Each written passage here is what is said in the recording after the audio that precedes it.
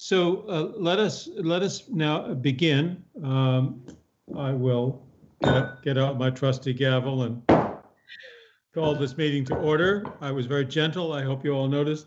And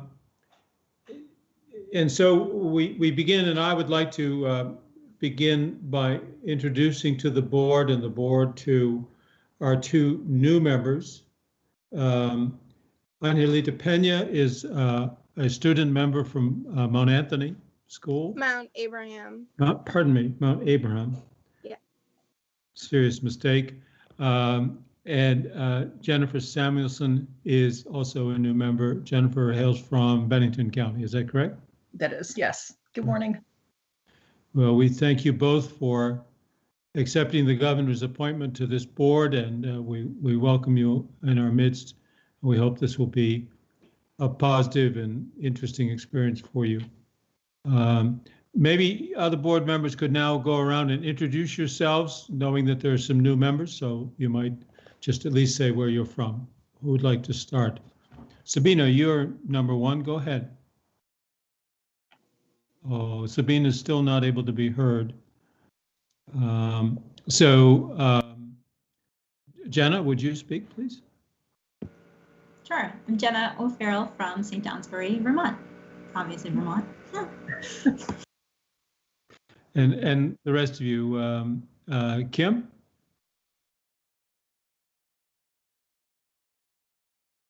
Kim? I think you're muted. You're mute. There you are. There, I'm sorry. It was a little delay as I was clicking. So I'm sorry, Kim Gleason, and I'm from Essex. Oliver? Oliver Olson from Londonderry. Kathy? Kathy Lavoie from Franklin County, Swanton. Mr. Secretary? Good morning, Dan French, Secretary of Education. Peter? Peter Peltz, Woodbury. And we're missing Bill Mathis, who I trust will join us soon. I also just want to acknowledge, for those of you who are new, the voice you hear, Suzanne Sprague, is one of two administrative support people who do valiant work for this board and put up with this chair. Suzanne has the duty today, and on other days, other meetings, Maureen Gatiss also supports us. So you as new members will get to know Suzanne and Maureen and come to rely upon them, as do we all. Thank you, Suzanne, for supporting us today. You're welcome, John. Thank you. We have some other folks on the line. If you have your list up, you'll see them. I see Jay Nichols, who is a guest and will be speaking to us at item E later on. John, can you hear me now? Yes, we can, Sabina. Okay. Go ahead, introduce yourself, please. So hi, my name is Sabina Brochu, and I'm from Williston, and I attend Champlain Valley Union High School. Thank you. So Angelita, Sabina is the other student member of this board. Okay. And she was where you are now just a year ago, a new member, her first meeting. She has for the last year participated very actively in our discussions and brought the perspective of a young adult and a student to our work. And Sabina is now a voting member, which you will become in a year. So as a non-voting member, you're in very good company. The Secretary of Education is also a non-voting member. So it doesn't mean you're anything less important. It's just a matter of the rules. We're very happy to see all of you. And maybe Jennifer, you could just say a little something about you and your background, and then Angelita as well. Sure. So good morning again. I live in Win Hall. We've been here since 2006. My husband and I are both attorneys, and we've got 3 girls. Our oldest one's about to be a sophomore in college, and then we've got a rising senior and a rising sophomore. And I am also the chair of the Win Hall School Board. I've been serving in that capacity. I think this is my 3rd year as chair, and was just an elected member prior to that. Thank you. And Angelita, tell us about you. Hello, my name is Angelita Pena. I've been in Vermont for 5 years. I will be a sophomore this upcoming year, and I am active in community council and a bunch of stuff like this, but not quite as important. Well, you may find otherwise before long. Thank you. Thank you. So are there any amendments to the agenda that anybody wishes to propose? Mr. Chair, I don't know if you wanted to take it up under your chair's report, but we had the one, the letter that you had received. Yes, I'll speak about that. So we can now move on to item B in the agenda, which the first part of which is the consent agenda. Can you hear me? Yes, Bill, we hear you. Welcome aboard. Thank you. Bill, why don't you introduce yourself to the board and to the new members? I am Bill Mathis, and I've been on the board for 9.5 years, as it turns out, and enjoy it a great deal. And I'm the managing director of the National Education Policy Center out of the University of Colorado. Thank you, Bill. Are you on by telephone or by? Oh, you will kid me to no end, Mr. Chairman, but I'm on my telephone. Okay. At least you're not riding a horse somewhere. All right, good. So we'll take you as you come. Okay. Thank you. So now let us move to the consent agenda. There's only one item in the consent agenda, which is the approval of the minutes. Is there a motion? So moved. It's been moved to approve the consent agenda as presented. Is there a second? Second. I see a second from Kim Gleason. Is there discussion? Those in favor of the motion to accept the consent agenda as presented, please indicate by saying aye. Aye. Aye. Opposed? It's unanimous. Suzanne, do we need to take a roll call on a unanimous vote?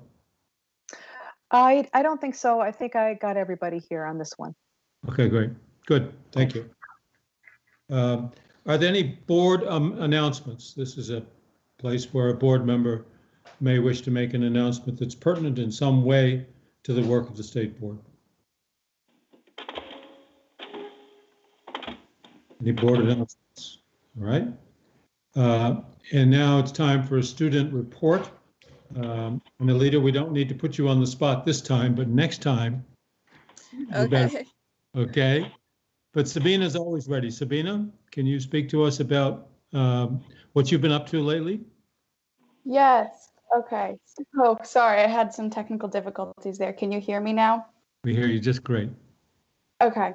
So we had our first student network meeting, and it went really well. We got some feedback from people about how online learning went in the spring. And I've been able to collect students from, let's see, Essex, Champlain Valley, Arlington Memorial, Spalding, Enosburg Falls, Middlebury, Mount Mansfield, Winooski, and Woodstock. And so that is pretty good for having just started this initiative a few months ago. I'm going to reach out to Jay Nichols about reaching out to principals from the remaining high schools and seeing if they could try to get more students from their schools involved. I was going to take my student report time to speak about, can you hear me okay? Yes, we can. Okay. I was going to take my student report time to speak about what we did in that meeting, but after kind of hearing from our teacher or our principal about what we were doing in the fall as of learning, I kind of wanted to address something, which was the reason that I joined this board initially, which was lack of support. We're having a hard time now understanding you. Who are overachieving schools. Okay. You're having Sabina, bandwidth issues. I don't know. You may want to turn your camera off. Sometimes that helps with bandwidth. Okay. How about now? That's good. Okay. Would you say the last couple sentences again, beginning with your principal? So basically, he announced that we were going to a 4x4. And as most students, I think I had a reaction that maybe wasn't positive because it was completely changing how we were going to go about learning. And my brain automatically went to what about AP classes, because this is going to be my first year taking those. I have absolutely no clue how they work. And I think having to take that in, a setting that's really just a college class at that point, it defeats the purpose of taking an AP course at your high school, because it's supposed to elongate it through, you take it over the entire year instead of a semester.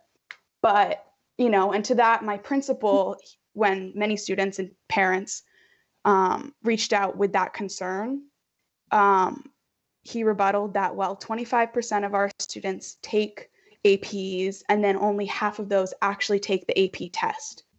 And that kind of angered me a little, because I was like, just because it's a small portion of your school doesn't mean you can just say, well, we'll figure it out. Like, you should still be trying to provide some support for them. And then while looking in further, I realized it's not just AP students who are going to suffer. It's every student, because you're taking, say, a world language or a math class. And these are especially important to be learning about those year round. And it's really hard for students, especially those who struggle with math, to say go 7 months without learning anything in that content area. And, after more and more thought and research into, why would we switch to a 4x4, I realized that, every other aspect of moving to a 4x4 is beneficial. You need fewer staff people, you're having less contact, and it provides a better environment for students who struggle with online learning to kind of have the in-person time be focused on just a few classes. So I'm not here to get angry about the 4x4, because I understand that I can't be like, oh, I hate what you came up with, but I don't have a better solution. I don't have a better solution. So I understand that we'll have to go forward with that. But I think I kind of wanted to bring to light that for students who are overachieving in our school system, there is very little to no support for them. And I think that's maybe not an issue we need to address now, but it was something I needed to bring up because, it was brought back to my attention. And that was the real reason that I joined this board. And I was like, this is the one thing about education I'm passionate about, because I've had this issue since I was a young child and I was in kindergarten, and I was really good at math and I was passionate about it. And my teacher was like, oh, she doesn't need to go into the enrichment program. I don't want her being taken out of my class. And so I think it was important for me to let people know that there are more issues than they believe there are with education. Thank you, Sabina. Anything else, Sabina? No, thank you. Thank you. We hope to hear more about how this unfolds. Yep. And maybe even during today's discussion, some of the presenters may touch upon the considerations that your school may have had to take into account, as well as the concerns you have raised. We'll move on to item C, which is the chair's report. Most of you will recall that the state board some time ago directed the Battenkill School District Union to merge with the Southwest Vermont Supervisory Union. And that merger has been very slow to take shape. And so the chair, at your suggestion, was in contact with the leadership of the two districts, and they have responded to say that they are indeed working and would like to meet with the board sometime soon to request our consideration of a delay. And so it is our expectation that we will invite them to come speak to the board at our September meeting. So when that becomes more certain, I'm going to invite you to send to me, as we prepare for that meeting in September, to send to me some of the concerns and questions you have and that we should raise with representatives of these two districts. We will invite them to meet with us by a team meeting, and we will want to pose questions to them. But in fairness, we want to let them know in advance what the questions are so they'll arrive prepared to address your concerns. They basically will be coming and asking for an extension to the year 2022 for implementation of the merger that was in, if I understand correctly, and Oliver, you can correct me, was scheduled to happen in 2021. So they're looking for a year's delay, and we'd like to, I think, have an opportunity to hear from them what their reasons are. So that will come up in the September meeting, and we'll talk more at the end of this meeting at item M, I think it is. We'll talk about agenda for coming meetings. Further in my report to you, I would like to just review with you where legislation that has a bearing upon the state board stands at this moment. As you know, the legislature, like all of us in Vermont and pretty much the entire country, has had its work seriously curtailed, interrupted, and compromised by the pandemic and the emergency. So the legislature suspended in-person meetings. They have been conducting committee meetings and committees of the whole meetings off and on through the spring into June and even July. They've taken a break and will resume work in late August and into September. In the course of this, some important work has been, well, much important work has been done, some of it directly bearing upon the Board of Education. And as we've discussed before, S 343 was signed into law as Act 112, which is the one that postpones implementation of some of the special education reforms and postpones the startup date for rulemaking for the 2200 series, which is our next major rulemaking project. And we will touch upon that later in this meeting in item I at around 12:15. A very important piece of legislation, important to this board and I think to many people in the General Assembly, was S 166, the proposal to reform the State Board of Education. Some of you will remember that the original title of the bill was a bill to eliminate the State Board of Education. There was a considerable movement afoot in the General Assembly, as there has been for the last couple of years, based upon dissatisfaction with the board to eliminate the state board. We've managed to turn that around, and that bill became a bill to reform the State Board of Education, which clarifies and does limit, but clarifies and does a lot of housekeeping that should have been done years ago. That bill, S-166, passed the Senate in late May and was messaged over to the House for their action. The House Committee on Education, however, has been overwhelmed with other more pressing obligations and so did not take it up. I've had conversations with the chair of the House Committee, and she's indicated that if she is chair again next biennium, it would be her intention to bring S-166 up and introduce it as a House Committee bill and try to see it all the way through to approval by both houses.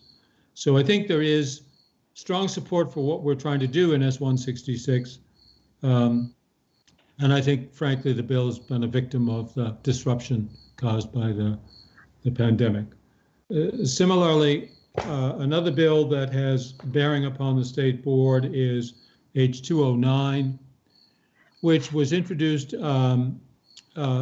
to consider reviving state construction aid for schools.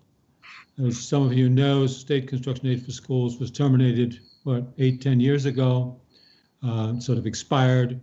And there's a felt need now to resume state construction aid. Peter Peltz and I testified on this before House institutions, also Senate institutions, and House Education. And the bill has moved along pretty well, and it does have a number of obligations and duties of the State Board. As you might imagine, the State Board sets kind of the boundary lines, the guidelines for new construction of schools, specifications and that sort of thing. All of those are quite out of date. And so this bill would require the State Board to update the formula for footage and parameters of new school construction. It'll be a fairly significant undertaking. The bill cleared House Ways and Means in mid-June, but again, like S-166, I'd be quite surprised if it sees any action this year. Although, if anything, the pandemic has exposed a greater need for school construction aid than ever before, in as much as the pandemic has exposed ventilation concerns in many, many schools, which would need to be corrected with construction aid.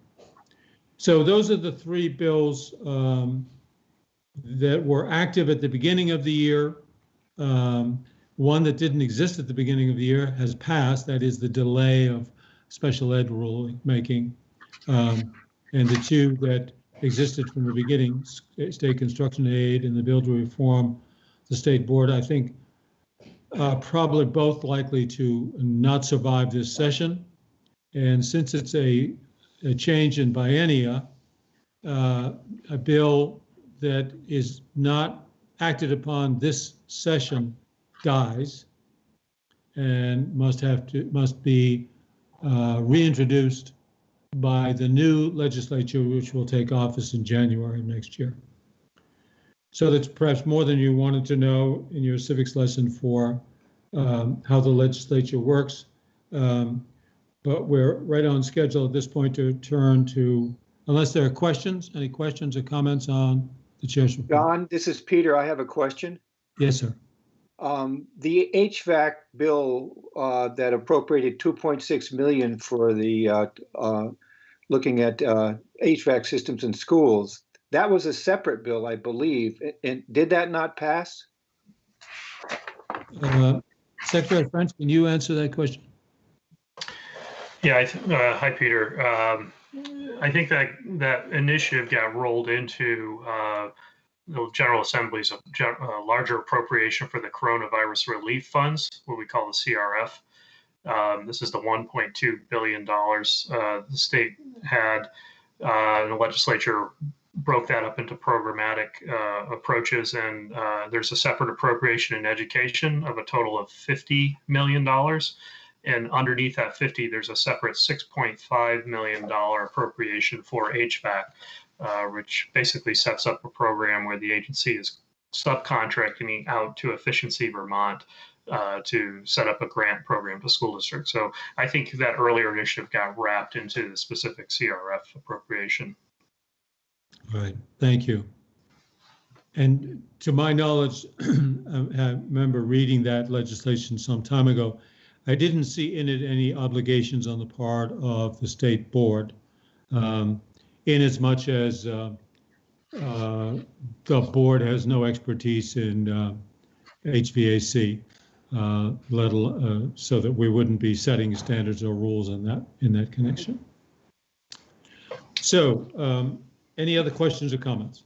Sean, I do have a question, Kim. On the school construction aid matter, I can't recall with our suggestions for changes to the role of the state board whether we retain responsibility for oversight on school construction parameters and rules.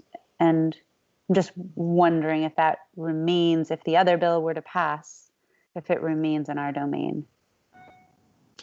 I don't believe that the other bill, the CRF HVAC funding, has any bearing upon the board's authority to specify the characteristics of school facilities. I was, I think, talking about H209. Would that remain in our domain? Yeah, as it currently exists, as it came out of House Ways and Means, there's a provision that says the state board shall update and adopt a formula to establish the minimum and maximum square footage parameters by school size and grade range through a square footage allowance per student or program. The formula shall also establish an allowable cost per square foot of construction. So that is the primary policy lever that the board has had for some considerable time, decades, I would guess. And I don't see anything in the statute that would change that. Now, it may be, though, that in 166, there are some changes in rulemaking authority. There's no doubt that there are changes in rulemaking authority. And many rules that the board has historically had responsibility for, we propose that some of those should be transferred to the Agency of Education because they were more technical and really beyond the scope of expertise of the board. The agency and the board came to some disagreement about how many of those things should be transferred. The agency wanted more rulemaking authority, and the board was unwilling to share some that it felt was essential. The Senate committee played Solomon and cut the baby in half, and perhaps not with such great precision as it might. And I think that those are questions that might be revisited next year. So if I recall, and Dan, you can correct me, if I recall correctly, in the Senate-approved version of S-166, school construction aid went entirely to the Agency of Education. Dan, was that your recollection? Yeah, I think to Kim's question, I don't have that memory anymore. I've lost track of the issue relative to the original bill and then the subsequent interest in the coronavirus work. So I'm not sure. Once, as John, you mentioned, our city agency's proposal wasn't in that same vein. So I'm not as familiar with what your proposal was ultimately into that level of granularity. Sure. And I So- guess my reason for asking John was that if they are building in language that references a responsibility that we would no longer have if S-166 were to pass, I think we need to make sure that's reconciled so that we don't end Yes. up with a hanging chat or whatever on a responsibility that really isn't ours. So Agreed, absolutely. And I think those conversations are yet to be sorted out. Until S-166 comes back up again next year, all of the rulemaking authorities remain as they are. okay. And so anything that H209, the Capital Construction Aid Bill, stipulates is based upon the rules as they are now assigned. We would have to grapple with that should S-166 move forward more or less like it is next year. So I'd like to turn now to item D. Thank you for those questions. Great questions, both of them. I'd like to turn to item D, the middle school rate appeal. I see that Attorney George Belcher is on the line. And so I'd like to begin by inviting, let me just set the stage briefly for you. The middle school, which is an independent school, has appealed the allowable rate setting provided or permitted by the Agency of Education. The two parties, the school and the agency, talked for a long, long time before they finally appealed to this board. And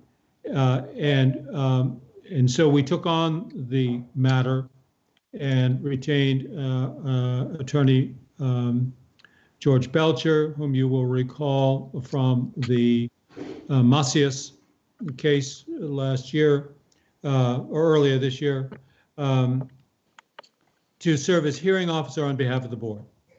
A hearing was scheduled for today and for tomorrow, and the two parties before the hearing got underway reached an agreement. And so Mr. Belcher brings to this board, which has jurisdiction on the matter since it was appealed to this board, brings to this board the matter as it stands now. Mr. Belcher, would you get the board up to speed, please? Sure, thank you.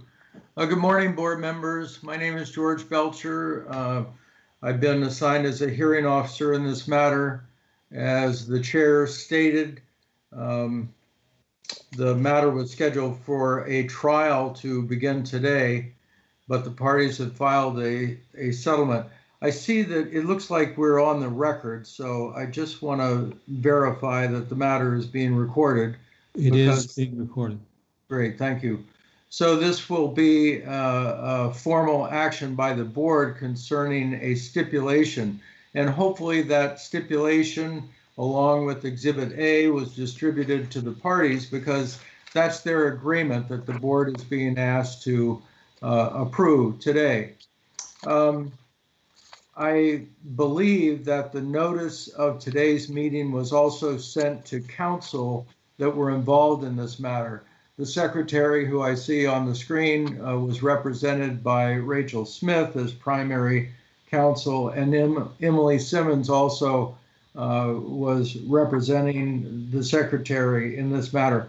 Mark Ottinger represented the middle school, and I believe I see an ES, so I understand that Emily is probably participating. I'm not sure about Mark, but there'll be an opportunity in a moment for any board member who has a question of the parties to address them if they're participating. I'm quite sure that they were invited to participate today. This is Mark Ottinger. I'm here, Judge. Oh, great. Thank you, Mark. Hi, this is Emily. I'm here as well. Oh, great. Thank you, Emily. Thank you both for commenting. So I filed with the board my recommendation for approval of the stipulation. And that document summarizes that when the middle school submitted their application for an approved rate, the annual per student rate was $72,457.22. That's the annual charge that the middle school would make on an approved basis, if it were approved, to sending schools. The secretary approved a lower rate of $44,995, but then there were some adjustments made to that hadn't been finalized. And then, as the chair stated, the parties were not able to agree. After some negotiation, the middle school took an appeal of the secretary's determination, and the appeal came to this body. After extensive discovery and exchange of information, which was voluminous, the parties stipulated to a rate of $65,140.36 per year as the per student rate. And the stipulation says a number of things. It's an agreement with prejudice, that is, it's not going to be relitigated. It talks about the retroactive effect of an approved rate for different years. And I guess my comment about the stipulation is that after all the information was disclosed to the parties, an expert was deposed, a lot of information was transferred back and forth, the parties agreed to this number. And typically, if parties reach an agreement, usually it's reasonable and should be supported. And so, as the hearing officer, I recommended to the board, and do recommend to the board today, that the stipulation be approved. What that means is the agreement will become binding on the parties, the agency, and the middle school. They won't be able to relitigate the things that they had brought to the board before, and the appeal will be dismissed. That is, it will be the end of the case. So I don't think I have anything further to add, but before I give up and allow board member questions to the parties, do any board members have questions for me about this? I do have a question for you, George, if I may, Mr. Belcher. This is a question about language in the stipulation, in what is called Exhibit A. And we are, of course, voting only on the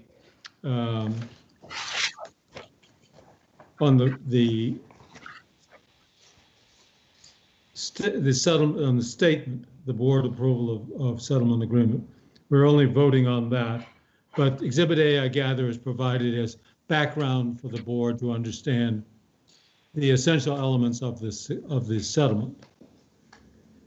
The question I have is, and perhaps you will say it should be addressed to one or the other of the parties, but in the last paragraph, there's a statement about additional capacity.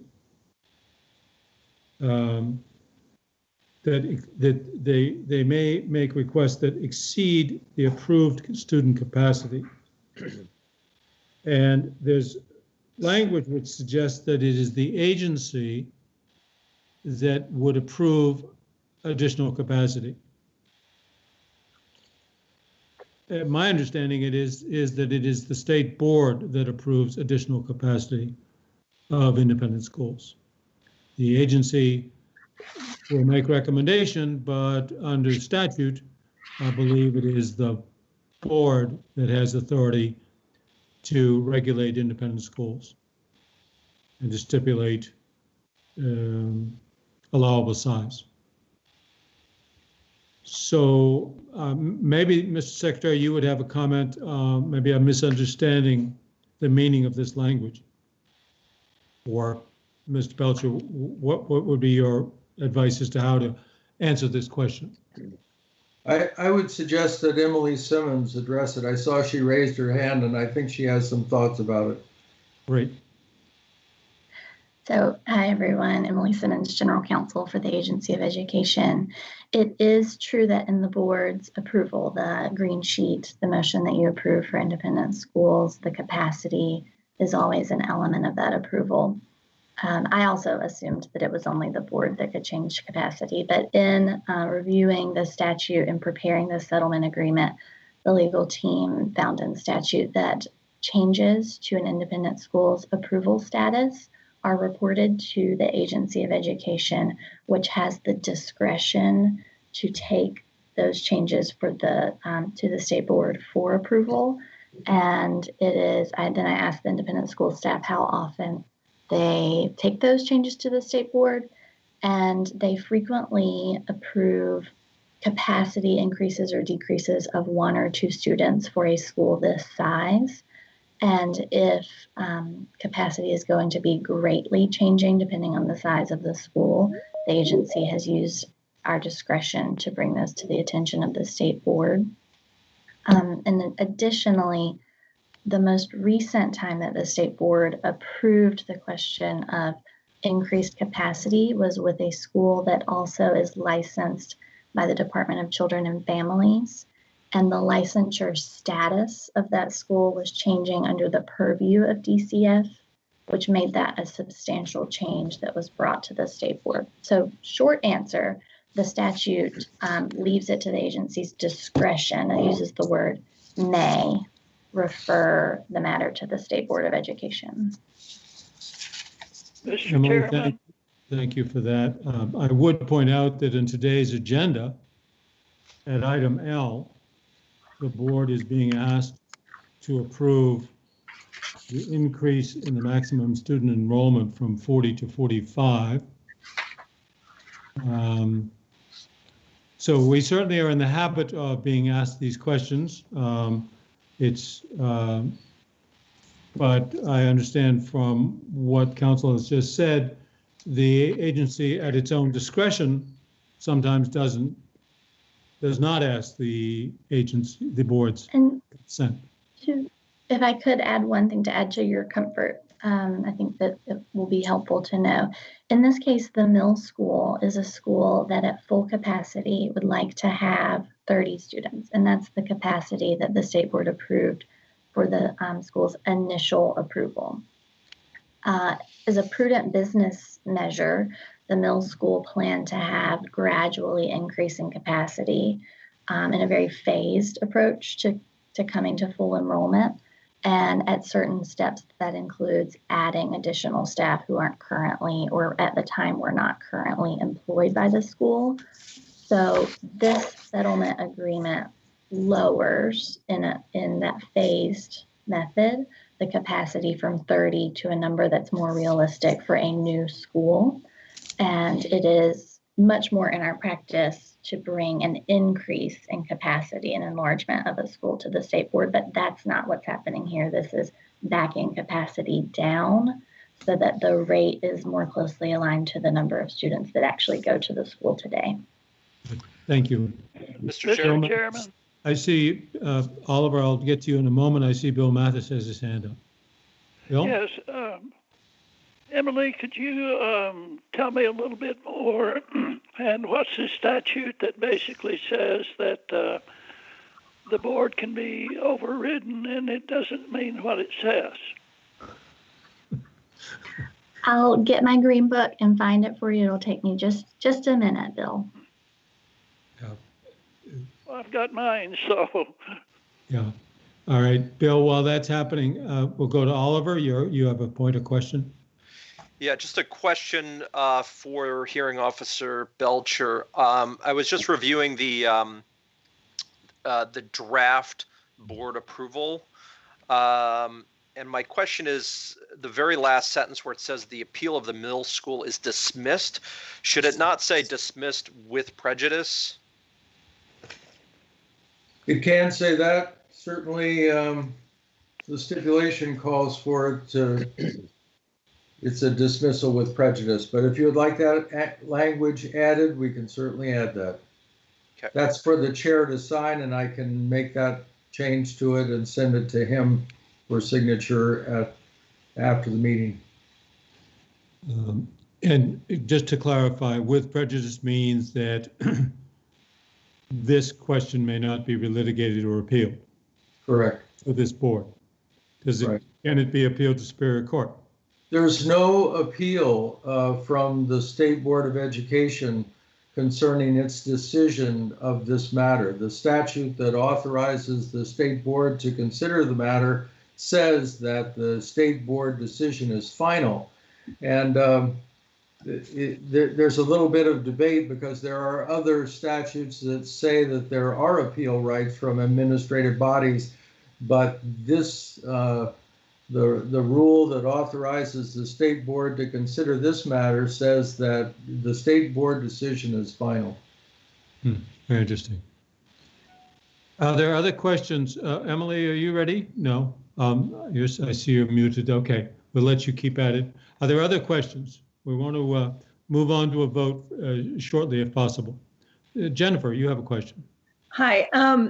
I'm just wondering, and I'm waiting to hear also what the statutory citation is, but I'm worried about the precedential value of whether we cede responsibility in this particular case to the AOE. What does that implicate for future cases that may have similar factual circumstances? Judge Belcher, do you have a thought about that?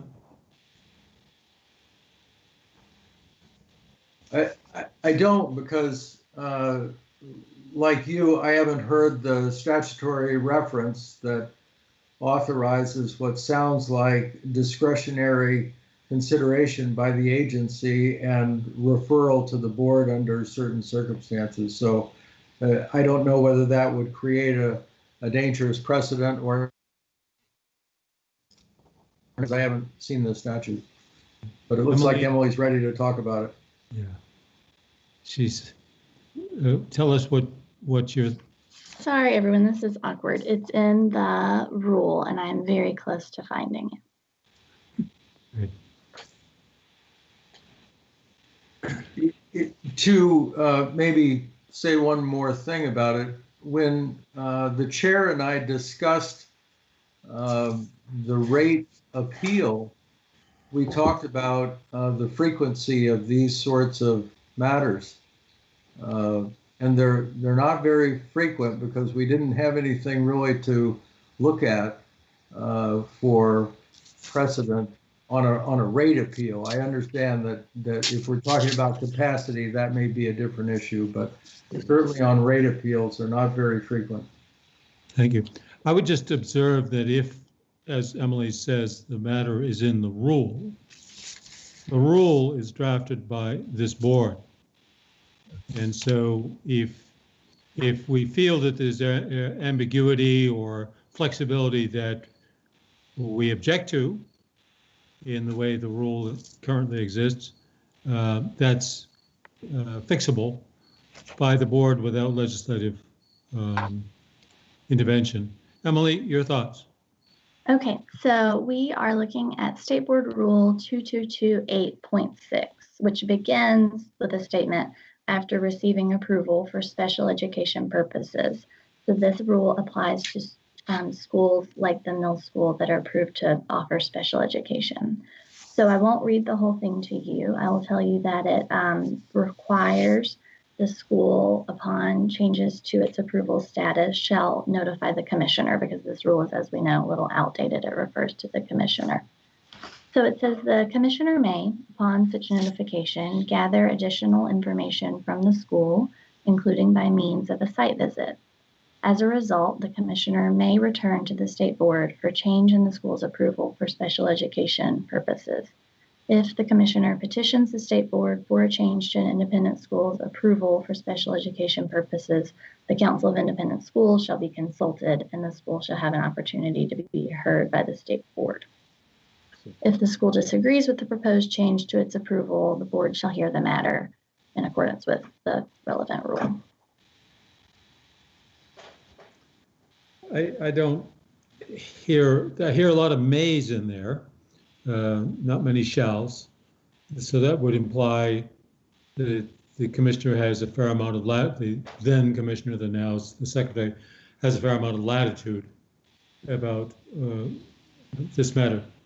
I guess what I would like to say, in the interest of moving this thing to a conclusion, that whatever issues people may have with who has ultimate authority in matters of school capacity,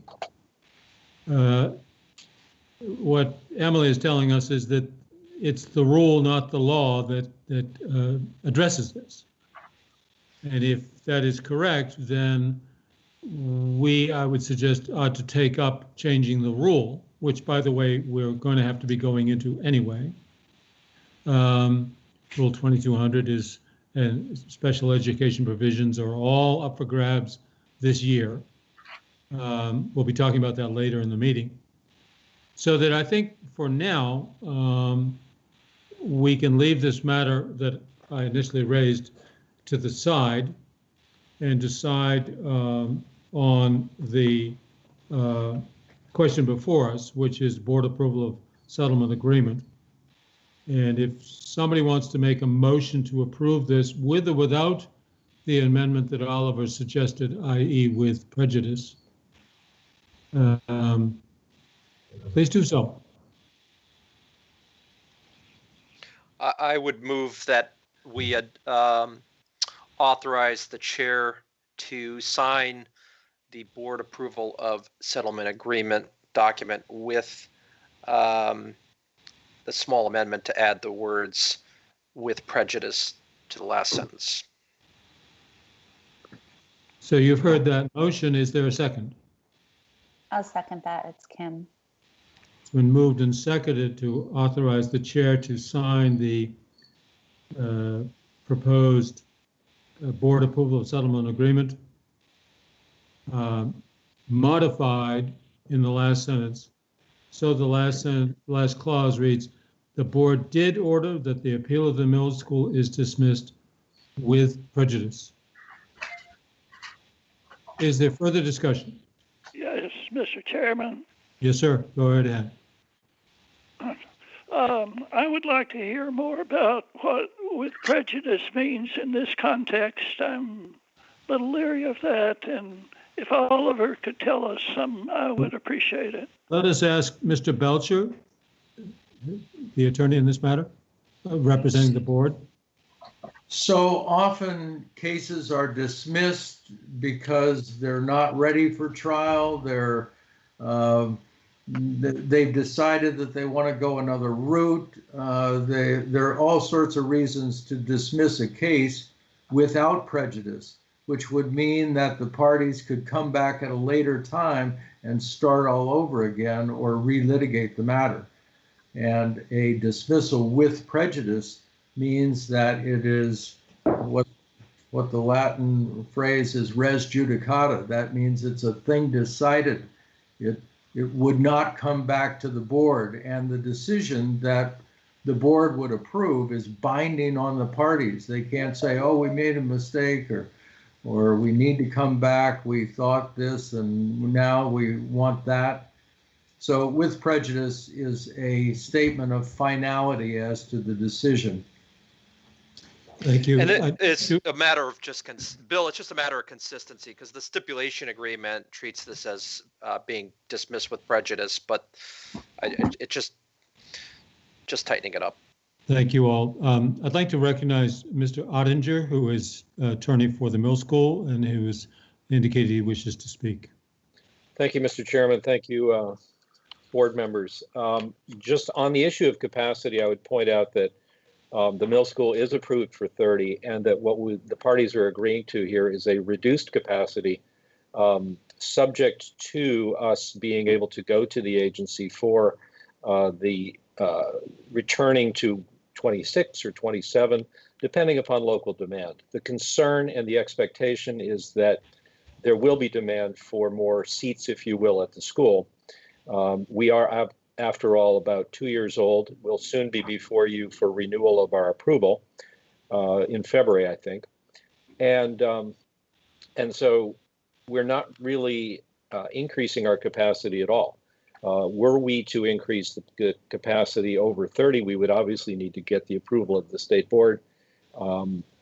The numbers here, it's interesting because this is really the first sort of opportunity for rate setting in the new environment, subject to the 2200 series amendments that are coming down the road. So it's been kind of a new thing with a brand new school. The rate itself, when you divide the expenses of the school by the number of students, is obviously higher per student when there are fewer students. It's a characteristic of startups. We are at this point 2 years in, or soon to be 2 years in, and so as we add more kids, we actually save money. Mr. Ottinger, we're simply on the floor at the moment is the question: shall the board vote to direct the chair to sign the order?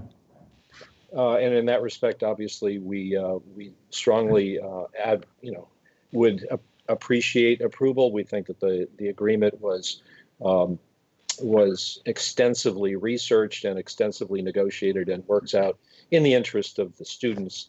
And so we would urge that the board approve. Thank you. It's been moved and seconded that the board directs the chair to sign the approval of settlement agreement modified with the term with prejudice.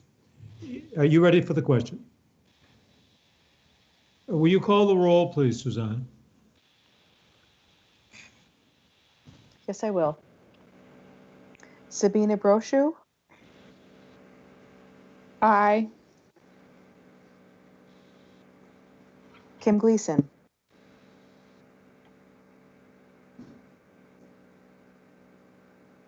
Is that an aye or a yay? Aye. Sorry, there's a terrible delay in my clicking and it opening. Thank you. Kathy Lavoie? Aye.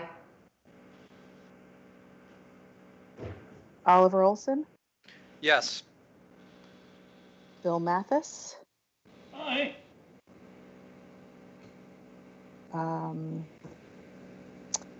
Jennifer Samuelson, will you be voting today?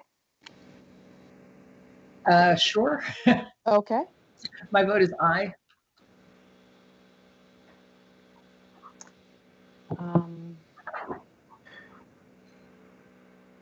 Peter Peltz? Aye. And Chair Carroll, will you be voting? I will, and I vote in the affirmative. I'm not certain, did I catch and Jenna O'Farrell? Yes. So your vote is unanimous, and the chair will, our attorney, Mr. Belcher, will send the chair a modified version of the board approval of settlement agreement. I will sign it and return it directly to Mr. Belcher with copies to the agency. And then you can handle the copying to the appellant. Yes, will do. I want to thank Judge Belcher for his service to this board. The judge is a very thoughtful man who is just a delight to work with. I'm really glad we have established this working relationship with Judge Belcher. I also want to thank the Attorney General's office. I'm blanking on the name of the Deputy Attorney General who was so helpful. George, you can help me with that. Well, Sarah London, the the Deputy Attorney General's office, and Sarah Cloutier was an administrative assistant, greatly helpful. We got terrific support from the Attorney General's office, I'm happy to say. And so there may well be times in the near future when the board needs to have its own independent attorney. We think we know where we'll turn when the time comes. So we thank you all for your work on this.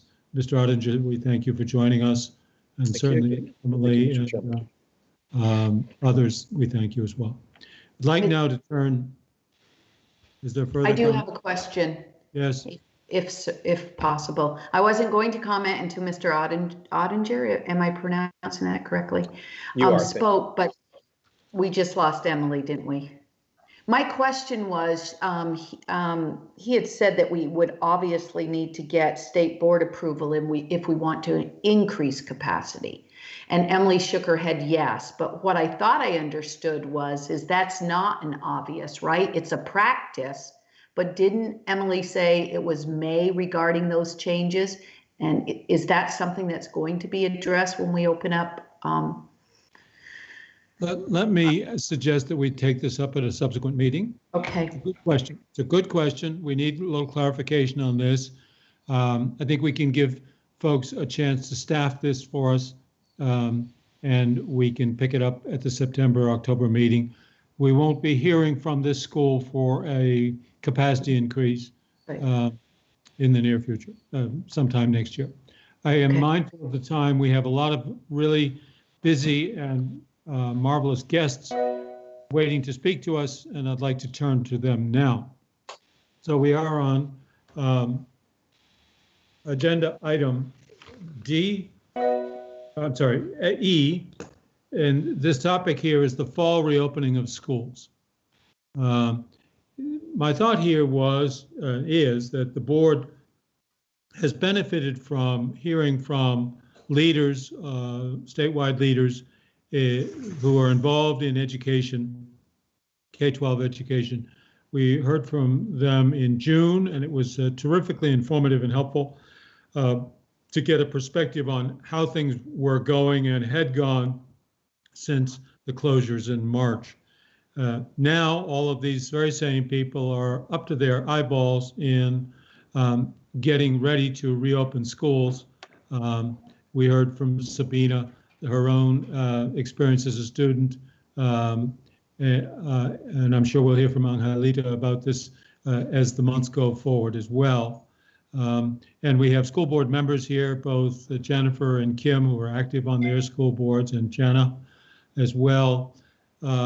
So I've invited Jay Nichols and Don Tinney and others to speak to us. We have 1 hour, that is until 11 o'clock. And we have a series of speakers, as you can see in your agenda. I think we'll just proceed in the order listed, which is somewhat random. There's no meaning in the order other than this is when we got confirmation of their availability. And you have in front of you the list of the 6 persons. So if each of you would take less than 10 minutes, that would leave a little time for questions and conversation. And let's start with you, Jay Nichols. Try to do it in 7 or 8 minutes if you can. Jay, thank you for being with us. My pleasure to be here. Thank you, Chair Carroll. I will mention real quickly for the record that Don has agreed to cede any of his time necessary to the VPA. Did you hear that okay? We did, but let's all mute ourselves during this. Kathy, can you mute yourself? We're hearing some background noise. Thank you. People hear me okay? Yes, thank you. I was just teasing Don. He didn't succeed any of his time. So Jay Nichols, Executive Director of the Vermont Principals Association, and my comments are in response to the 2 questions Chair Carroll asked us to address. How's it going, and is there anything anyone can do better? First, in terms of how it's going, I think most people are doing the very best they can to deal with what life has handed us. This includes school leaders and other school personnel. People have responded overwhelmingly positively to the challenges this pandemic has brought. Principals are worried about a host of issues, including will they have enough staffing to successfully reopen schools this fall? What will it look like if a staff member or a student in their schools comes down with the virus? Will they be able to effectively support the mental and social emotional needs of their most vulnerable students, especially if they're in remote learning settings and not able to really see students in person? The ambiguity that is out there on so many of these issues is causing fear, feelings of lack of control, and is really at a hyper pitch, in my opinion, way beyond what the medical data suggests it should be in a state with such incredibly low virus transmissions. I meet with high school principals on Mondays, middle school principals on Wednesdays, and elementary principals on Fridays. I've been doing this since March. The variance in all areas from district to district, and sometimes within districts, is a huge concern for me, and I think for many of our school leaders. To Sabina's comments around high achieving, performing students and the impact of the pandemic, it's important to mention that safety mitigation strategies and necessities have put schools into a position in which schedules have to focus on student physical safety in terms of virus mitigation, and that is often leading to student schedules that are not ideal for sure. As she mentioned, she doesn't have a better solution, nor do I, and that's a major factor in this emergency. We are finding ourselves having to make decisions that are the less desirable as opposed to solutions that are optimal. Metaphorically, I equate this to going to the ballot box and voting for what you believe to be the less bad of the choices available. And that is in many cases in contexts within schools where we find ourselves.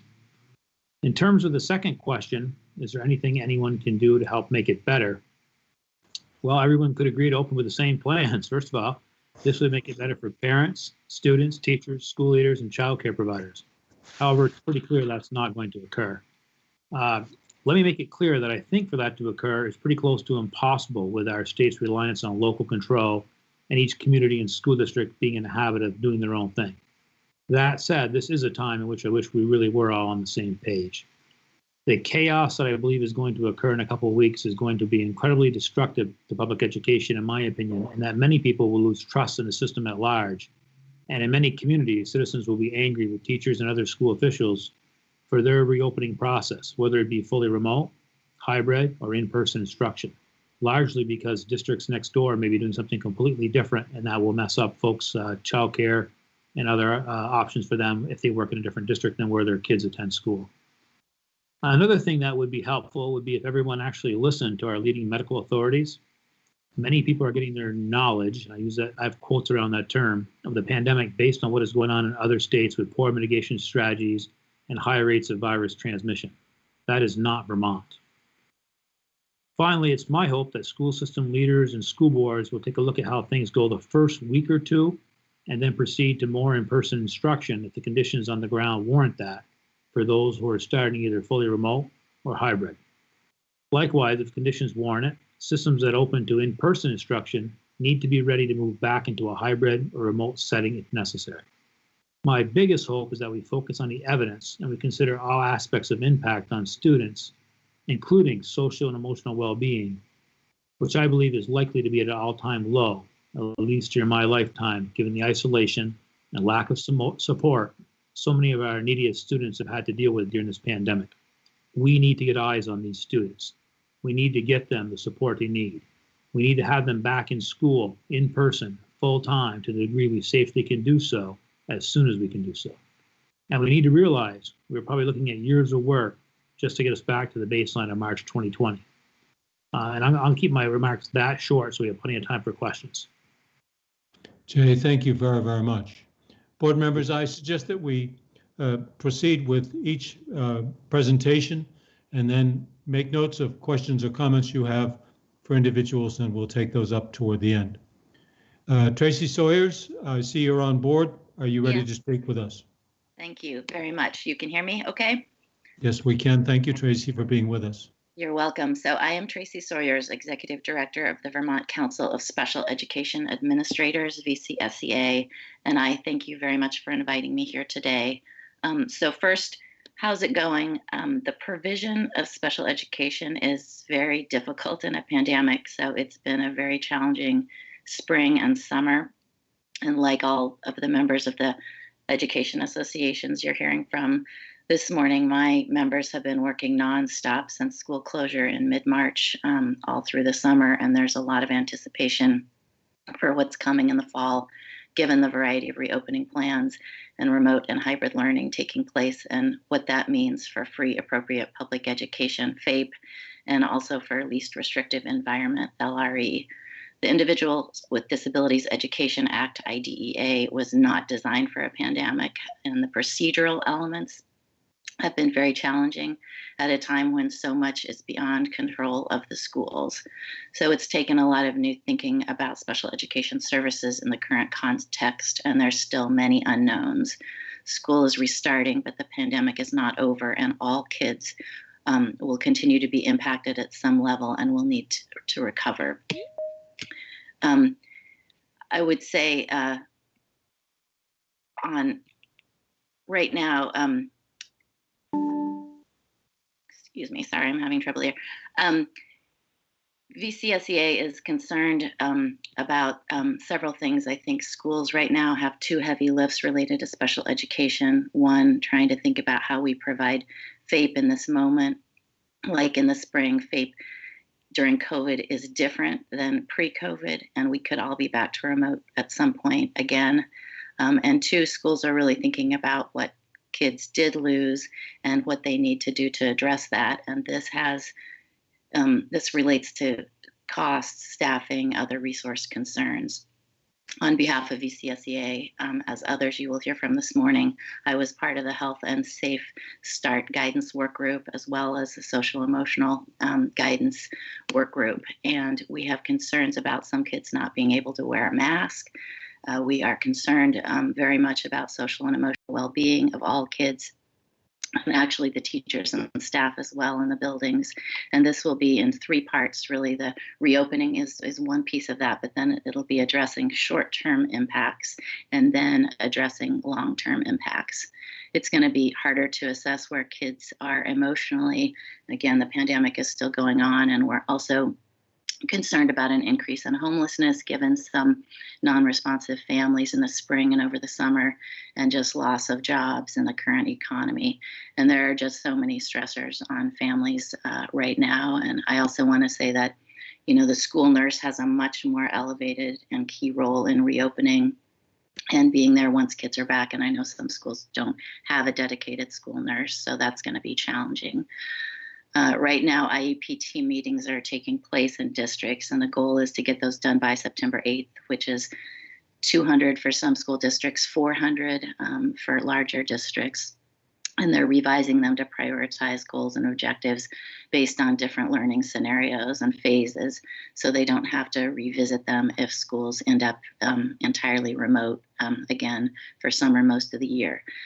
And I would just say the states provided districts with the health and safety guidance that I just referenced, the Strong and Healthy Start document. And this is being used to determine services for kids and to select the various safety practices and strategies that schools will employ. And sometimes that's on a building by building basis to provide a safe education environment. So when IEP teams gather to either create or update an IEP and make programming decisions in the weeks and months ahead, those safety strategies will likely impose limitations on educational options available to them as an IEP team. So in the spring, IEP teams were limited due to COVID, state guidance and safety practices from providing instruction on site, so on campus, and also in person. With those constraints in mind, they still developed a plan of education. Now schools reopen, they have some increased flexibility, but limitations remain. Again, the pandemic is not over, and therefore there will not be a return to how FAPE was delivered as it was in February 2020. Safety measures and limits are going to continue into the fall. In special education, there's a law, there's a Andrews standard for FAPE that requires educational program reasonably calculated to enable a child to make progress appropriate in the light of the child's circumstance. The entire period since March is now part of every child's circumstance, and it should be part of any IEP team's discussion when making decisions around how to provide FAPE. So it's not about LEAs failing to offer students FAPE. That's a different concept and is addressed through compensatory services. And in addition, student-specific data that's reliable and has integrity to the extent of those impacts will likely not be available until well into the school year and maybe as long as the first marking period. So we're watching that as well. And I would say, really what we need is really an acknowledgement and understanding of first, how hard everybody is working and that they want the best for all kids, and certainly kids with disabilities and vulnerable students, and flexibility, thinking in new ways, and partnerships with parents and educators are needed to get us through this. We need to acknowledge that it will take years for the economy to rebound. It's going to take a long time for students to get back to where they should be with learning, and those impacts really need to be addressed, and conversations need to take place at kind of the statewide level really thinking about the impacts felt by all students, and at a time when we have better data to really understand that. It seems like using federal funding to provide recovery services for all kids would be important. Kids are going to begin the process of recovery as soon as they walk in the door, but there's going to be a lot more needed from there. About Yes. 1 minute? Yes. About 1 minute left. Okay, there needs to be an understanding that special education is based on what is offered in the general education setting. So that's a really important concept that people need to remember. I think an understanding that kids with IEPs have processes in place to address their needs, but there is concern about pulling IEP students out of general education to give them additional services. And I would just conclude on the bright side, I think we need to pay attention to what we learned in the spring and summer. And again, the majority of all kids lost out, but some kids actually did better with remote education. And I think schools have learned new skills and ways to support students and families. And so we're already beyond the spring and understanding how to do this kind of education better.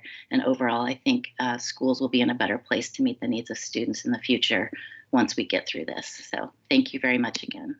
Tracy, thank you very much. Very complicated.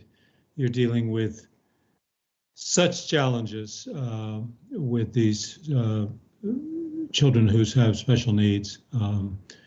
This has been hardest, surely, upon them and their families, I might say.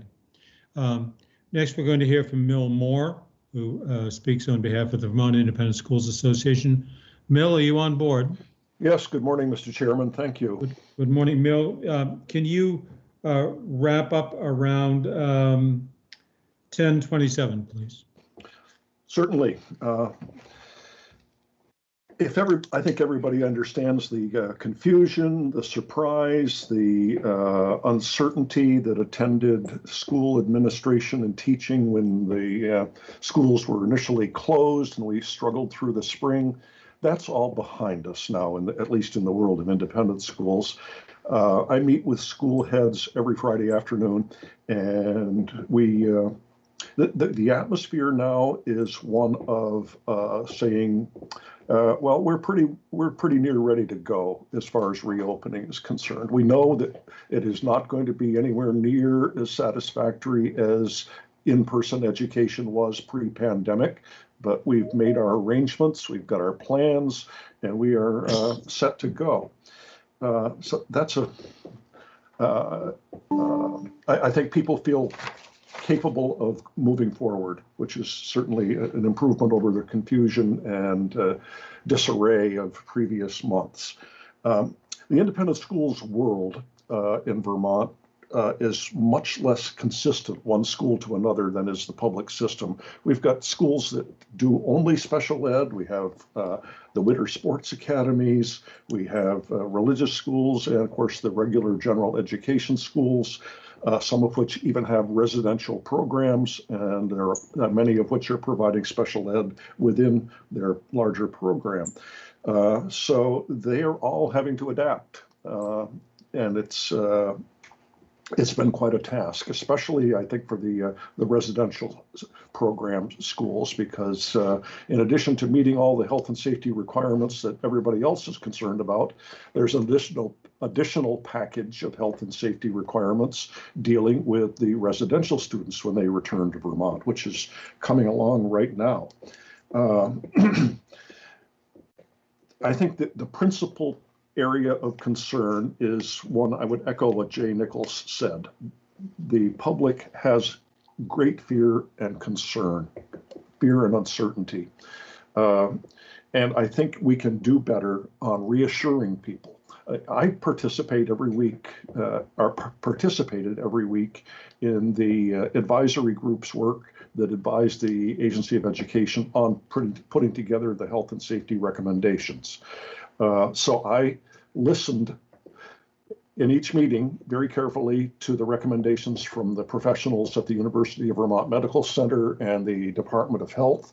I was very reassured by their competence, by their access to the latest scientific evidence. I felt good about what's going on.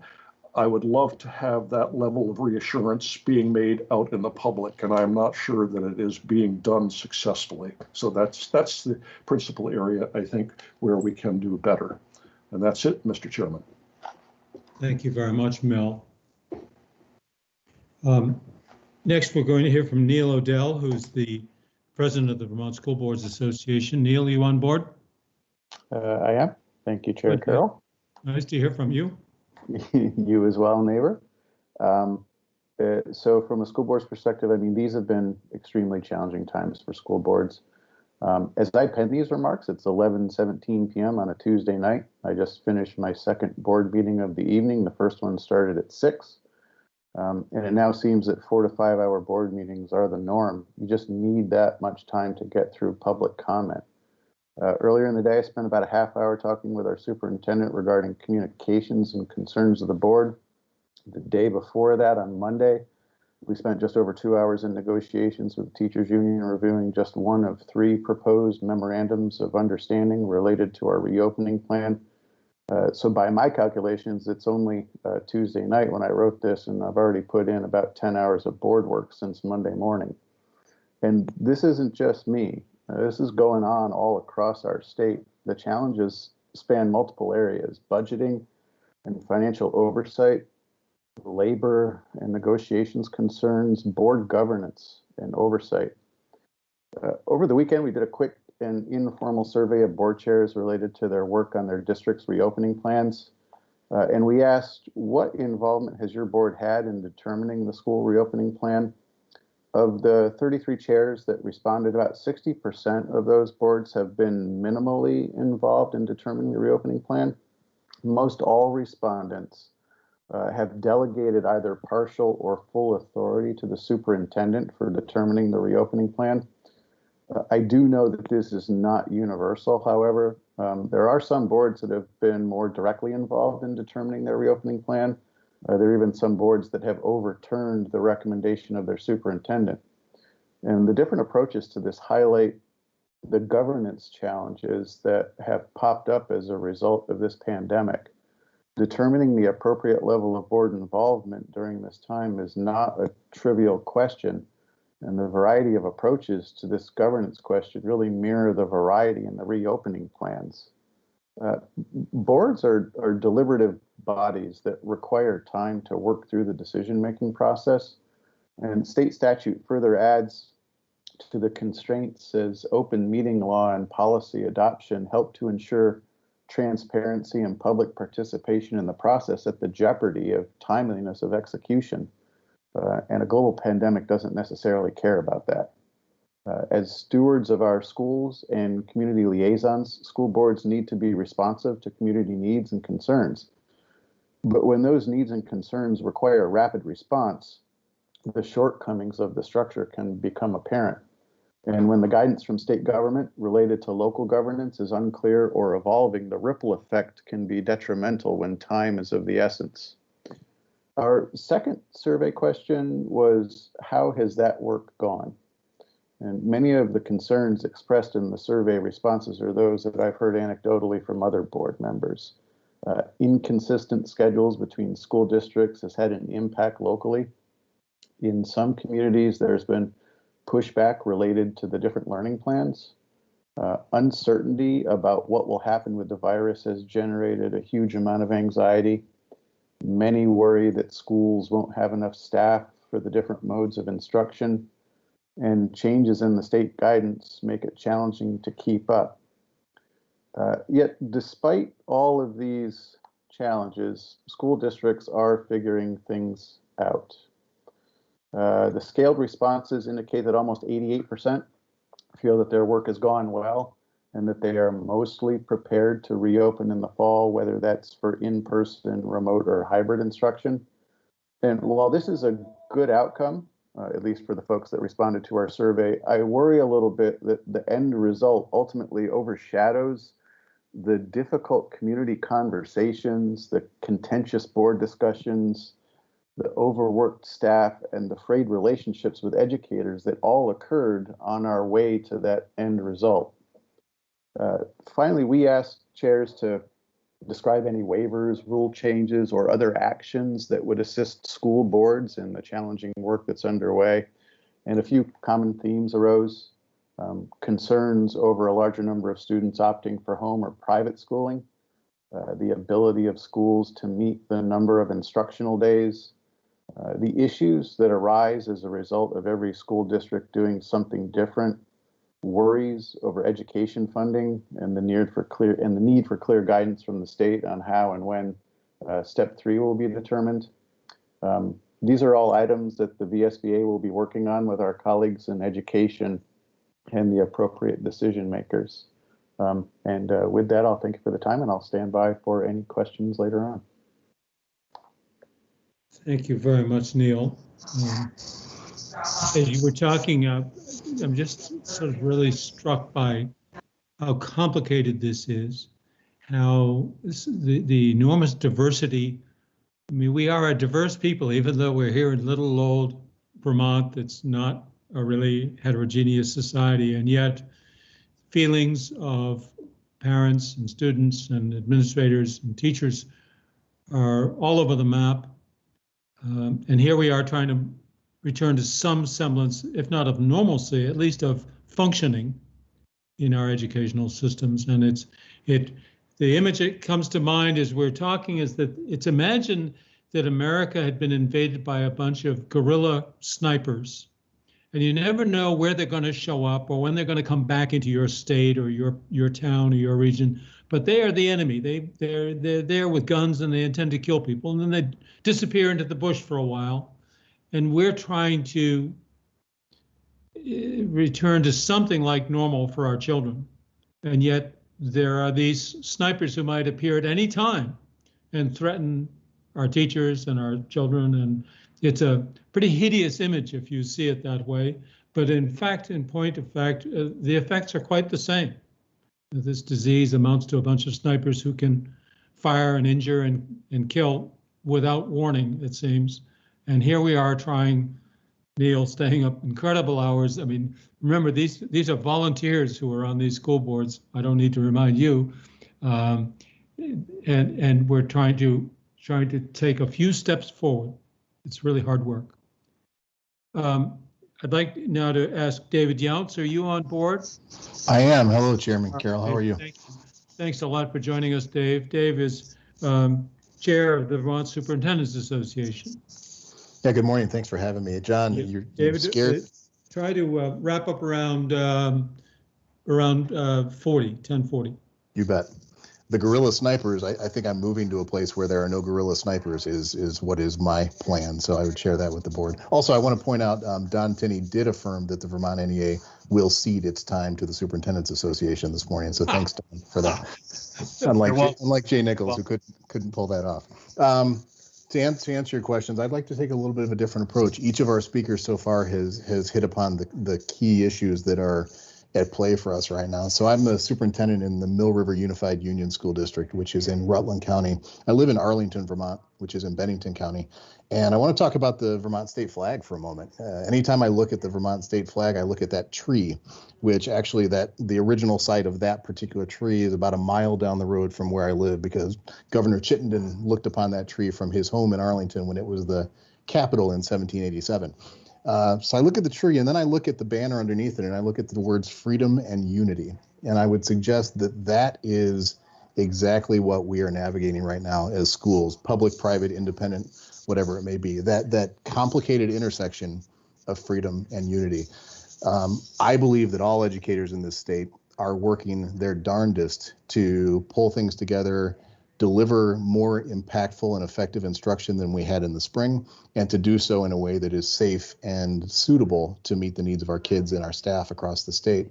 But the interesting piece is, while we crave common guidance, for example, the March decision statewide to close schools to in-person instruction, that common guidance gives you something to stand upon and say, this is what it is and this is what we're doing.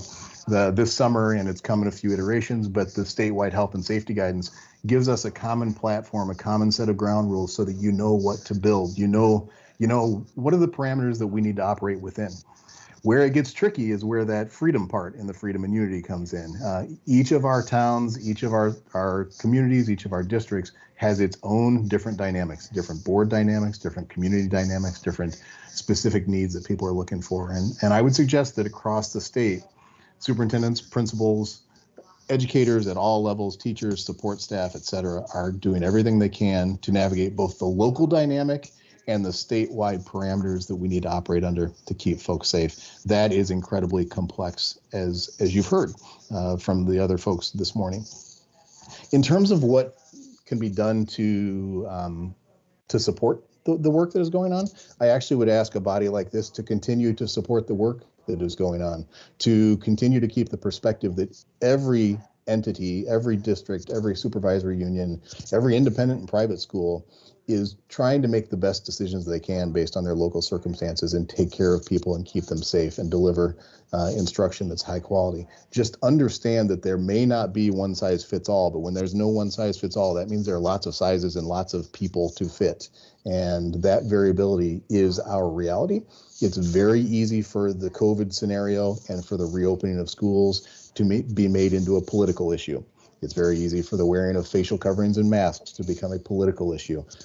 We need to protect our schools and our students and staff from the politics behind what we're all experiencing and focus on the people and taking care of those people. Another thing I'd like to suggest to the board for consideration is support for just future redesign of what schooling looks like in general. And here's the context where I'm coming from with that. My youngest son is entering his senior year in high school this year. He's one of those kids who did reasonably well in the remote setting, and he was able to navigate that. But that doesn't mean that every student in the state had or will have that same experience. But my youngest son, Nathan, will be my age in 30 years. 30 years from now is 2050. That number sounds like a number in a movie, but we all know that that's 30 years away. And at that point in time, I may have a grandchild who's 18 years old and entering into their senior year of high school. That will happen in an instant. As a school leader, I hope I'm not working at that point in time, but as a school leader, if I believe for a second that schools will look then like they do now, we have done a significant disservice to students in Vermont and in America and the world. I feel a strong sense in the COVID context, we're all trying to get back to normal, whatever normal was. And in reality, we all know that normal was somewhat broken before COVID came. We know that the issues that we're feeling statewide, whether they be around childcare, equity, funding, racial dynamics, all of those issues were there before a pandemic hit. The pandemic just brought a big spotlight that has lightened the image of everything that's there and has in many ways exacerbated some of the circumstances that we were all facing. So I do believe as an educator who still has some career in front of him, just not till 2050, still have some career in front of me, I believe we really need to be thinking not just about how do we get out of this and get back to normal, but how do we create the entirely new context for what this is? Students who are graduating now or entering kindergarten now will indeed grow up in a different world than we did. They should experience schooling that looks and feels differently than what we experienced. It may need to be uniquely tailored for every student and their actual circumstances, and we will need to figure out what that looks like. We're doing that now in some places where schools are designing hybrid systems with some students staying at home, others in person, and we're having to start to create those type of opportunities. That actually probably needs to become our new normal, as opposed to just getting back to what we thought normal was. So I'll pause at that point in time, and I will cede my time to Mr. Tinney, and I appreciate having a chance to speak to you today. Thank you very much, Dave. Very thought-provoking. And I really applaud sort of the stand back and see the big picture of where might this all lead. Don Tinney, we're really happy to have you with us. Thank you, Chair, and good morning. For the record, I'm Don Tinney, high school English teacher from South Carroll, Vermont, currently serving as president of Vermont NEA, serving nearly 13,000 educators across the state, which means I'm representing nearly 13,000 different levels of stress and anxiety today. Our members very much want to be back with their students in their classrooms, but our members are also concerned and fearful about the health and safety issues we all face with COVID-19. This pandemic has clearly illustrated the importance and the necessity of our public schools in providing fundamental social services to the children and youth of Vermont, including nutritious meals, mental health counseling, medical support, and the significant social connections and support they received from educators and peers. Every school must be a sanctuary for every student, and Vermont educators accept the awesome responsibility in creating those sanctuaries across the state. And I just want to acknowledge those who have spoken before me today, that we recognize that you folks are also doing the same amount of work, if not more, and as volunteers in this process, but that, you know, there's never been a time when labor management collaboration has been more important. We take the responsibility of the social emotional learning piece very seriously. I just left Dave Melnick's webinar a little bit early to attend this meeting. If you don't know, Dave works with the Northeastern Family Institute, has conducted a series of 5 webinars for our New England affiliates. We had him do a series of 3 webinars on social emotional learning in the spring for our members, and we see that this is a critical piece that we need to continue to work on.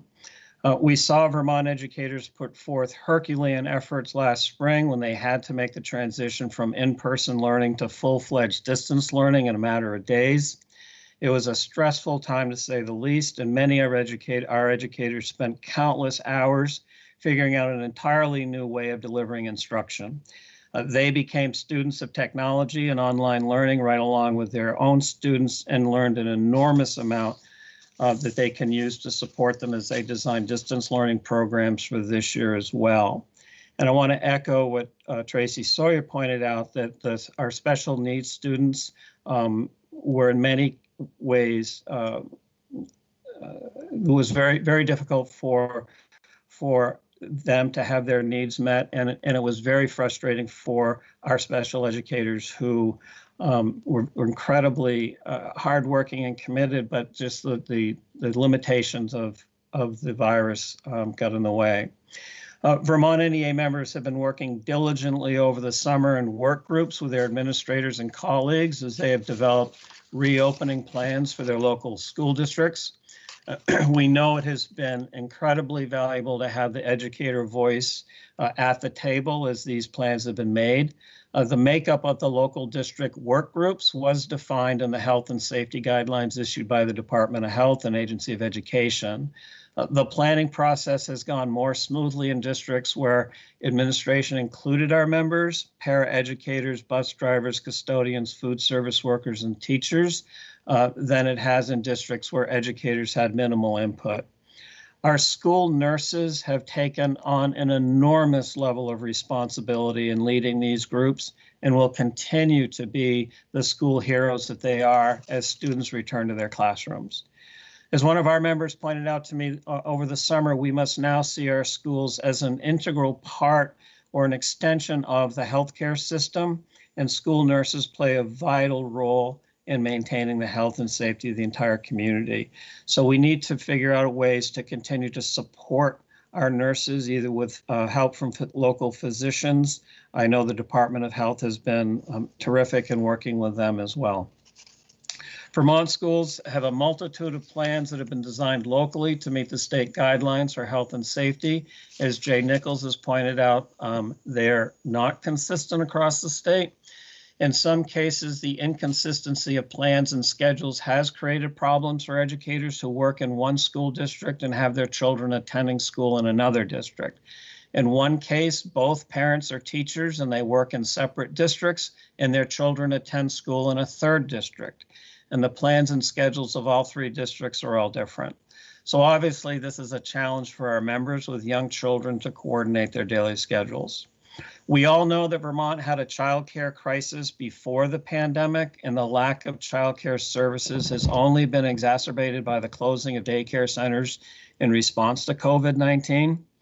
Our educators with children are faced with the same child care shortage all working parents are facing this year. As a state, we must continue to work together to find solutions to this growing problem. I want to point out that the lack of high quality available childcare is one of the most significant women's issues our society faces today. The responsibilities of caregiving have always fallen upon the shoulders of women as mothers, daughters, and sisters in a disproportionate way. And this pandemic has demonstrated how our society needs to figure out a way to lighten that burden. This is an immediate concern for our organization, since over 80% of our members are women, and they are all expected to return to work in a matter of days without adequate childcare services in place. Another area of an inconsistency we are hearing about is the granting of accommodations for employees with underlying conditions and compromised immune systems. We have received word that some school employees have, upon the advice of their doctors, requested remote working situations and were denied accommodations. Yet an employee with similar health conditions were granted the accommodations only 2 school districts away. So we are working to quantify the number of cases where this has happened, but it is a workplace issue that I think you should be aware of. Another workforce issue is the lack of substitutes. No school district had enough substitute teachers before the pandemic, and it will be a serious problem when we return this fall. We cannot go to school when we are sick. Educators are as guilty as anybody of popping a few Tylenol in the morning and just getting to the end of the day. And with the pandemic, we can no longer do that. We should not do it, and therefore we will need more subs. And the same shortage around school bus drivers as well as a concern. So there are some workforce issues. In terms of what we can do in your support, yep, we'll do, and that is to focus on ventilation, real concern about our HVAC systems. Dr. Ashish Jha at Harvard has made this a real issue in terms of the need for fresh airflow. We need to be holding classes outside. Perhaps there's a way to increase the number of tents that are available for classes, maybe incorporate the National Guard. Not sure about how that would work, but we need to make sure that there's fresh airflow. And we know that many of our school buildings have inadequate ventilation systems. We also know that there's a greater need for testing, and I don't mean the kind of testing that SBAC provides, but the testing for the virus. Dr. Jha recommends testing twice a week for everyone, but could accept once a week. We need to continue to develop the capacity for testing. I believe that would assuage much of the fear that we see.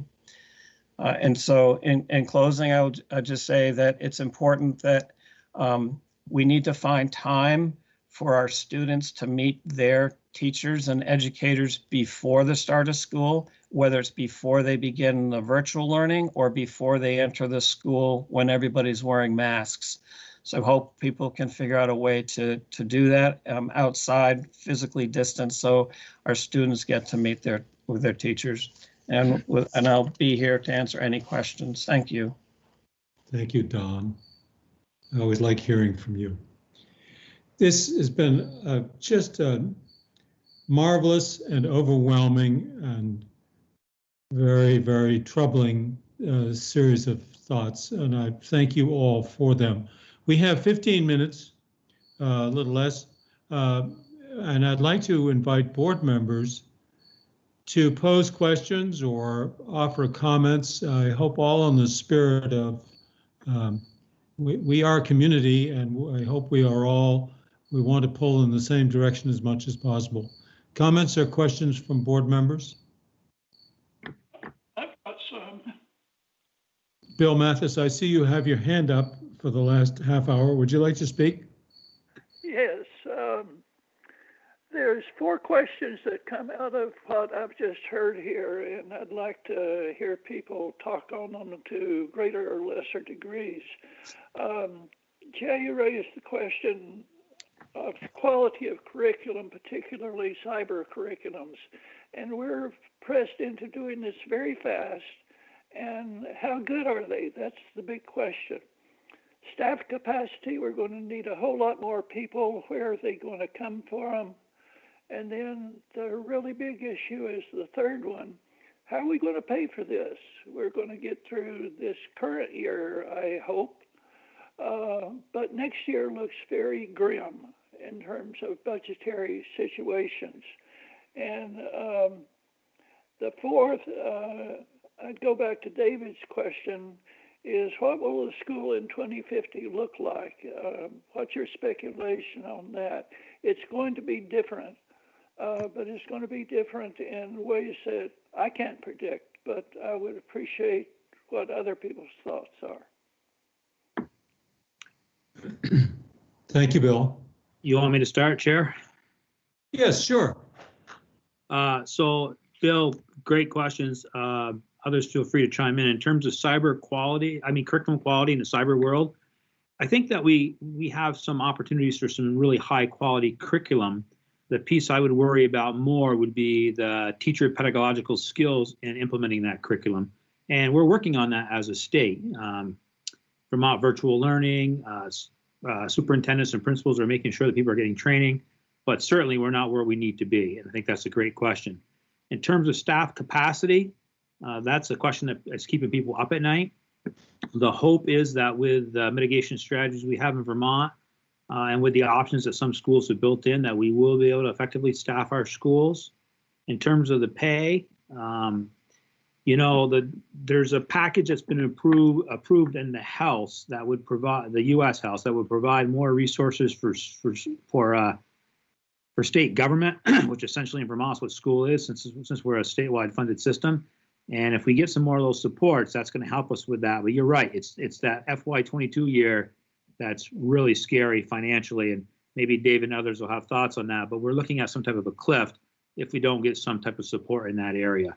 And there's been different approaches on how we might address that, including deficit spending, tapping into all our reserves. But the real hope I think the governor and others have is that the federal government will give us more financial support. And then to David's beautiful talk about the 2050 piece, Michael Horn and Clayton Christensen wrote a book several years ago called Disrupting School. And the whole premise was around personalized learning and the use of the computer, and Zoom hadn't been invented yet when they wrote the book, but those modalities for learning. And I'm hopeful that, like in any other crisis, we'll find opportunities here to improve and transform our system overall using some of the things that we've been required to do during this pandemic. Thank you, Jay. Any of the other panelists wish to comment? Yeah, this is Dave. Yes, Could I David? jump in? Please.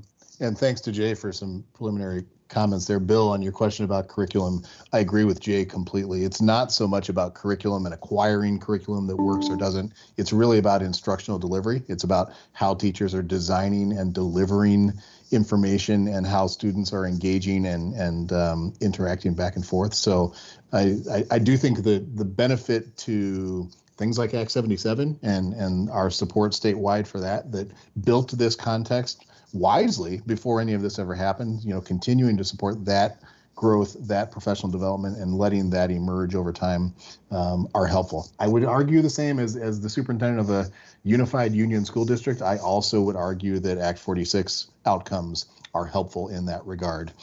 Freedom and unity, right? Like the more entities you have that are exercising their freedom, the more complicated the consistent delivery gets. So that is just one person's opinion, and not everyone may agree with that, but I do want to share that. As for the future, Bill, it's a great question, and it's something I'm very interested in and would be happy to engage with other folks who are. As I think backwards 30 years, in 1990, I was in high school. That was a different world completely. I think about this little device that I have in my pocket that we all have. That's a mini computer that is more powerful than the moon lander was in the late 60s. And I think about the first cell phone that I want to say I acquired in around 1998 or 1999 that was about this large and didn't really work other than just to try to make a call here and there, and it plugged into my car. So being able to forecast exactly what that looks like is difficult. But I would say the concept of personalization, the concept that our world appears to be moving more towards folks working in isolation than collectively, whether we feel good or bad about that appears to be the trend of how our world is operating. We're all kind of turning more inward. The pandemic has certainly exacerbated that for us. But I think looking at behavioral type trends that are driven by technology and what human interaction looks like is the path. When I think about this context right now about how we're meeting, As of March 14th, I had never in my life participated in a video meeting on Zoom, Google Meets, Microsoft Teams, what have you. Now we're all pretty savvy at that. In 5 months, we've developed a new norm for how we're meeting, and that will change our behavior for the future. So analyzing those societal trends is really the key, I think, to figuring out what that future delivery needs to look like. Thank you, Dave. Jennifer Samuelson has her hand up. I just had to take myself off mute. So I really appreciate hearing all of these different perspectives, and it is true, like we are a community, and I love, how we can all come together and share our points of view. I made a note to myself when Tracy was speaking about that this will take years for students to recover in their learning. And that was, I think, in the special ed context, but I think it's true, for all students, and sort of harkens back to what Sabina said at the beginning of the meeting. I mean, our students are already seeing negative effects. I mean, I think there are a lot of positives that can ultimately come out of this as we rethink how to educate our students. But I don't expect anyone to have an answer for this, but how do you recapture, how do students recover these years when they're currently on a K-12 track? I mean, it just popped into my mind, and I wanted to throw that out there because I think as we think sort of long-term, as we start to come out of this, it would be helpful for me to think about ways to address that recovery. Thank you, Jennifer. Jenna O'Farrell, you have your hand up, and then Don Tinney.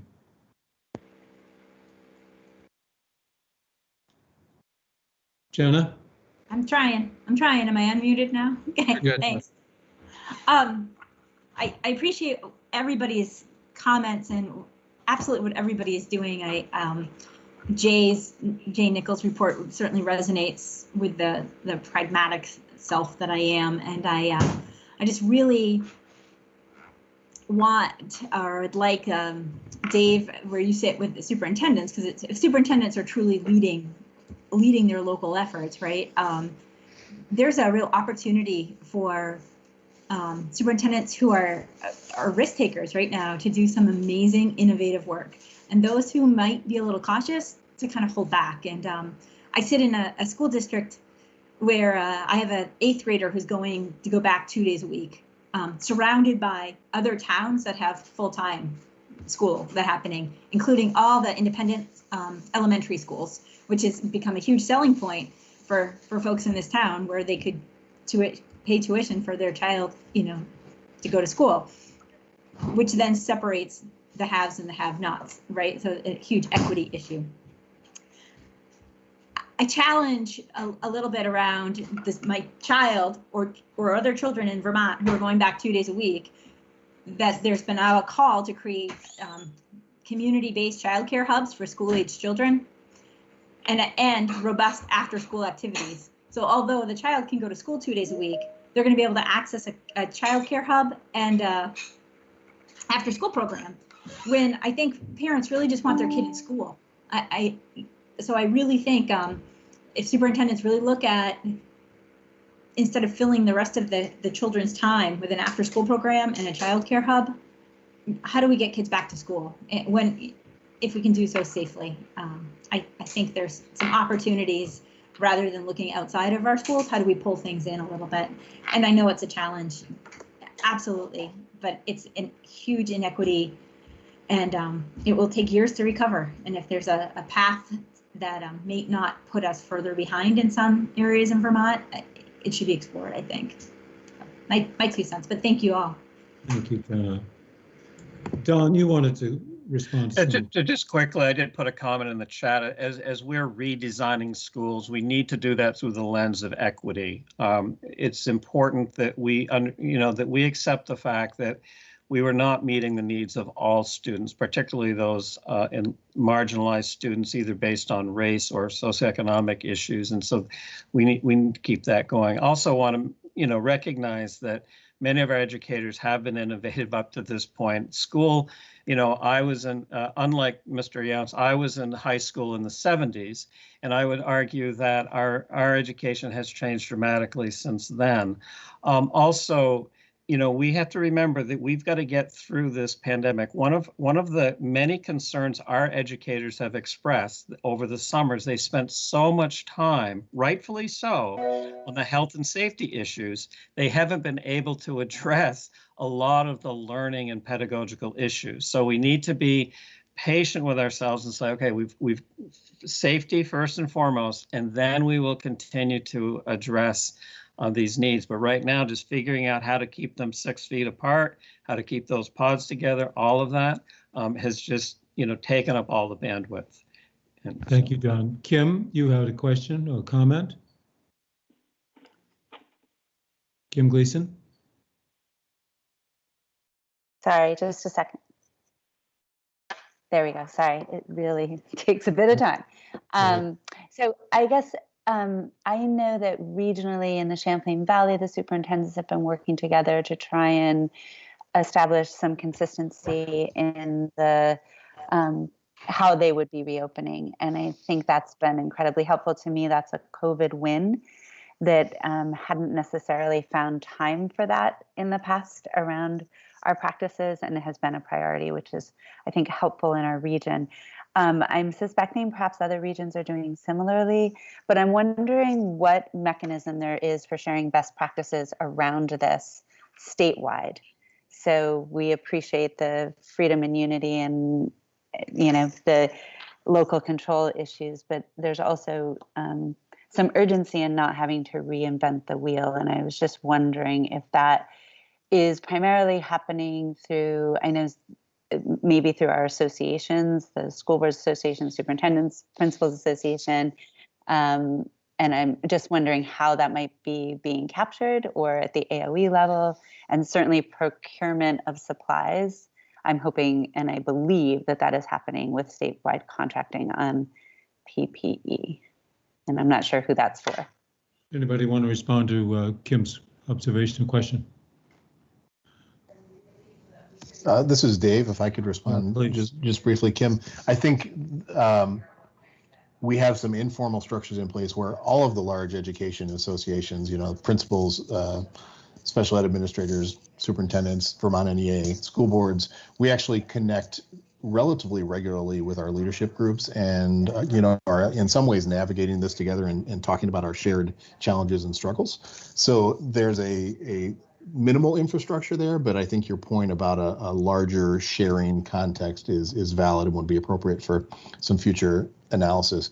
In terms of acquisition of materials, PPE, et cetera, we have been pointed to vendors that are statewide recommendations and are able to make things happen in that regard. However, there's not what I would describe as a consistent statewide approach to the acquisition of PPE. School districts are still relatively on their own, and I don't say that in a disparaging way, but waiting to see what would be required as guidance evolves, as we see the medical recommendations, from our local physicians and worldwide change. There's been a lot of waiting and see. You don't want to move too quickly. Make sure you have the funds. And then sometimes you reach out to a vendor that is supposed to be a solid source and find that they don't have the supply chain that you need in order to get the things you want. So I think districts are scrambling in that regard. We have time for one more question. Oliver, I see your hand has been up for a while. Oliver Olson, please. Yes, thank you, Mr. Chair. And I think Kathy Lavoie has a question as well. So at least in my area, anecdotally, there's evidence of some pretty dramatic increases in student populations, folks from moving in from out of state. And I'm just curious, I guess, for Dave, two questions for Dave and Jay, if you're seeing this across the state or if it's only in certain pockets. And the second part of the question is, what are we doing to sort of welcome and integrate these new students, many of whom are from urban areas and out of state? Yeah, great question, Oliver. Thanks for asking that. My understanding, and you live somewhat near me, so I know the area you're referring to. In some ways, it's our non-operating ski towns that are seeing a real influx of folks coming in and staying in Vermont. So those districts that had not planned for those tuition expenses are faced with a dilemma about how that gets managed in terms of the FY21 budget. Just anecdotally, I don't have solid evidence. I can say that in my district, we're down about 5% on enrollment for this coming year, and we can equate that to some folks who are just traditionally late on enrollment. And then we have had some families leave the school district for the homeschooling, the official homeschooling environment, and that is happening statewide. So I think you're seeing some decreases in enrollment in different places. Big priority on the minds of superintendents and other associations has to do with ADM counts for the coming school year and how that equates to our funding mechanisms. You know, less individuals in a school can translate to less funding, and the challenge of what that looks like. We are advocating for a hold harmless on ADM for the FY21 and FY22 budget building scenario. That we'll see where the legislature goes with that proposal, but that's where our concerns, I would say there are more concerns about loss of students than there are about gain, but those gain concerns where they're happening are very legitimate, especially when those students come with attached costs. And I don't have any knowledge about how local districts are managing an influx. I unfortunately can't respond to that. Jay, do you have a comment? Just to add on to that, I mean, David addressed it really well, and it's a great question, Oliver. We are seeing pockets, as you mentioned. I talk to principals every day. Pockets, and mostly in towns, as David described, with our choice towns where families are moving in. We get a lot of calls here at the VPA. I say a lot, 1 or 2 a week, from people that are talking about moving here, and they call us asking about sports and asking us about school access and how school laws work. And I'll be honest with you, we're encouraging people to move here every chance we get, because in the long term, that's going to help our school, our state, our economy. And I tell everybody that our winters are very mild. So, Kathy Lavoie, you had a comment or question? Yes, I did, and I'm on a lot of these platforms as well, but this is the only one I do in Teams, and I can't figure out how to raise my hand. So we'll talk about that at break, please. Okay. But I had a general question across the board and for all of you, and that is, other than the health and safety plan that was delivered through AOE at the state level, is there anything very specific that you felt could have been, or more optimistically, can be provided through AOE across the board, or our governor across the board? One of them that just came up, somebody mentioned, was the purchasing of PPE, and how is there any centralization even of purchasing of new products that can be done at the state level with some leverage there? Or is there another policy as broad as health and safety that could be delivered through at a statewide level? David, you spoke to that a little bit. Yeah, I suppose the best answer is yes. To have things evolve which created more consistency and better clarity at the state level, whether that's on health and safety guidance, athletic guidance, PPE purchasing, et cetera, would be very helpful. One of the challenges, and this is not a slight to state government in any way, but one of the challenges is that takes time. Jay and I were involved with some other folks on working on the athletic guidance that governs high school sports. And I can tell you that process of watching that guidance evolve took several weeks just at the committee level to unfold. And then it has to go through, the checks and balances that need to occur with state agencies. So that's one of the challenges we're facing right now, is the urgency of time. Conceptually, we'd all love if there was a big state clearinghouse where we could get everything we need when we need it. But we all know that the gears don't work that way. And so we're all navigating the local dynamics of how that plays out. We need to, I hate to. John, can I make a quick statement? Yes, Peter here. Very quick. Go ahead. I think this is a watershed event for a system that has been very resistant to change in the past. I am very optimistic that the what will result from him is better opportunities for the students and certainly for the state in the future. So I'm just putting this in as a real opportunity. Thank you. Thank you, Peter. We have to end it there, and I really regret the limits of time. This has been a wonderful conversation. I want to thank Tracy Sawyers and Jay Nichols, Dave Yumps, Neil O'Dell, Mill Moore, Don Tinney. you each have brought something really valuable to our understanding of these issues. It is virtually at times overwhelming, and I can, even just listening to you, I can understand how overwhelming it must feel to you on the ground, in the field, on the front lines, as you each try to sort through so many competing and just plain conflicting demands and objectives and concerns. This is really, really tough work, and you have my admiration, my personal admiration, each of you, for the work you're doing and for your colleagues in this work. Thank you so much for making yourselves available to us. You're very busy people. I would remind everybody that this has been recorded. I personally am going to go back and listen to this. I want to hear what each of you had to say again and think more on it.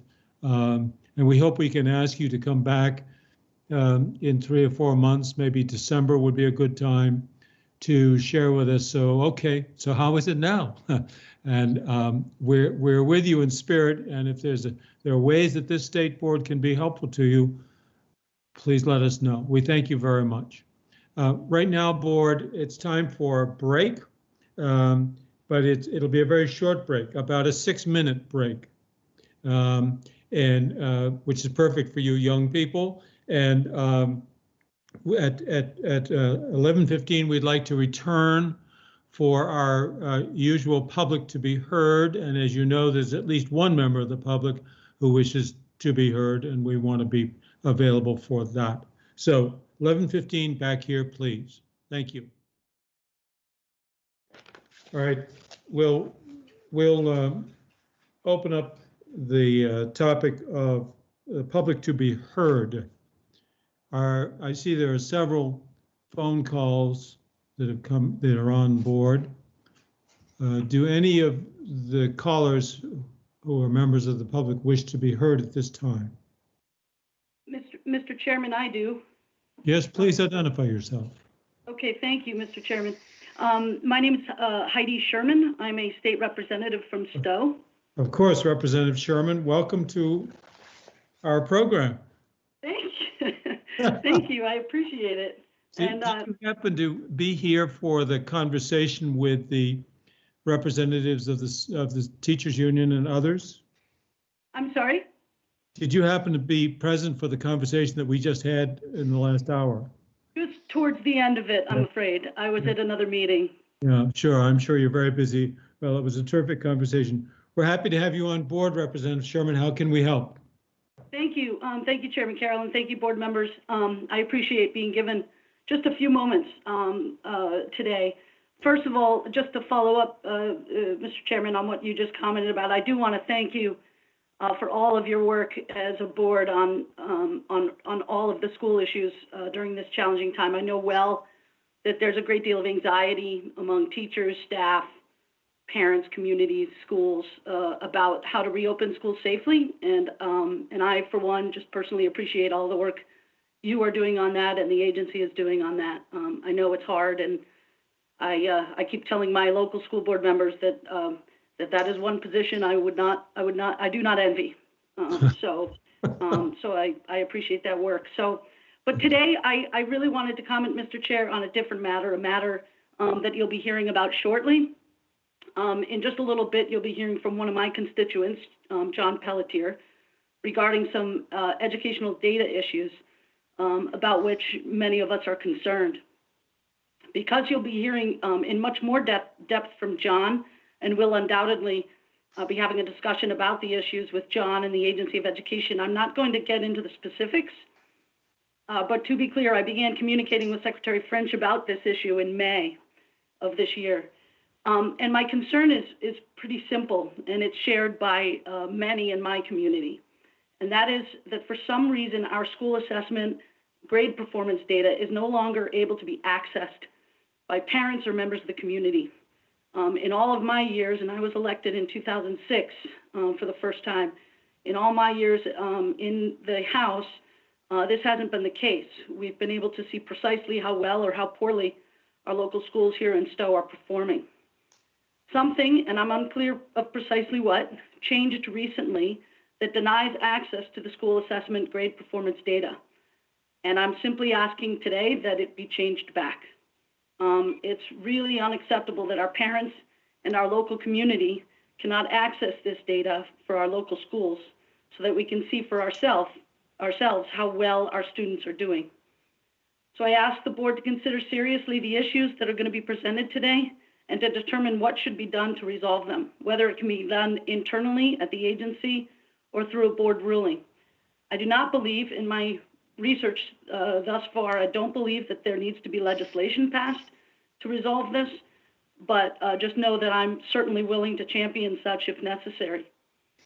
So I just wanted to present that prior to a constituent of mine presenting to you that there are a lot of people in our community that are concerned about this. So thank you, Mr. Chairman, and again, thank you for all of your work throughout this really challenging time.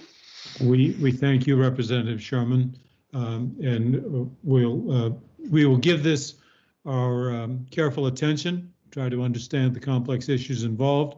Look forward to hearing from Mr. Pelletier, and of course, we look forward to hearing from Secretary French as well. Thank you very much for your interest and your concern.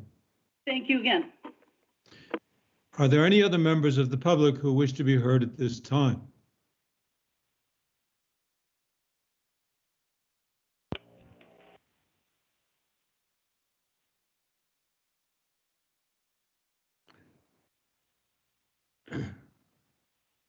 Is there anybody from the public who wishes to be heard at this time? Well, I'm not hearing any.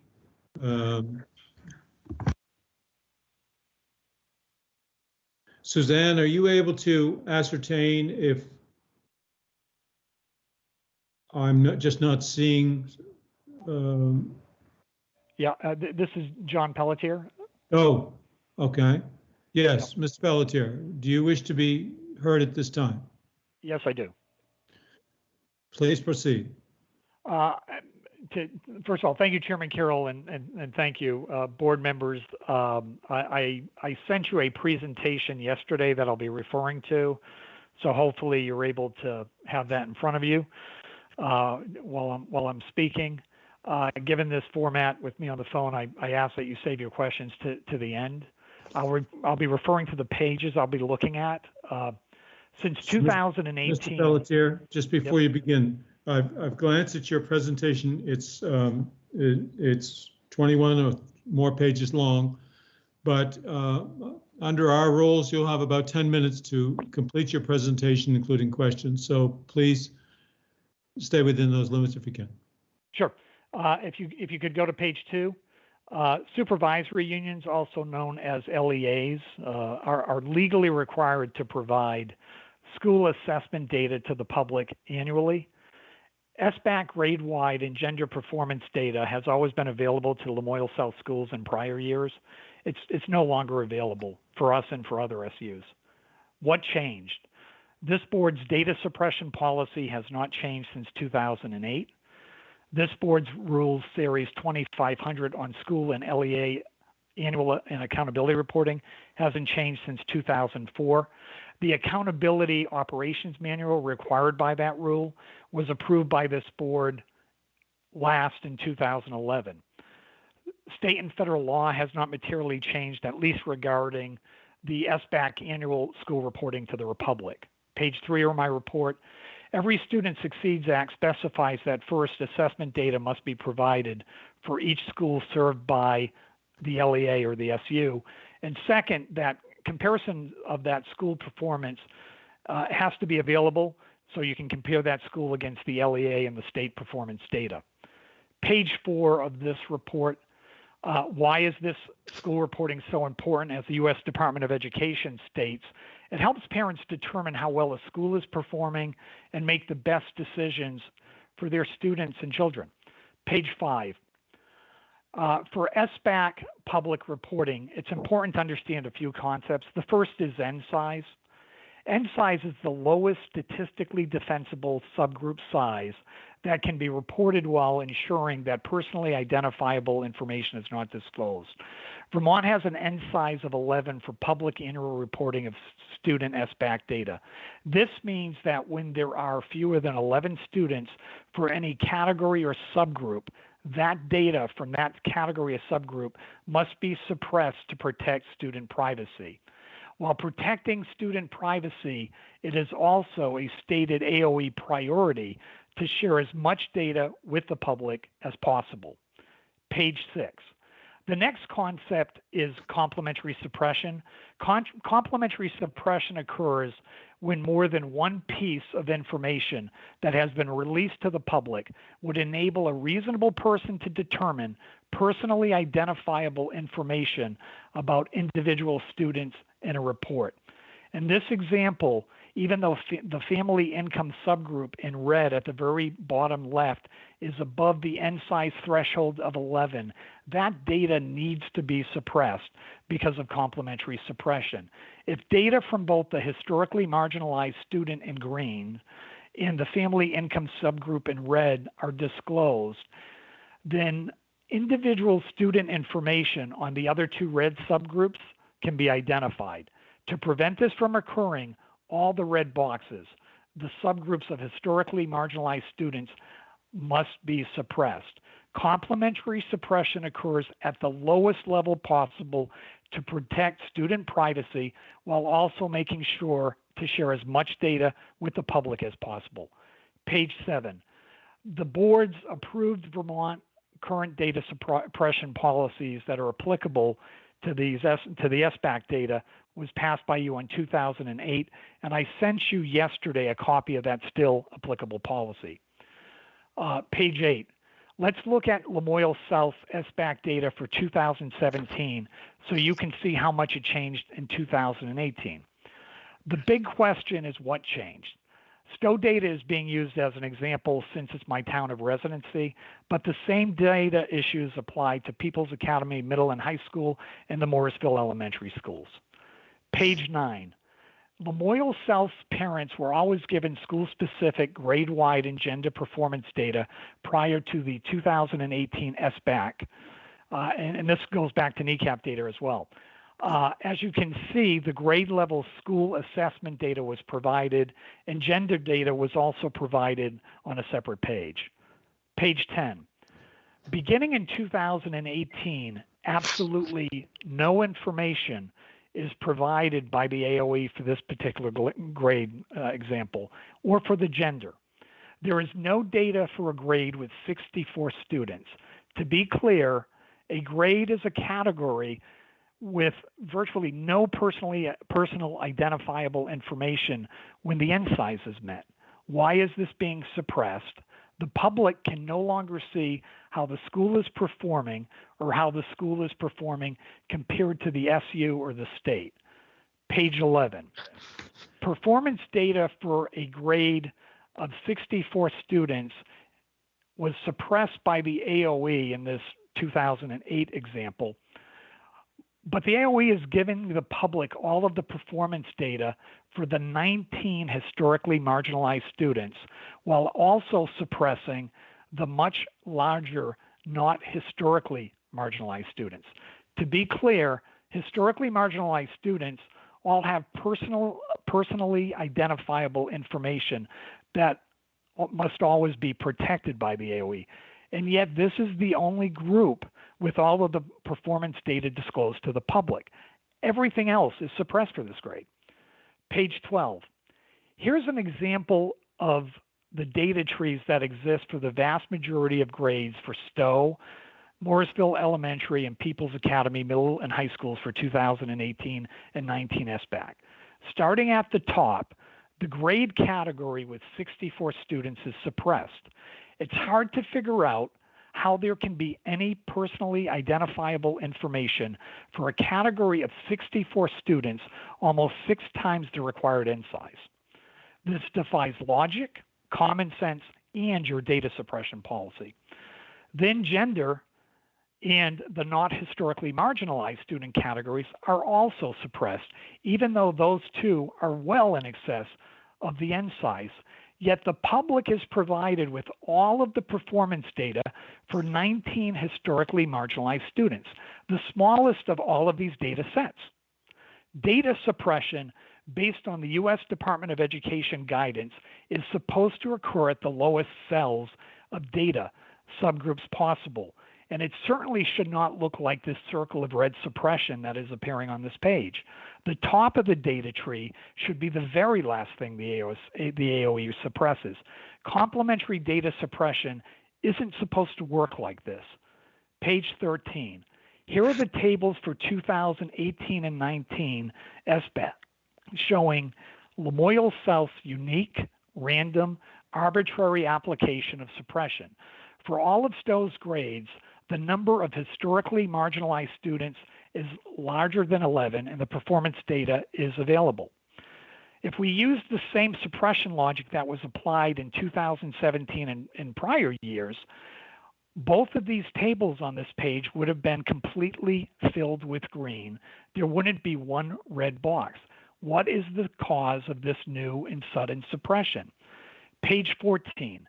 Data suppression is a statewide problem, not just a Lamoille South issue. Page 15. As just one example, here's the AOE's 2019 snapshot dashboard for Mount Mansfield Union High School. When is it ever appropriate to suppress a school grade level data for a grade with 185 students? Page 16. Here are other high school examples. A cursory look at these show there is no rhyme or reason to the suppression logic being applied. Is the AOE just going to say, as they have to Representative Schumerman and me in emails, that this is just due to complementary suppression and continue to ignore this issue? Page 17. Under federal law, the AOE has a legal duty to ensure annual report compliance. ESSA specifies that the state educational agency shall ensure appropriate compliance, not may, but shall. Page 18. In closing, state law and this board's rules, policies, and procedures on data suppression and annual school reporting to the public haven't changed for many years. Federal annual school reporting requirements for SBAC have existed since the passage of No Child Left Behind in 2001. The AOE's new data suppression logic applied to annual SBAC school reporting has not been disclosed to the public and has never been approved by this board, at least that I'm aware of. Why does the AOE refuse to be transparent about how it is suppressing SBAC data? What law, rule, policy, or procedure has changed since the 2017 SBAC reporting that has resulted in this new and materially increased suppression of school data? What changed? This board's data suppression policy never changed. What changed is how the AOE is applying a new data suppression logic on its recently released state longitudinal data system funded with federal grant dollars. These material data suppression changes were never approved by this board or subject to the required public scrutiny. The AOE's SBAC data suppression logic must be transparent, not opaque. School data should not suddenly disappear without any explanation to the public. I asked the board, I'll be done in 1 second. I asked the board to demand that the AOE continue to apply the data suppression policies you approved in 2008. Give back to the citizens of Vermont the school performance data that we had in annual reports from the passage of NCLB in 2001 until 2017. Make the AOE follow state laws, your rules, your policies, and your procedures. I won't go through the appendix. Thank you for your service and your time. And I realize this is a volunteer position, and I appreciate all you do. Thank you, Mr. Pelletier. Are there any other members of the public who wish to be heard?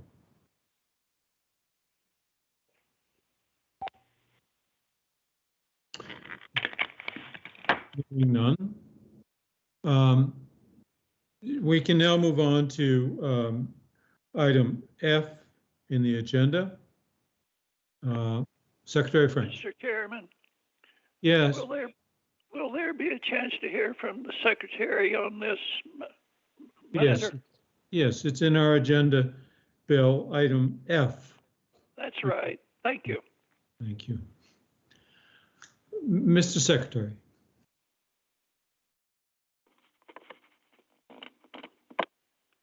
Went through a number of issues there.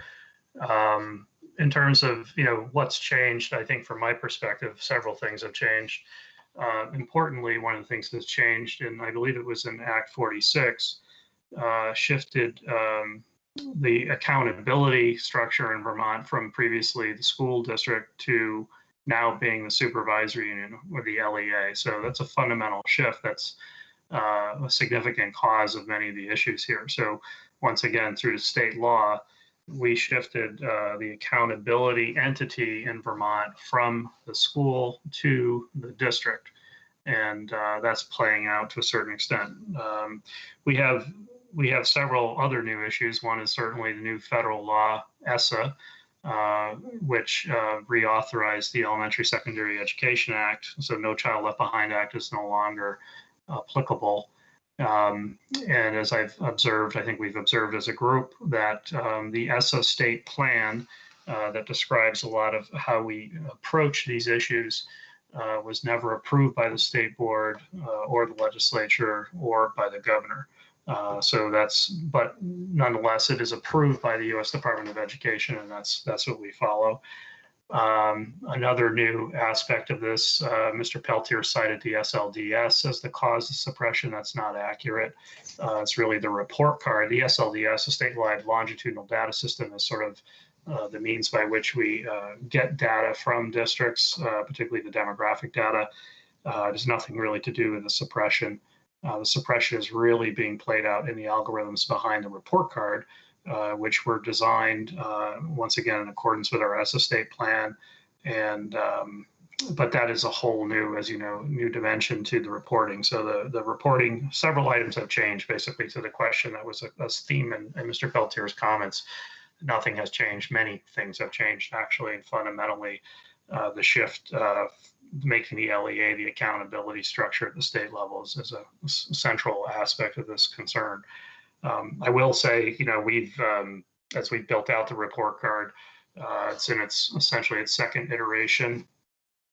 We too are concerned with the suppression that's occurring in it, and our concern predated Mr. Peltier bringing that to our attention, or even Representative Sherman. So as we've loaded in essentially another point of data into the system, we started to observe those issues, and it's something we're working on. What we've obtained so far through the month of July, our opinion is that the system is working as designed by the agency. And we're still under contract with the vendor, so we have the ability to do some modifications to it, but we are working on trying to address the suppression issues, the complementary suppression issues, without having to redesign the whole system at this point. So the other, Mr. Secretary, are you saying that there are suppression issues? And if they are, what are they? Well, the issue of complementary suppression, particularly as it pertains to the shift in accountability from schools to LEAs. So with LEAs being the focus, one of the things we started to observe in the system, if there are small N sizes in one of the LEA's schools, does that have a cascading effect across reporting for the entire supervisory union? So we started an investigation of that, and end of June, as we loaded in that new set of data, we're observing some of these phenomena as well, and we basically dug back into the system to confirm, no, the system is working as intended. But I think until it was visualized, I don't think we understood the full magnitude of that suppression. Well, are you saying then that you concur that some of Mr. Pelletier's criticisms are well-founded? For example, it's hard to understand how an entire grade would be suppressed, but the 19 historically marginalized members' data would be reported. Is that what you had in mind that we should be doing? I would concur with the assessment that I don't think the report card as it's designed serves the public's interest in that regard. I don't concur with his characterization of that as being arbitrary, subjective, and so forth. The algorithms are working as compliance requirements were you're talking about algorithms. We're talking about results and what the public gets to see. Right. That's what we're interested in. And frankly, algorithms that's inside baseball. It's hard for me to imagine that you can't join with this complaint and say, this is not the data that the public needs to be seeing. Mr. Chair. Yes, Oliver. Well, I would say there's room for improvement in the report card, but to the extent that we were able to look for, I think there's very positive aspects of this complaint that are worthy of review. And the report card is new. Once again, the plan that basically created the report card was never approved by the state board, never approved by the legislature, and never approved by the governor. We had to load data into it to find out how it's playing out. I think many of the points, including this one of suppression, are worthy of consideration and ones that should be subject to some review and response. So I appreciate from a constructive standpoint. Once again, I disagree with some of the characterization you made about motivation and so forth, but I think there's some constructive criticism there to be learned from. Yeah. So Oliver, you had a comment. Yeah. So I have a few related questions. A few are just clarifying. Mr. Secretary, if you could just confirm, the LEA. When you say the LEA is accountable for the data, are they the ones making the decisions about the suppression, or is that wholly handled within the system? Yeah. So just to unpack that a little bit, when I say the LEA is accountable, that isn't what I said. The LEA is the accountability entity. So you have to remember, under No Child Left Behind Act, which was through 2014, we had to track individual school performance on a trajectory. With Act 46, we no longer track individual school performance, we track district performance for accountability. So the district, the LEA, is the accountability entity. Yep. To your second part of your question, no suppression occurs at the local level. All the suppression occurs within the report card, as that's the visualization engine, if you will, the data. And the issues of, the sort of the general theme, it's a specific regulatory theme in both your ed quality standards and your suppression regulation, talks to this concept that no one should be able to sort of, through backward design, understand what an individual's performance is. So you end up now, because we've had this sort of perennial issue that the federal government's well aware of, when we had N size less than 11, even under No Child Left Behind Act, there were many instances where school level data was suppressed or grade level data was suppressed. So I believe the rationale in 2015 to shift the accountability entity to the district was to provide more data being available, but of course it would be generalized at the district level. But the report card, because it has more elements, data elements in it, not just SBAC data, has other things interacting with it. We've introduced a lot of complexity that has led, I think, to more complementary suppression issues than were ever anticipated, because it's really hard to anticipate them until you see the full display of the data through the algorithms. So my second question, and really the meat of what I wanted to ask about, is on. So there's the data base that has all the data, and then there's this visualization layer with some business logic built into it that handles the suppression rules. If the suppression is not being handled on an arbitrary basis, and no software system handles things on an arbitrary basis, there must be business requirements that define the criteria used for the various forms of suppression. In this case, I think the meat of the issue is the complementary suppression. So the question is, that those criteria must be documented and defined somewhere, and there should be some complementary test cases to validate that the business logic is meeting the needs of the requirements. So there's two things there. One is, what are the requirements? Do the requirements comply with federal, state laws, as well as our defined policy on suppression? And then the second part of that is, if they do, what are the test cases, and have all the test cases passed? And to your point about it working as designed. Yeah, and that's essentially what we did as we started to see. Once again, it's only I would say arguably the second or third set of data we've loaded into the system as we've turned on other aspects of it. So it's only now that we're beginning to understand, from a visual standpoint, the implications of those machinations underneath. But just to play it out, we have the statewide ESSA plan, which describes essentially the indicators on the report card. That was translated into a specific contract, as you mentioned, business rules for a vendor, parameters and a scope of work that had to be achieved.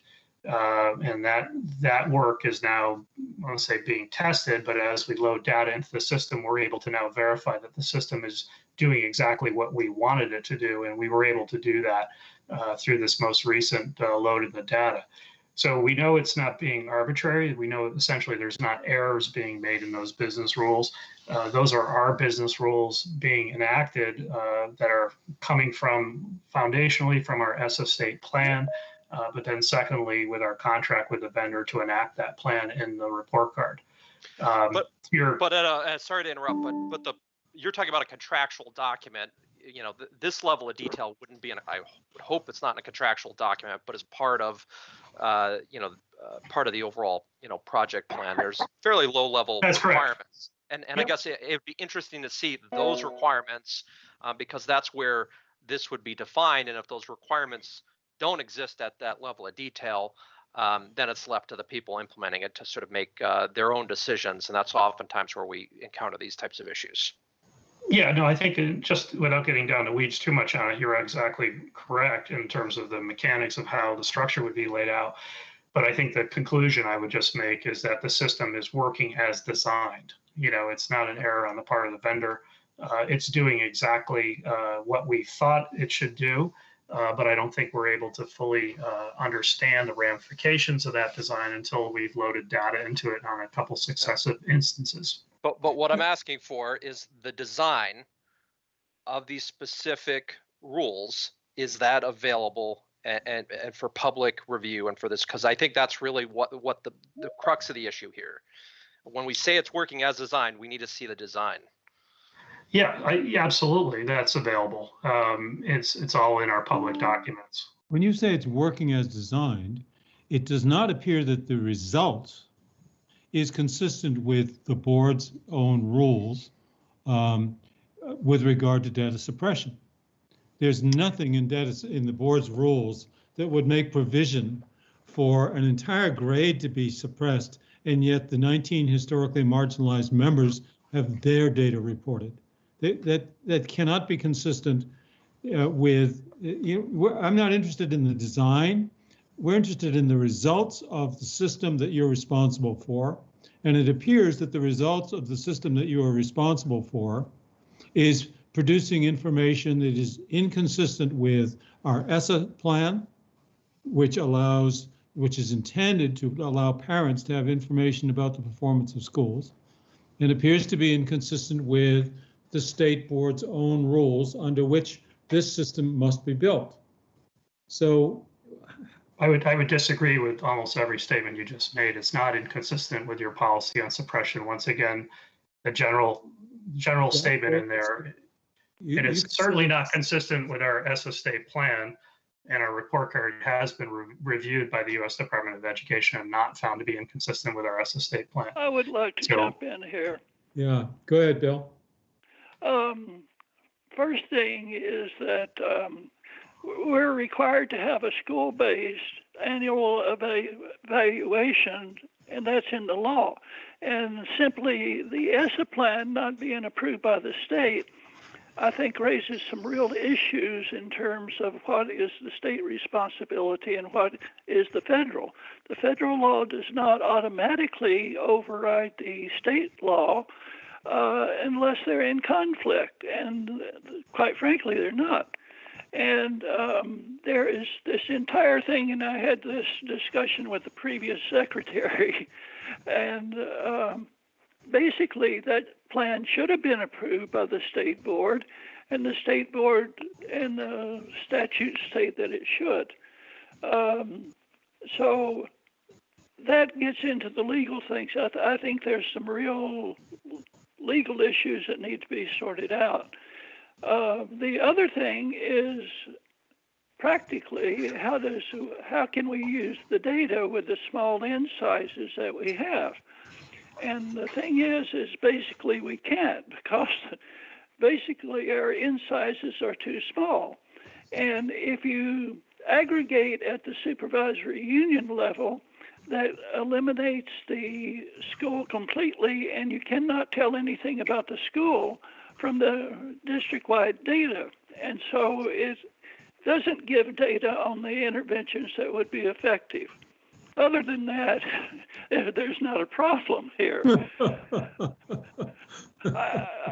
I think we really need to seriously rethink the entire evaluation process and who does what and when and where. And there's some technical things that have been developed over the last few years that would probably help.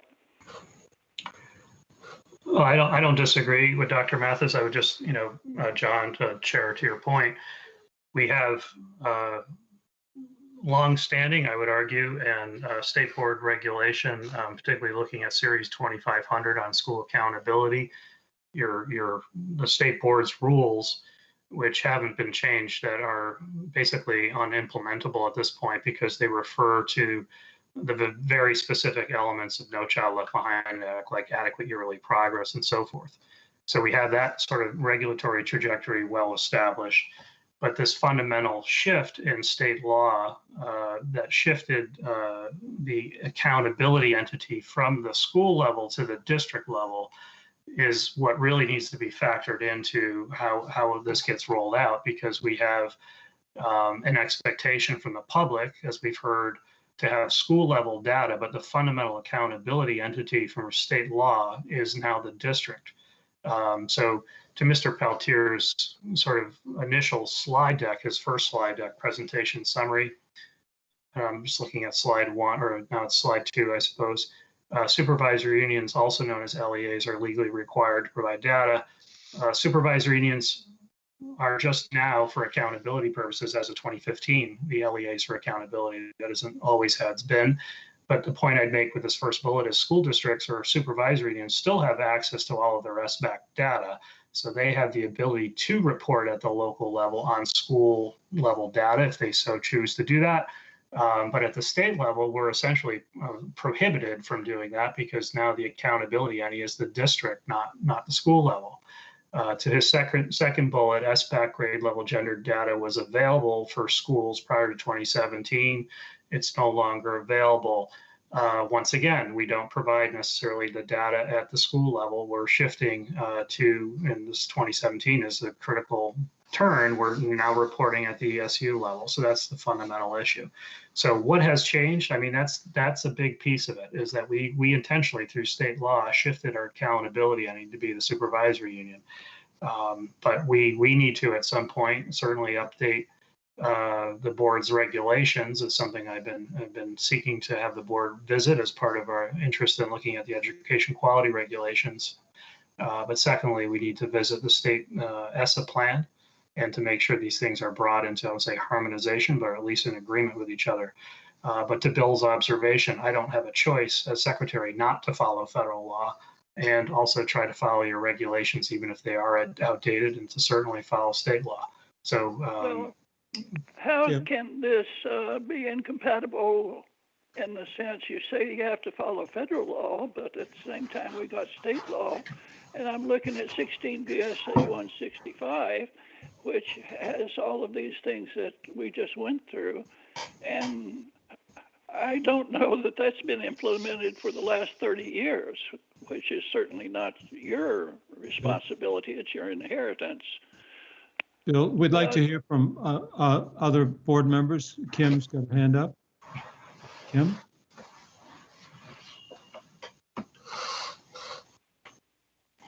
Kim? Yep. Thank you. Sorry. Yeah. No, I just, like I said, the lag and getting that open takes some time. I apologize. So I guess one of the things that is among many of concern is that the notion of moving accountability to the supervisory level should have actually revealed more data, because the N size being larger, we should have been able to see some of that data on historically marginalized students that might not have been available at the local level. But that is seeming to be oddly counterintuitive in what is less available now. And that I'm struggling to understand that, because I know that wasn't the intent. I don't think the problem is that the SU is accountable now at all. And if the report card is suppressing school-based data, but it's available to the SU, do the SUs have an Kim, that data? Should it not muck of?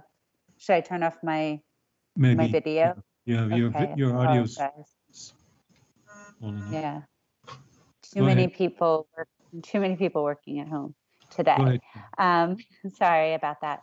So I guess if the data is available at the SU level for local information, and your SU can provide that to you locally, are SUs able to go onto the report card and unmask the data for public consumption if they sign some authorization? Like, where is the holdup in this, and what process could be put in place? Because as school board members, we of course are interested in that data, in across our district, but also within our schools. And I'm just wondering what can be done. We're trying to avoid this of a contradiction. Bill, Yeah. Go ahead, Dan, you want to respond? Yeah, I think you asked many good questions there, Kim. I think I agree there's a bit of counterintuitive things going on. I mean, I use the example of Moyle South that's the district Mr. Peltier was speaking of. This is, has Stowe, Morrisville, but also has the very small school of Elmore. So when we start doing district level aggregation in the SU, Elmore's very small grade sizes of students taking the assessment tend to start creating some complementary suppression when we look at aggregated school district level data. But I think it's clearly the intention. I think, this is just my historic observation of moving to SU level LEA sort of accountability structure was to provide more data, not necessarily more specific to the school level, but certainly aggregated data that would have less suppression involved. And that's not necessarily playing out as we envisioned. So I think we have some work to do in that regard.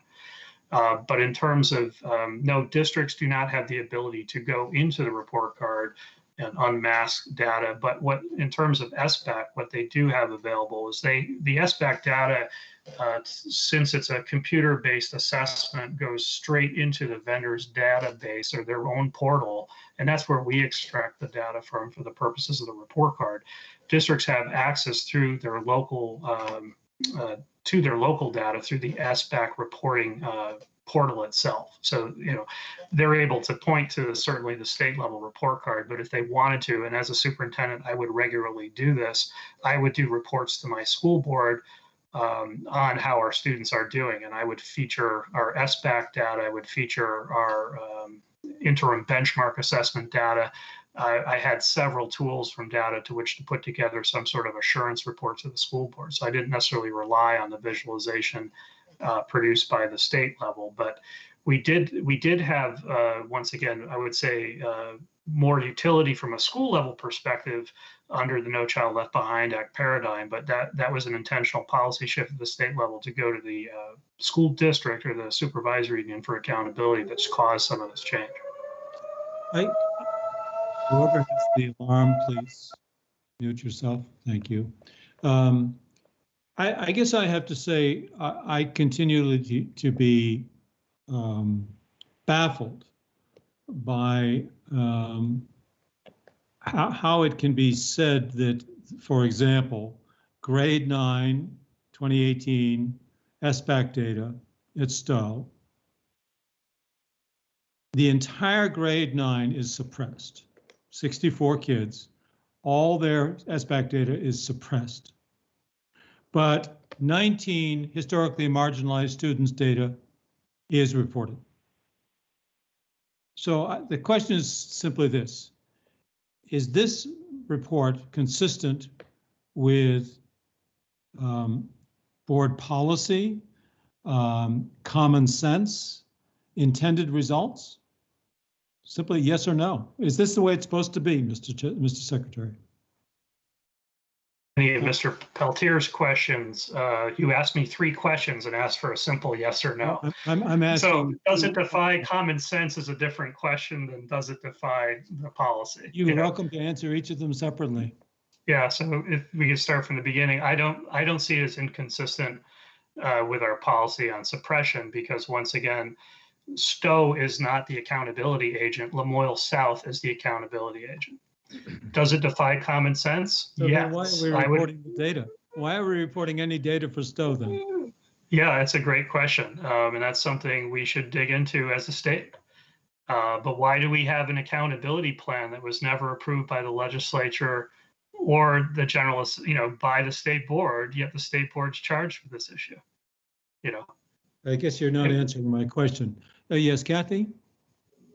If there was there another yes or no question I missed, or?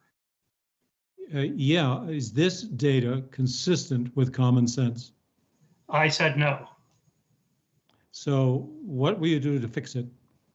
I think what we need to do to fix it, as I described previously, is we need to look at state regulation to ensure, the board's regulations are up to date. Once again, your primary section of regulation is completely outdated and unimplementable because it refers to No Child Left Behind Act. Are these things causing this data result?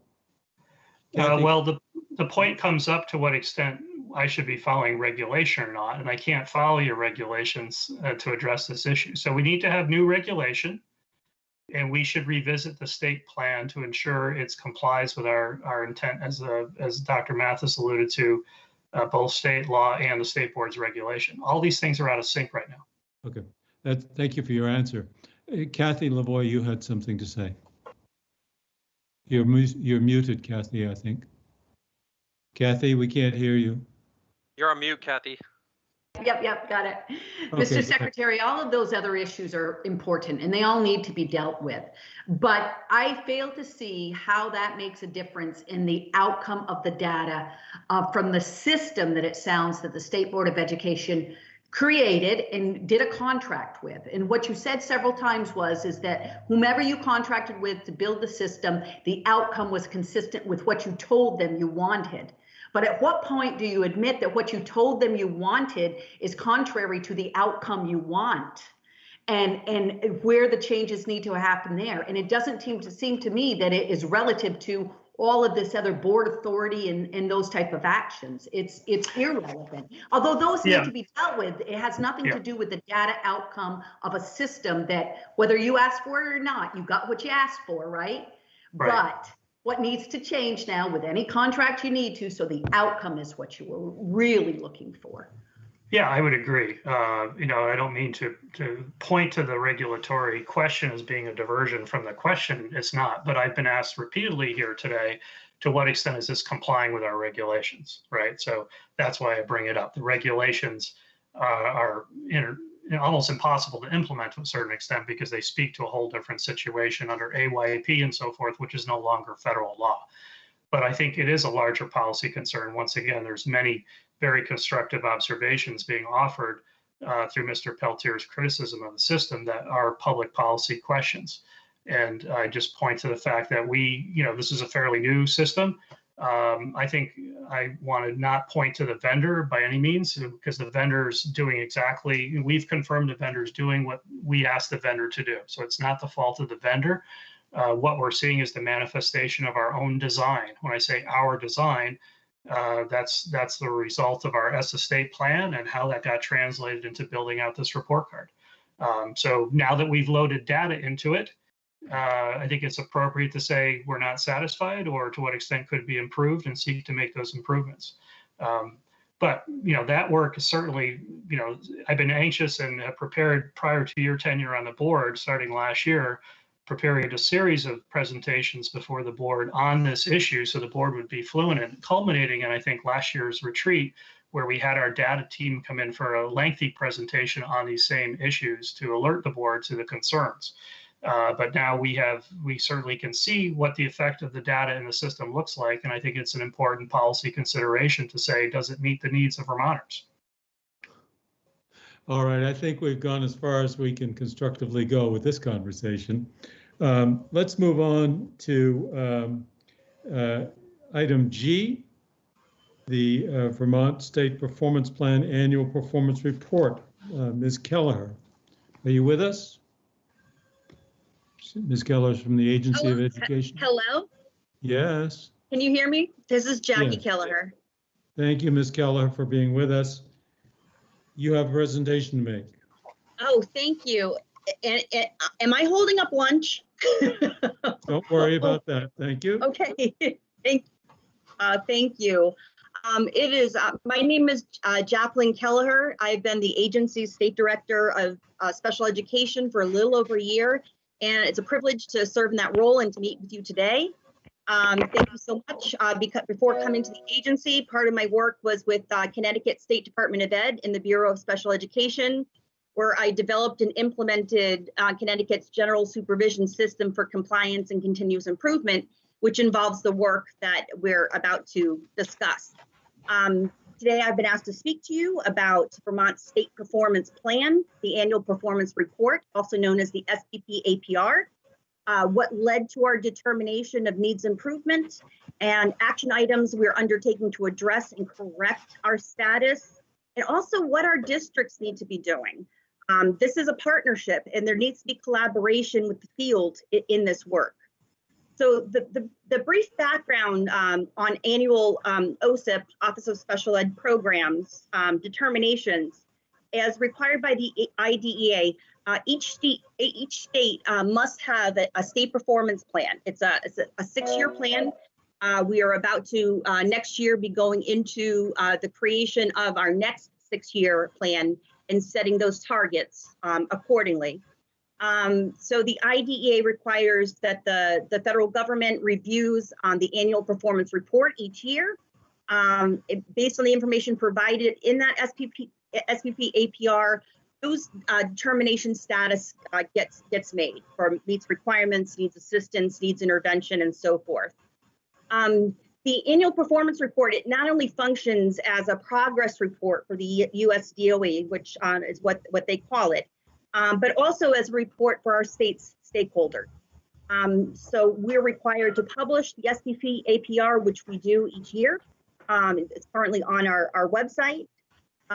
This annual performance report, it's due every February, and it's the previous year's performance. So I think that's important to establish. So we submitted FFY 18 back in February 3rd, and then that was based on 2018-2019 performance information, except for a few indicators that had a lag year. In those cases, it was 2017-2018 data.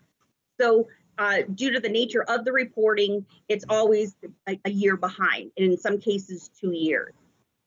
So the indicators, we're evaluated, and our report card is based on 17 different indicators that reflect the basic rights of the IDEA. So these indicators range from graduation, a dropout, participation and performance in statewide assessments, suspension and expulsion, least restrictive environment, parent involvement, disproportionality by race, ethnicity, by disability, evaluation timelines, early childhood transition, post-school outcomes. So 17 every year. And Vermont has set its own target that we aspire to meet each year.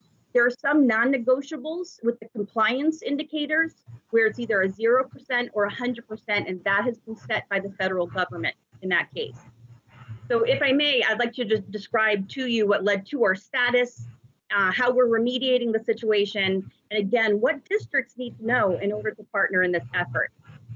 So there was a handout that was provided to you, I believe, that showed the OSIP criteria for state determinations. If you're over that 80%, you're in meets requirements, 60 to 79% is needs assistance, and 40 to 59% is that needs intervention. And our overarching score, that's the combination of compliance indicators and results indicators, as well as a few other pieces that OSIP looks at, led to a 54.86% score, which placed us in a needs intervention status. So I know folks want to know what is it? What are some of the major things that we've identified, and what factors, what root causes? And we've analyzed and we've looked at our reports. We've reached out to our technical assistance provider. We meet monthly with our Office of Special Ed Program Liaison, Marion Creighton, about what can we do to improve and address. So we identified 4 major areas of concern that led to loss of points that we are fully positioned to address. So one of the big ones on the program side is what's known as Indicator 13. So this has to do with transition. This is our youth with disabilities. Post-secondary transition, we scored a 71.25%, and before we had been at 100%. Let me describe the system. When you go through the monitoring process, a cyclical monitoring process with our districts, we had a practice in place that had been highly effective in terms of improving outcomes for students. There were 4 points during the year where data were submitted, post-secondary IEPs, transition plans, to the AOE, and we were able to review those, provide some feedback on some of those areas of non-compliance throughout the year. So a district would submit, we might, 10 IEPs or transition plans. We might find problems with 4 and say, correct those 4, and then send us back another 10 with those corrections. And that was the cycle that we did for this particular indicator. By the end, through that continuous improvement framework, through that partnership with our LEAs, it led to improved and compliant transition plans and IEPs. We learned this year, however, that OSIP told us that this process for reporting Indicator 13 was no longer the expectation. It was not correct to do it. The first time you do what's called that data pull for Indicator 13, that very first time, if you find non-compliance, boom, that is your number that gets reported for your SPP APR. So that was a huge learning curve. Again, it's also based on previous year's data. That was, what led to the 100% to 71.25%. Absolutely. But at the same time, too, 71.25%. Some of these transition plans and IEPs are not compliant. And some of those challenges that include things like student involvement, and this is on the LEA level, working with outside agencies, transition assessments, post-secondary goals for independent living, transition services for independent living. And so previously we were able to help and guide through that monitoring process, but now are no longer able to do that. And so we definitely have plans for addressing that moving forward.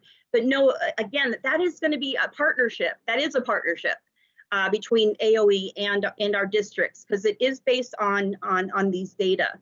But that was from the programming side. That was one where we lost points that was not anticipated until we learned we could no longer do that reporting and support that we had done previously. That leads to the other section from the programming perspective, and that was that timely state complaints, which we were at 60%, and we lost 2 major points there. As I've described in the handout, Vermont, we formerly had a practice of working with our districts.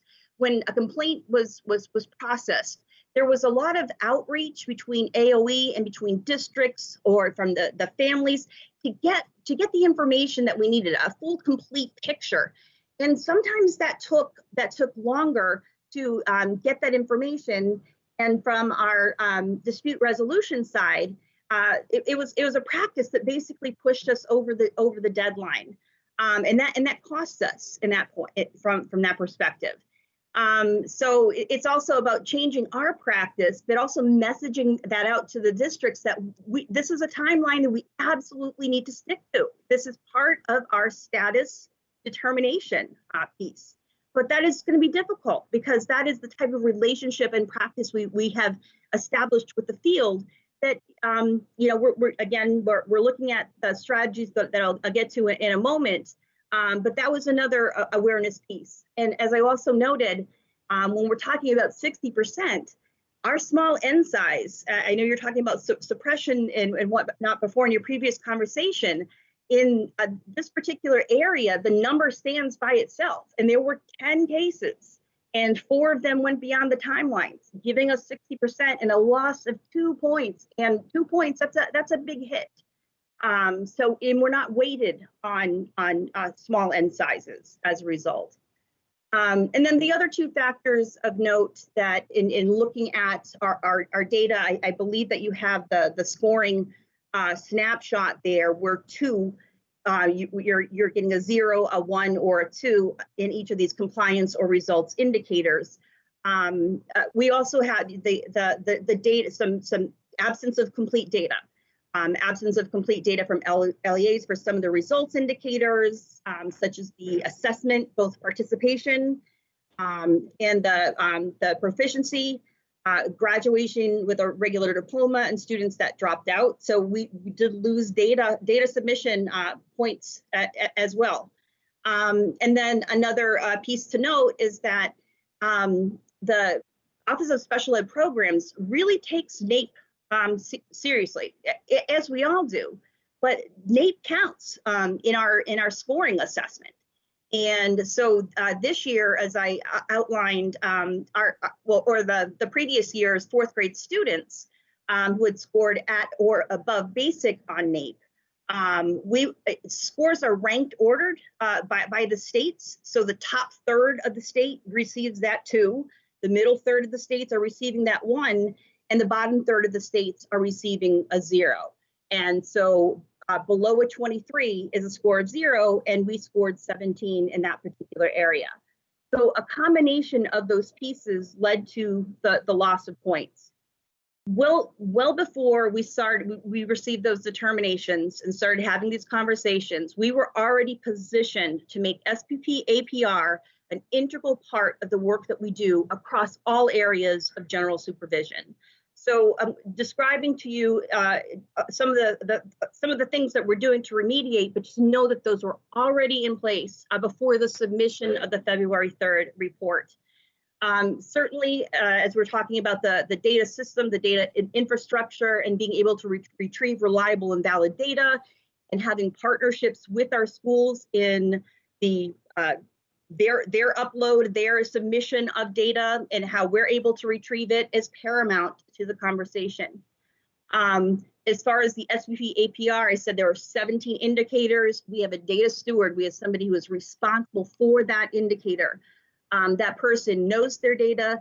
They have their historical data, are looking at patterns and trends, and are, as a result, are identifying improvement activities for our state, regardless of whether or not we were dinged or not in a particular section. It's that important. It really reflects the basic rights of the IDEA. So it's infused into all of the work that we are doing, the SPP APR. And we meet weekly where we talk about what we're doing, and then we have a big session each month. We are working with our technical assistance providers at the national level. We have NTAC, which is specific to Indicator 13, transition and post-secondary. We have frequent meetings with them, as well as working with IDC, which is the National IDA Data Center, be able to help guide along the way to make sure that we are doing things right and well, to make sure we are doing things to ensure access, equity, and opportunity in all areas of the SPP APR, but particularly those areas where we need improvement. Our general supervision system is now a rigorous, robust system where now our LEAs get their own determinations. It models the report card that you have in front of you of how we were evaluated, that status piece. We're working with our LEAs the same way, so that annually they're receiving across those 17 indicators their scores and their determination with a scoring rubric, and it reflects needs assistance, needs intervention, meets requirements. It's the same format that OSIP is using.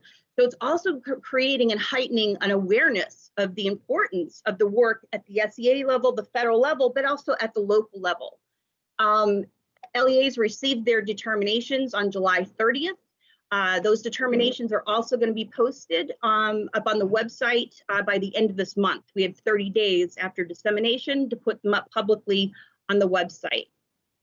Also addressing the written state complaint process, Vermont applied for and was accepted into CADRE. CADRE is the Center for Appropriate Dispute Resolution in Special Education, yet another acronym. CADRE, we're working on building a better, more robust dispute resolution system that's user-friendly, that is accessible to stakeholders in a way that they understand.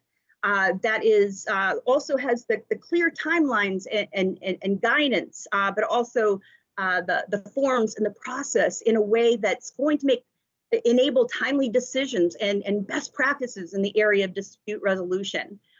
That's something that we're investing a lot of a commitment to enhancing this work, which is going to lead to positive outcomes in the indicator 15, which is mediation, 16, which is resolutions, and the due process overall written state complaint system. So we have that work going on. We're doing outreach with various stakeholder groups in the fall. This is definitely a year-long process, but that is one of our critical improvement activities. We're not siloed at Agency of Education, so we have the program team that I manage, that I lead. We're working bi-weekly at the bare minimum with our data team and getting data to be able to help inform the work that we're doing, the patterns and trends to identify needs in the districts. We are working on the data infrastructure and the personnel levels to support that infrastructure. Continues to be a top priority. We also have an interdepartmental OSIP determination work group with a project manager, where we have mapped out and planned out where by points we might be able to change practice for our next cycle of reporting and the next years after. So it's become an interagency effort and not just living on the special education team. And then we also learned that through this process, we did learn that the AOE, we can report data. We had some late data because we had a district that did not submit their data in a timely fashion. And so we were delayed in reporting out. And then we're finding out we can actually get partial credit. And during the clarification period in April, that we're able to upload our full data at that time. And then, as I have said in some of these other areas, just overall changes in practices. And Ms. then Keller. Sorry. Yeah, thank you. This is very interesting. I wonder, just in the interest of time, if we could allow a little time for board members to make inquiry of you. Board members, do you have any questions or comments for Ms. Keller? Just a comment. Thank you for your presentation and for laying out to us exactly what you're doing when results may not be what you had expected. And from a program manager standpoint, it certainly sounds as if everything is covered, right? You're going back over, you're looking for the data points that you need to, and you're hoping that the outcome is exactly what you expected and making changes if there aren't, and there's no shame in that. Thank you. How many employees do you have in your team, Ms. Keller? For the special program team, we're at 10. 10. And that involves the monitoring, technical assistance, professional development, and that's on the programming side. But we are working with data, we are working with finance, and we are working with legal on a weekly basis. Sure. And how many LEAs are there? We reported on 52 for this report. How often do you visit the LEAs in person? before COVID. Right now, we're looking at the, how do we do this virtually? Yes, but before COVID. Districts are on a 3-year cyclical monitoring cycle that is a pretty intensive desk audit review. If districts rise to the level of intensive need, they might require a site visit, or if they have ongoing noncompliance for a period of 3 consecutive years or more, that might warrant a site visit, or there might be something, quite frankly, that is so necessary that a site visit is needed. And that site visit involves all IDEA basic rights. At that point, that is file review, it's interviews, it's surveys with families, it's classroom observation. It's really getting into understanding the full scope of, are they ensuring FAPE in the LRE to those eligible children and youth with disabilities? So again, how many LEAs are there? What's that? How many LEAs? We reported on 52. So 52 LEAs, 10 employees, and they see you once every 3 years? They may or may not actually receive an on-site visit. They are monitored every 3 years. And that monitoring is they are submitting their materials through our GMS system, their data, their policies and procedures, their responses to self-assessments in some cases. Can you talk about training? How much training do you do? From on the actual monitoring piece or SPP APR? I just wanted to get clarity. I'm sorry. Any training for the LEAs on how they're to do their work? For this, we do training every year with Indicator 13, the transition piece. We are looking to message it more. I think one of the issues that we have discovered is that the training was never required. It was optional. This year, we're doing front-loaded TA. If we know that the district is going to be monitored coming up in a year, we're going to have that technical assistance and training in advance so that they're really fully prepared over a year or year and a half's time to get ready for their particular monitoring cycle. So that was one of the things that we learned, is that being able to offer tools and templates and training that will lead to compliance, it was not always a requirement. But now that we jump in here. Oh, go ahead. Bill, you have a question? Yes, I do. Your presentation has been compliance-driven, bureaucratic-driven, 17 indicators, 2 of this, 12 of the other, we're doing well or not doing well. Do you folks get the opportunity to talk about special ed treatment and what's happening with kids? And I'm just wondering how bureaucratically driven this thing is. Good question. We have a system of general supervision, and what I've just outlined to you is one puzzle piece of the full picture. This is just one aspect that we do.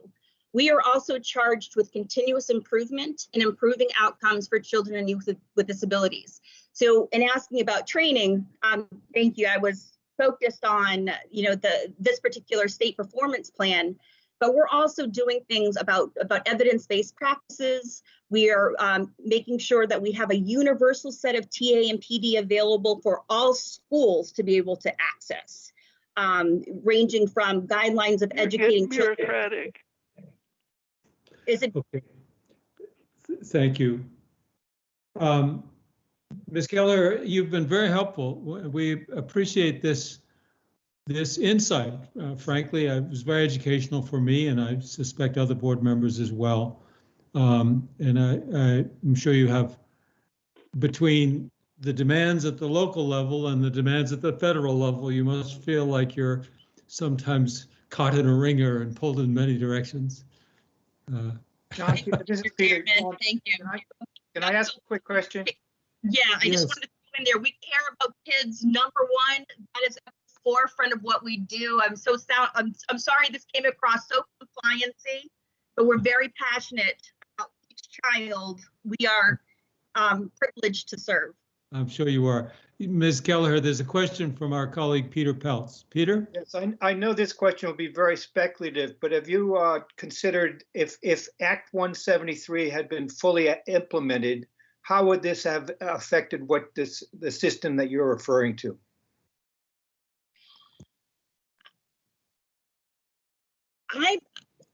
That is a great question. Given that maybe with the local comprehensive assessment system, some of the levers that have been identified through Act 173 could have better positioned our LEAs to be able to produce the information that's necessary. Funding is a whole other conversation around Act 173, but the SPP APR, we're ending our 6th year on a 6-year plan. And so how is Act 173 going to impact the next 6 years is the questions that I'm concerned about and would really love input in as we develop that and set our targets accordingly. So I'm not sure I have a clear answer for that, because this is the plan that was agreed upon by OSIP that we have been following, and the targets that have been set by stakeholder groups. And I wanted to mention that too. Our stakeholders have weighed in on those targets that were set. Great. Thank you. Thank you for your presentation and responding to our questions, Ms. Kelleher. It's nice to meet you. We hope you're always welcome back here. And we'll probably anytime you want to hear anything about SPP APR, please call me. as Act 173 rules move forward, I'm sure we'll have occasion to want to hear from you again. Excellent. Thank you again for your time. Board, we are a little bit behind schedule.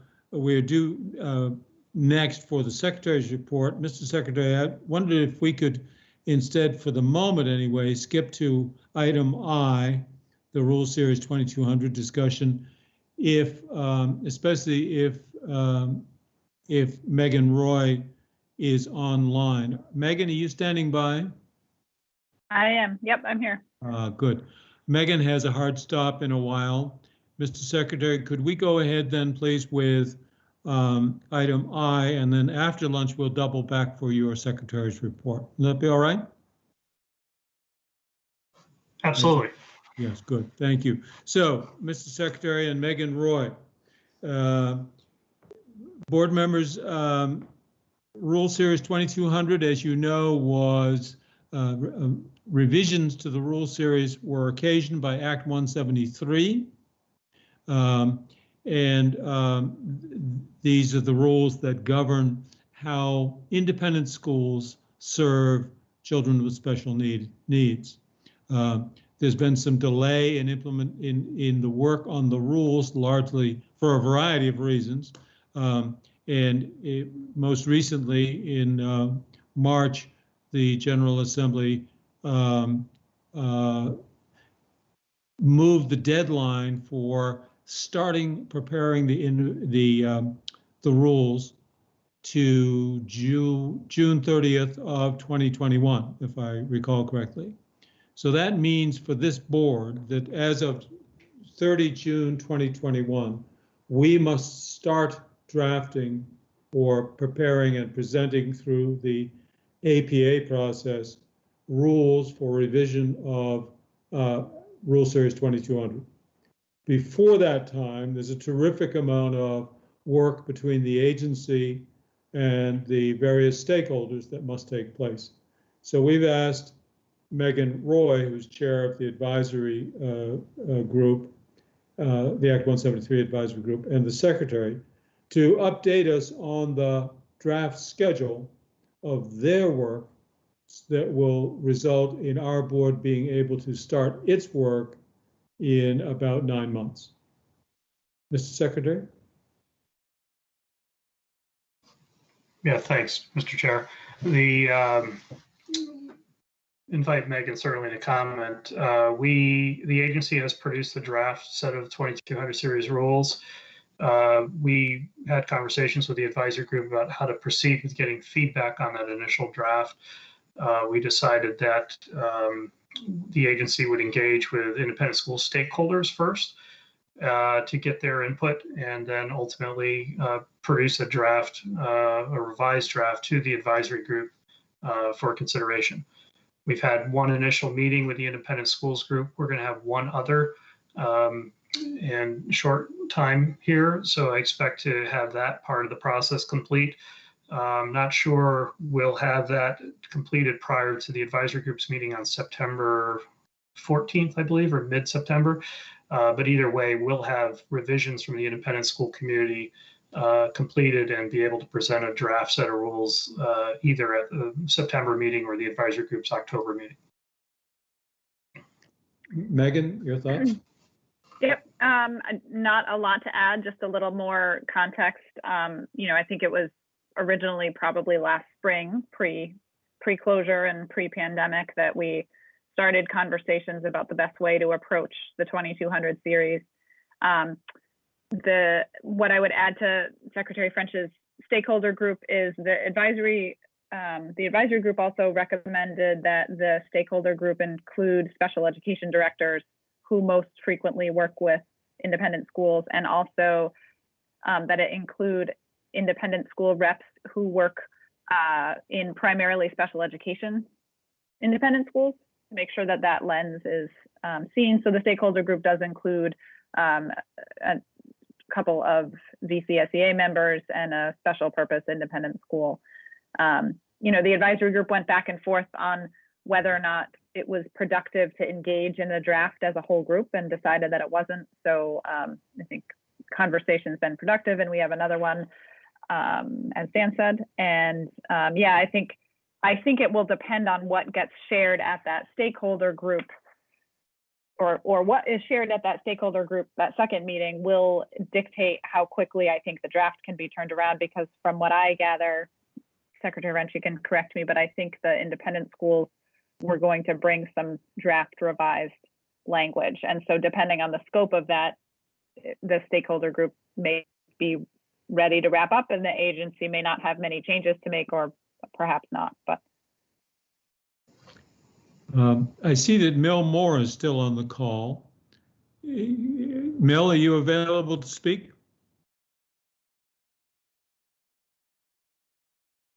I guess not. My question to you both would be, when will the board see a timeline that gives evidence that you will have your work complete and ready to turn over to the board not later than the 30th of June of next year? I think, to Megan's point, I think we can do that once we understand the magnitude or the feedback from the stakeholders that are soliciting or sending their feedback to us now. That can be a very simple turnaround. But once we can land on a delivery to the advisory group with the first draft, from there we can articulate out a timeline for you. When would that be? Right now, I expect to deliver a draft to the advisory group probably at its October meeting. I'm not clear. I'm just looking for a date when we will see a timeline. At that October meeting. At the board's October meeting? At the advisory groups. My thinking is, if we can produce a draft for the advisory group, at that point we can articulate out a draft timeline for the board as well. I think we would want to see the timeline having the endorsement of both the advisory group and the agency. Yeah, I think that's where I think the advisory group meeting is the context in which we can determine that timeline, as I said initially. So it's a question of getting the feedback, I think, right now, so we can produce this product for the advisory group. But once it lands at the advisory group, we can then produce a schedule. So we can plan on you making a presentation at the October meeting of this board. Of the advisory group. Okay, I'm only interested in when this board will receive the proposal. Right. And when will that be? We will produce a timeline. I don't know if this helps, but sorry. If the stakeholder group meets next week, the advisory group has a shortened meeting in September because it is only the second week of schools reopening. So we anticipated that the bandwidth of the group is not going to be high that month. So with a short meeting, we will know, I think we would be able to give a brief update and would be able to know whether or not the stakeholder group is going to need to reconvene. So I don't know, I guess I think I'm just elaborating on Dan's point, which is that our initial meeting was good. We revised the draft. I don't think there was a lot of discussion or recommended changes. And Mill, you can help as well since you're part of that group. But I think the intention was that independent schools may bring some additional feedback. So it really depends on how much and what there is to decide in terms of the timeline. I was just going to clarify, John. So once we understand the magnitude of that feedback and are able to produce a draft, which I expect we'll be able to do certainly by the advisory group's October meeting, I think then working with the advisory group, we can articulate out a schedule which would give you the date you're looking for. That schedule would include a date by which it would be delivered to the state board. Yeah, that schedule would. I guess I'm still trying to understand. It sounds like you would like to say that. Would you feel comfortable saying that at the November meeting of the state board, you folks will give us a timeline with all of the major milestones that for your work that will mean that you've presented to the state board by, say, May at the latest, your proposals, probably better April? Yeah, so to your question about November, yes, I think we can produce that sort of timeline for you. And I certainly, when to your point about October board meeting, I'm happy to provide an update on the progress of determining that schedule. But it also is kind of hard at this point because we don't know. I mean, from Megan's standpoint as chair of the advisory group, she needs to weigh in on how much process they're going to need once we're able to deliver a draft based on the feedback that we've received to date. Yeah, but my conclusion is this is well on track to be delivered on time. I'm not concerned about it at this point. Okay, well, that's good. You'll recall that in the 132360 rules, what was that, about a 12-month period that that it took from start to furnishing the board with enough information for it to finally make its determinations as to what the rules would say. I've heard it said by, I think, some of you that the Rule 2200 series promises to be quite demanding in its own right. We have about 9 months to get to the point where the board can begin APA rulemaking. That is to say, we've got to get done in less than about 9 months what took 12 months the last time. I think you're right, John, but I do think that this process will be facilitated, or I'm optimistic that it will be more easily facilitated given that there's a smaller stakeholder group looking at it, so it's a little easier. We're also looking at a much more substantive draft than the advisory group. When the advisory group first looked at the other rule series, the draft, it took a while to get a substantive draft. So there's lots of things different about this process that I think set us up well for being on track. But I think you're right. I think it will depend on, you know, just how close the members of the stakeholder group are in giving their feedback. And if it's very consistent, then I think the process can be relatively quick because the advisory group was involved in saying who would be on the stakeholder group. They're comfortable. You know, I think there's a lot of trust in that stakeholder group, but it does depend on how close we are. And then I would also just say that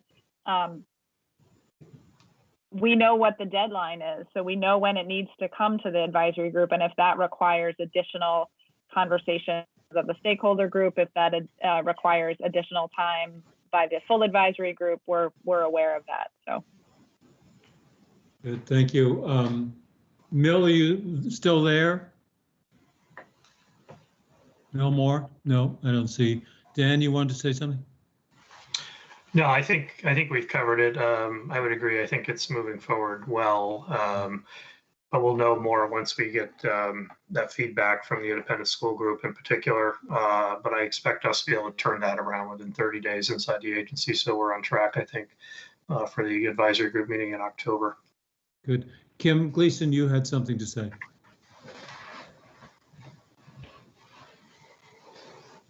Yes, I think among the things we learned from the last process was the value in sort of the charting changes and comparisons.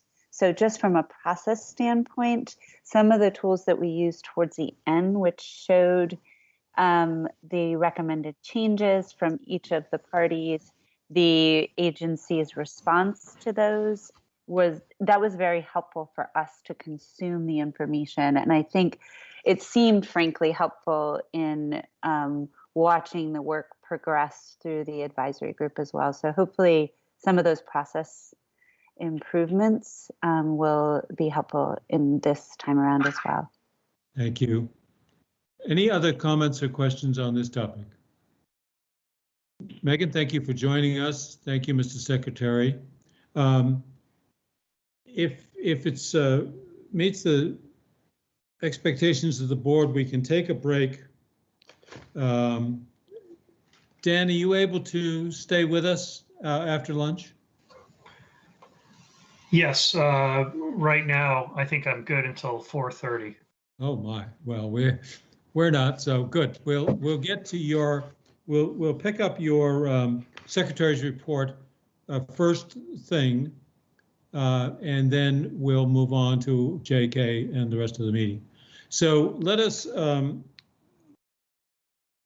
resume at 1:15 sharp, please, and we'll go from there. Thank you all.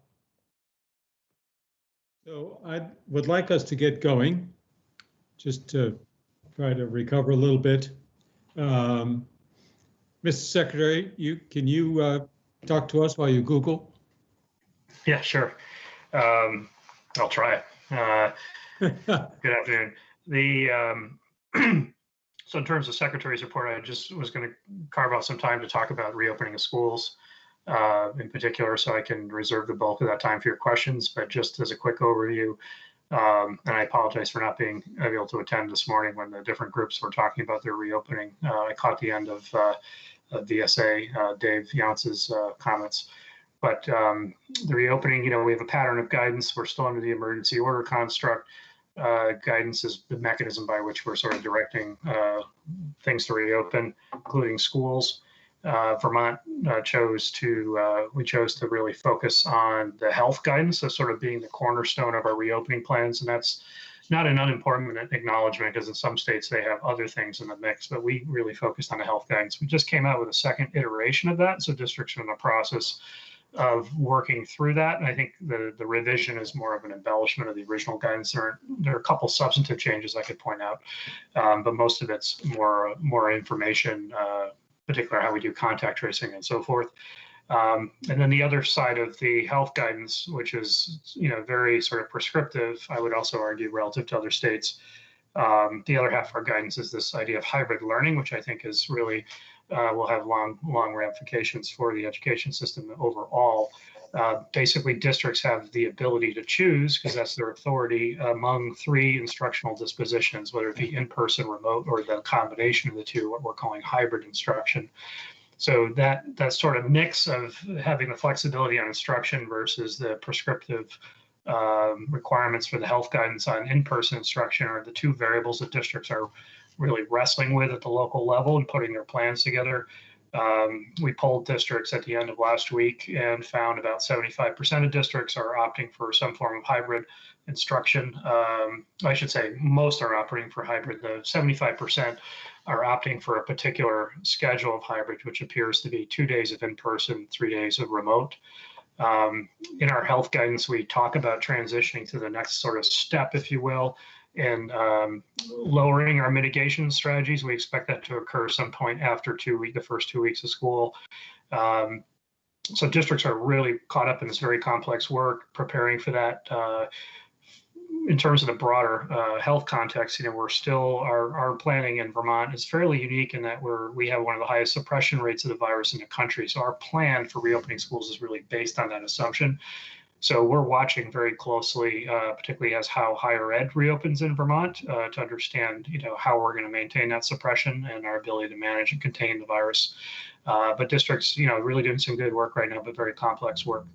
I think I'll end my comments there to leave most of the time for questions, but I would say another consideration we're moving into is obviously the financial ramifications of the emergency, which will be long lasting as well. Why don't I pause there to see if you have any questions on reopening? Board members, comments or questions? Yes, Kim.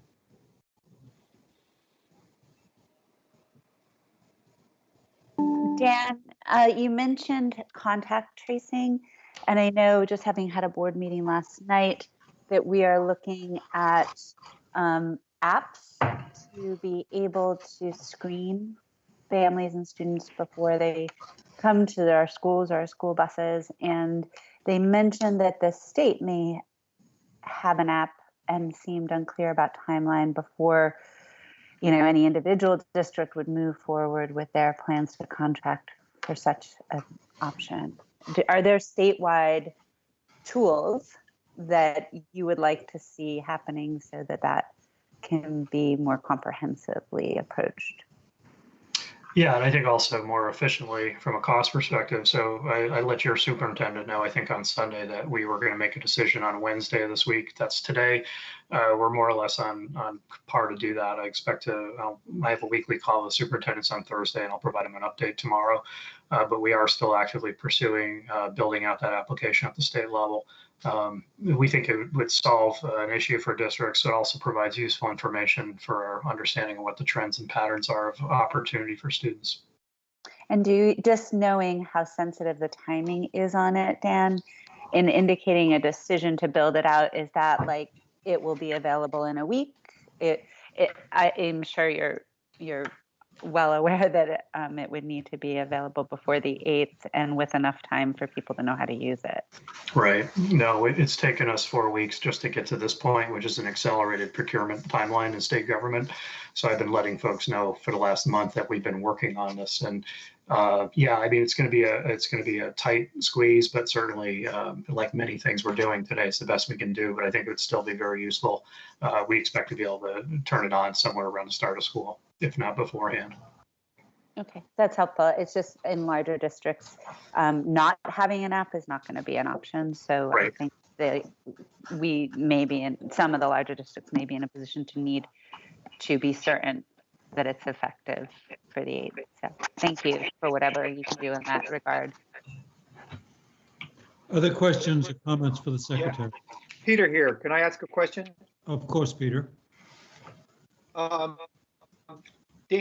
you mentioned nurses and whatnot. You know, it's been hard to secure nursing positions because they need to be had teacher certificates. I assume you'd waive that if you needed nurses coming into this. That's interesting. Music. Yes. Music.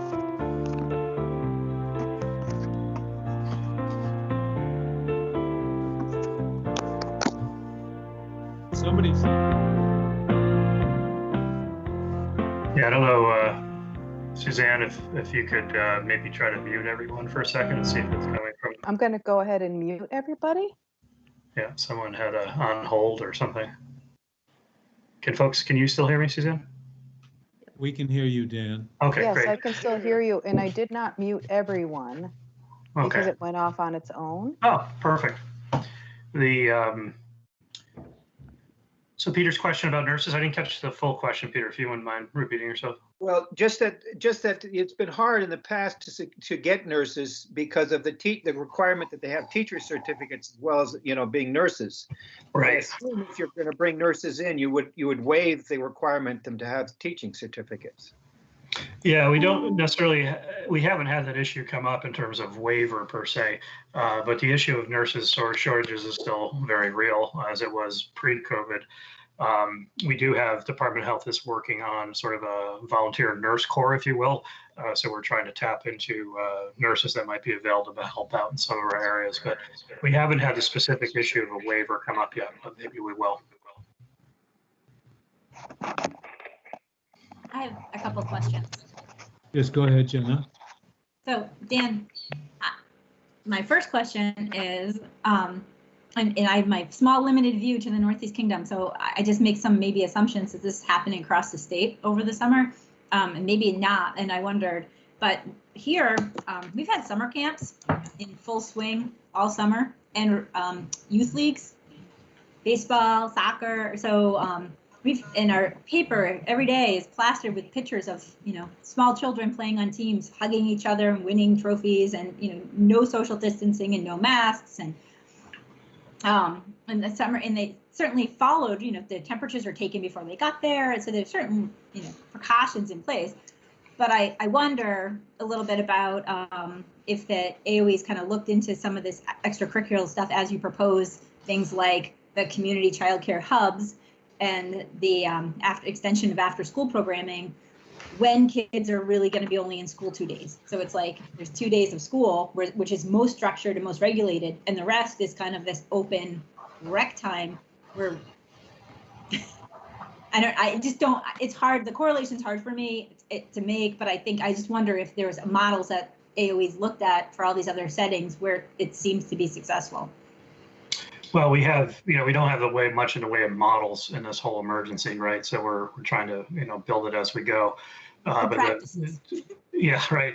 A couple issues. One is, it's important that we have consistency in our health guidance across different settings. So, when we were working on the sports guidance in particular, that was done in conjunction with looking at the recreation league program. So to ensure that the regulations would be comparable. But to your point, schools are much more regulated and able to control the environment more than most other settings. But we do, once again, we have a new need, and that's largely emerging from the hybrid learning approach, which is childcare, more significant perhaps than it was before the emergency. So we've created a proposal to build that out. It's going to still require locals to kind of piece together some things, but we are going to have to be, monitoring the ability for people to still do those basic health precautions. But one need sort of has trumped the other for the minute, but the health precaution issue transcends everything. And we're going to have to do our best as a society to really maintain that high degree of suppression, because that's what allows other things to happen, such as reopening schools. So it could be seen as sort of being counterproductive to one goal, but the goal was to provide some structured care. And we then have to ramp up our efforts to make sure that that's done safely in accordance with our health guidance. Thanks. So my second is schools that are on a hybrid plan, is anybody monitoring their progress in alignment with our health data? So, I mean, if we don't have outbreaks and this, it's looking good, is anybody going to be kind of nudging schools like, hey, maybe you should have them 3 days a week instead of 2, or maybe you should open? Yeah, the nudging piece. Yeah, nudging is a regulatory approach I'm unfamiliar with, but I think I think we have we have to embrace a certain amount of flexibility in our system, just because we have such diversity. We have a very diverse delivery system in Vermont relative to many states, but I would argue every single state has the similar approach of empowering locals to make these decisions. Vermont, is certainly on its own trajectory in terms of being a local control state. I mean, we are local controlled to the extreme in many cases. But our interest in imparting that flexibility wasn't so much based on acknowledging the local control, though important. It was just based on very specific logistic considerations of staff availability. Not all districts, even if we prescribe in-person learning as much as possible, we're going to have districts who are going to have difficulty implementing that due to staff not being interested in doing that stuff, staff feeling anxious about doing that, and so forth. So the interest in putting hybrid on the table, so to speak, from a regulatory perspective, was to allow districts to sort of navigate those issues and preserve staff availability, meaning that some staff might be more available for remote learning than in-person instruction. But I think, yes, we have, in terms of a nudge, we have, once again, a step level that's going to happen probably fairly automatically, assuming that we maintain the health conditions. But one of the rationales for delaying or creating a uniform start of school was to put some separation between the start of higher ed and the start of K-12. So firstly, let's open our colleges and see what the data shows from that. And then we'll open K-12, and step 2, which is the most restrictive, if districts do choose to do in-person instruction, it's the most restrictive from a health perspective.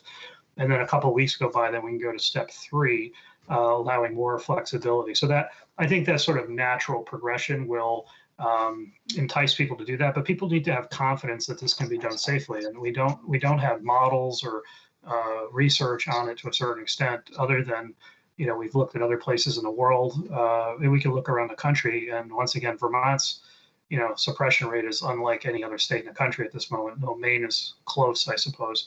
But we have examples across the country that aren't necessarily good examples. Of Texas, for example, with a positivity rate of 24% trying to reopen school. You know, Vermont has a positivity rate of 0.5. So, you know, there's strong scientific consensus that we should be able to reopen school, but we have to stay disciplined in our approach to the social mitigation strategies that allow us to do that. So I think that as people gain confidence, to your point, the nudge will come, because people will say, oh, look, we're able to do this, and we have the systems in place to ensure the safety. So hopefully it'll work. Very good. Are there any other questions? Just Sabina here. Oh, yes, go ahead. Now, I was just going to add, my concern was around probably the thing I hear the most in this area is around teachers that are unable or unwilling to go back into the school system, and around the substitutes that are already difficult to find, and whether or not that might be at the statewide level some place that AOE could support. And I'm thinking specifically around you know, waivers of licensures or anything like that for individuals that, number one, might be retired, or number 2, are in an industry that isn't up and really, you know, aggressively working, and whether or not that's one of those things that can be developed at the state level as opposed to at each district level. Yeah, I think the waiver issue, as already was mentioned by Peter and the nurse, is something we have in our toolkit. I think we want to see how the patterns unfold. I think, once again, the idea of putting hybrid on the table allows districts to more flexibly deploy staff, in particular to address the issue of staff who aren't able to work in an in-person mode. But for the most part, what we're seeing, once again, is that districts, I said that 75% of the districts we gather data on are going to a 2-day in-person, 3-day remote schedule. So I'm hopeful that will ameliorate some of the concerns around subs, because we have a childcare issue with teachers as well. If we're predominantly in a remote mode, that should address some of those initial concerns. But I think what's happening right now on the ground is that districts are finalizing their reopening plans. I say finalizing, some came out early with plans, are revisiting those plans, largely with parental feedback. Several other districts are finalizing their plans this week. So as those plans solidify, then the next step is to bring that out to staff. And you know, when I say bring it out, is to say, you know, who can do this, who can't do it, and start to do those HR sort of assessments. And that's happening as we speak. So I think we'll understand those patterns going forward. But I think from the state solution that we have ready is an issue of waiver. The state board, the Professional Standards Board, which controls licensing regulations, has already granted a waiver for teachers to be able to teach online. There's a separate license that's required to teach online, so they've agreed to waive that through December. And I think we'll probably have greater flexibility on that among the elementary license, which is K through 6 for general elementary, and then high school it's a little more challenging because we have specific content area of expertise and so forth. But we'll see how this plays out. But this idea of labor availability, if you will, is one of those critical issues that's going to inform, you know, the next couple of weeks significantly. Thank you, Dan. Sabina, you had a question. Yeah, so I know a lot of, with what's going on right now, people are focusing on the health aspect of reopening schools, and that obviously makes sense because it's the most pressing issue. But I wonder, is there anyone looking or considering at the long-term ramifications this will have on, say, the knowledge and the quality of education we're providing kids? Because I think it's definitely something we need to start thinking about, is like, obviously online learning did not work great in the spring, and a lot of students, you know, fell behind. And I'm wondering, going forward, is there like a group that's kind of thinking, okay, how do we figure out how to deal with this? Because, you know, you can't go 7 months without speaking French and then come in and be expected to be taking French 4. Like, there's certain things that don't work with what's going on right now. And I'm wondering if there are people that are, you know, looking at this, because Mr. Nicholson pointed out that, you know, there are going to be long-term education effects. And so I don't know if there's anyone looking at that aspect of, you know, reopening schools and not just the health aspects. Yeah, I mean, we certainly, we see that as, you know, the agency's one of our primary responsibilities to do that. But I think it's fair to say everyone's focused on the reopening, I would say from a health perspective, but just the logistics involved in doing that are fairly significant, if not unprecedented. But I think, you know, right now, right after we reopen schools and get that sort of set up from a social emotional standpoint for students, we then need to move pretty quickly into thinking about you know, how to assess the impact of the emergency on student learning and the student wellness, overall wellness. So that's coming sort of next as we reopen. So yes, absolutely. Okay, thank you. Thank you. I think we need to move on. We're behind schedule and we've got some people. Can I just Peter again, can I just ask another question? Difference between elementary and secondary. There's been more talk about how the elementary kids should be at school for a whole host of reasons. And what are you seeing on that front versus secondary? Yeah, well, certainly the science, if you will, points to us being able to more safely open the younger students. I mean, we have a considerable amount of evidence, I think, from the literature about how those students seem to be less susceptible to the virus or don't seem to be spreading the virus as much as adults. And I think also you partner that with our sort of educational prioritization to acknowledge that those younger students are in their formative years, if you will, their education, and priority needs to be placed on those students. So I think districts are working through that prioritization. But once again, I think the overall pattern now is still tentative in spite of our conditions. I think people are looking for the opportunity to first reopen and then build confidence that they can operate their system in this context. Thank you. I think we need to move on. We have folks standing by. Let's now take up item K. We'll come back to item J after we dispense with item K and L.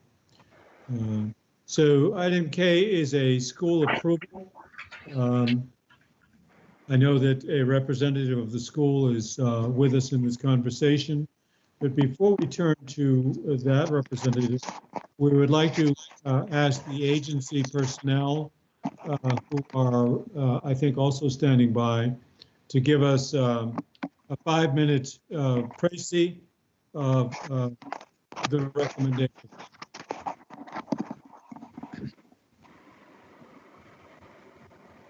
So who will speak for the agency?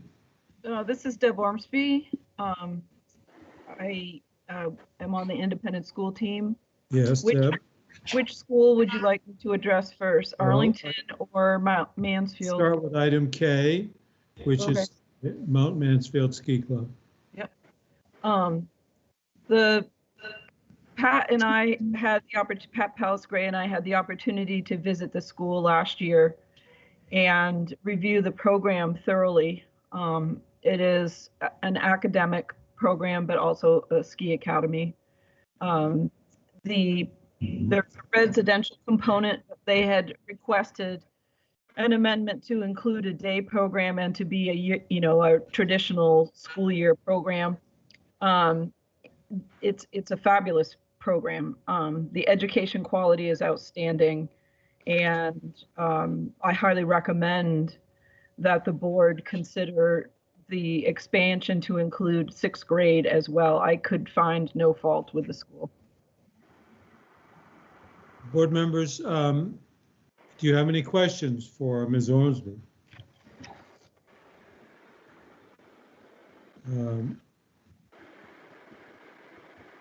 I see that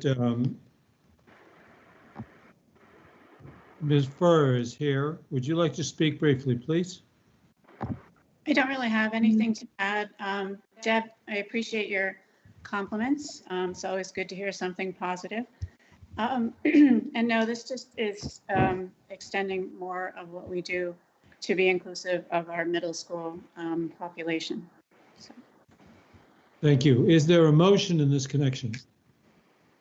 I move that we accept the recommendation of the agency to expand the grades covered to 6th grade day program for the Mount Mansfield Academy.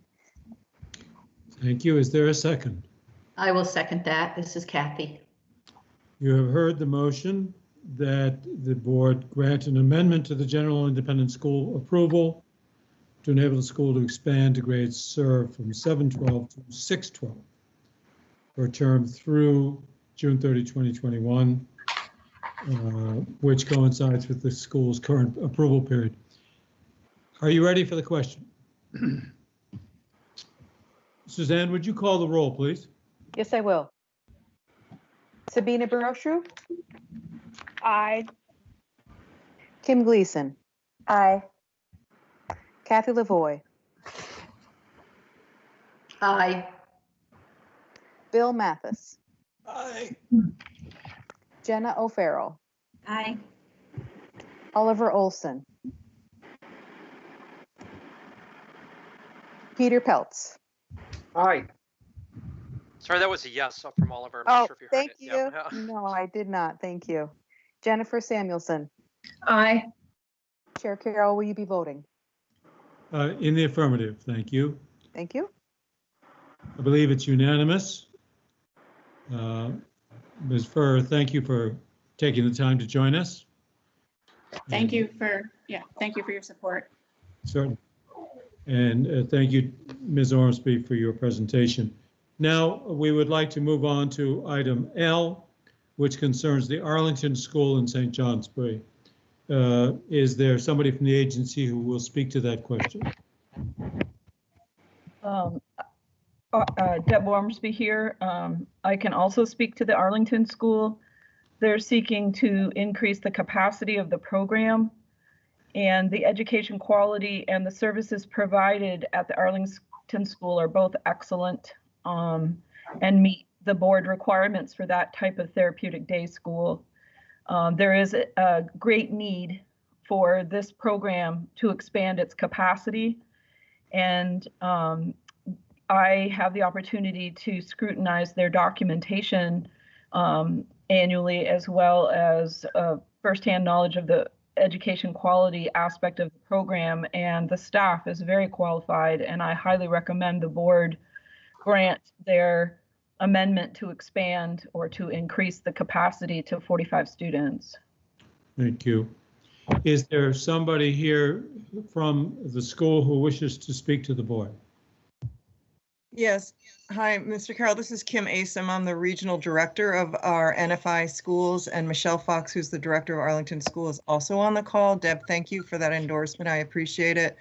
I'll just echo that one of the reasons that we requested to increase our capacity, our census, is because we have for several years now had a waiting list of students wanting to join us.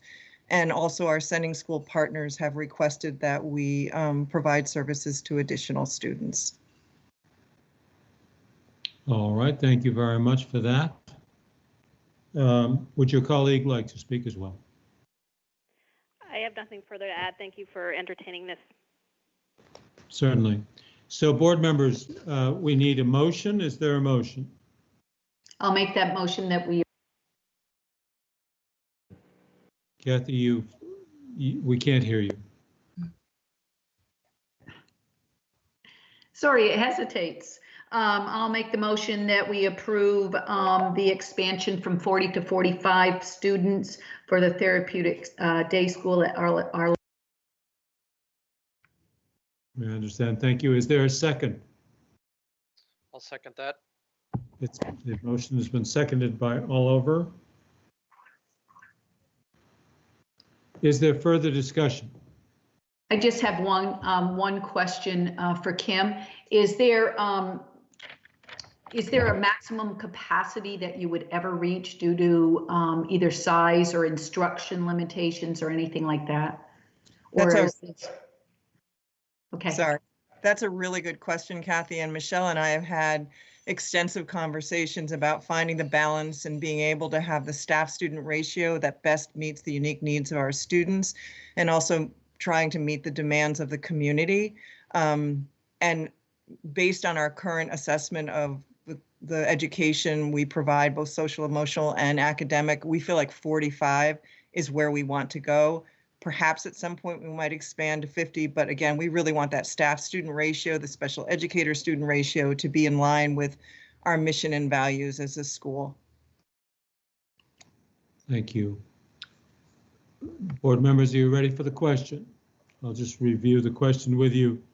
Grant an amendment to the general and special education independent school approval for the Arlington School in St. Johnsbury. Increase the maximum student enrollment from 40 to 45 for a term through the 30th of June 2021, which is coincident with the current approval period. Are you ready for that question? Those in favor will indicate by saying aye when the roll is called. Suzanne, please call the roll. Sabina Brochu. Aye. Kim Gleason. Aye. Kathy Lavoie. Aye. Bill Mathis. Aye. Jenna O'Farrell. Aye. Oliver Olson. Yes. Peter Peltz. Aye. Jennifer Samuelson. Aye. Chair Carroll, will you be voting? I am in the affirmative. Thank you very much, Ms. Ormsby and representatives of the school. We appreciate your joining us for this conversation. Thank you very much. Thank you. Thank you very much. Now, board, we can return to item K, which is, pardon me, item J, regarding the topic is called separation/divorce from a newly merged school district. Fairly colorful language, but I guess we all get the idea. We are expecting, I think, Donna to join us. Is that right, Mr. Chairman, Mr. Secretary? Yes, I'm here. Oh, Donna, there you are. Good. Thank you. Oh, wait, I wanted to be right. Donna will be here, yes. Hi, Donna. Hi. Donna, we are at your disposal. Please bring us up to speed. Okay, so I was asked to speak about the potential dissolution of union school districts, and I expect that the issue is on your mind because of what you've read or heard recently about the Southern Valley Unified Union School District, which is Reedsboro and Halifax. 16 VSA 724 sets out a process for the dissolution of the voluntary dissolution by the members of a unified union school district. That is a district that is responsible for pre-K through 12. And although it's been in statute for many years, I'm pretty sure that this is the first, and certainly the first in a very long time, of districts who've gone through this process. Certainly with the pre-K through 12 union school districts, but I believe also for other union school districts as well, high school and elementary school districts. So the process on a very high level is that if the voters in one town vote to withdraw from the district, that they have a vote initially. If that is in the affirmative, then the voters in each of the other towns that make up the district also vote independently whether or not to accept the approval. If it's a situation where there are 3 or more members of the union school district, then there is the possibility that the union school district could continue to exist even if one member withdraws. In a situation such as in the Southern Valley, because there are only 2 members, withdrawal by 1 member means that the union school district itself is dissolved entirely. So those votes have already occurred, both in Halifax and then last week in Reedsboro, and the voters in both towns independently approved the withdrawal of Halifax, which is the same thing as full dissolution of the Unified Union School District. We're expecting to receive notification, which is what the statute requires, of this second vote. And when the secretary receives that notification, he will, as required by the statute, then let the state board know. At that point, the statute has several items that it requires the state board to take, several steps it requires you to take.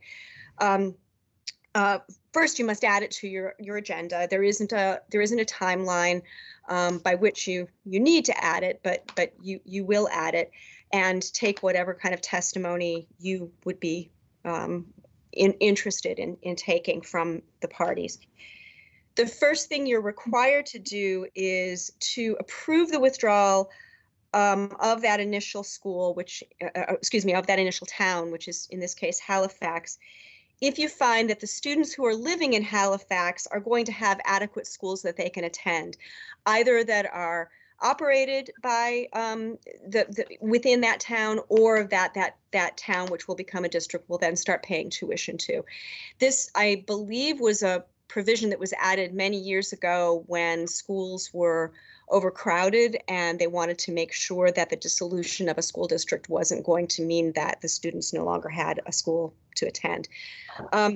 It seems to be the way the statute is written, it is really the only consideration that you make. You're given basically no discretion whether to accept or reject this vote. You are required, it is a shall, to dissolve that school district, or excuse me, to allow the withdrawal of that initial voting town, as long as you find that those students will have somewhere to go to school. The second requirement is that the state board must declare that withdrawal of Halifax to be effective as of the next July 1st, so July 1st of 2021. There is a provision that says you can delay it.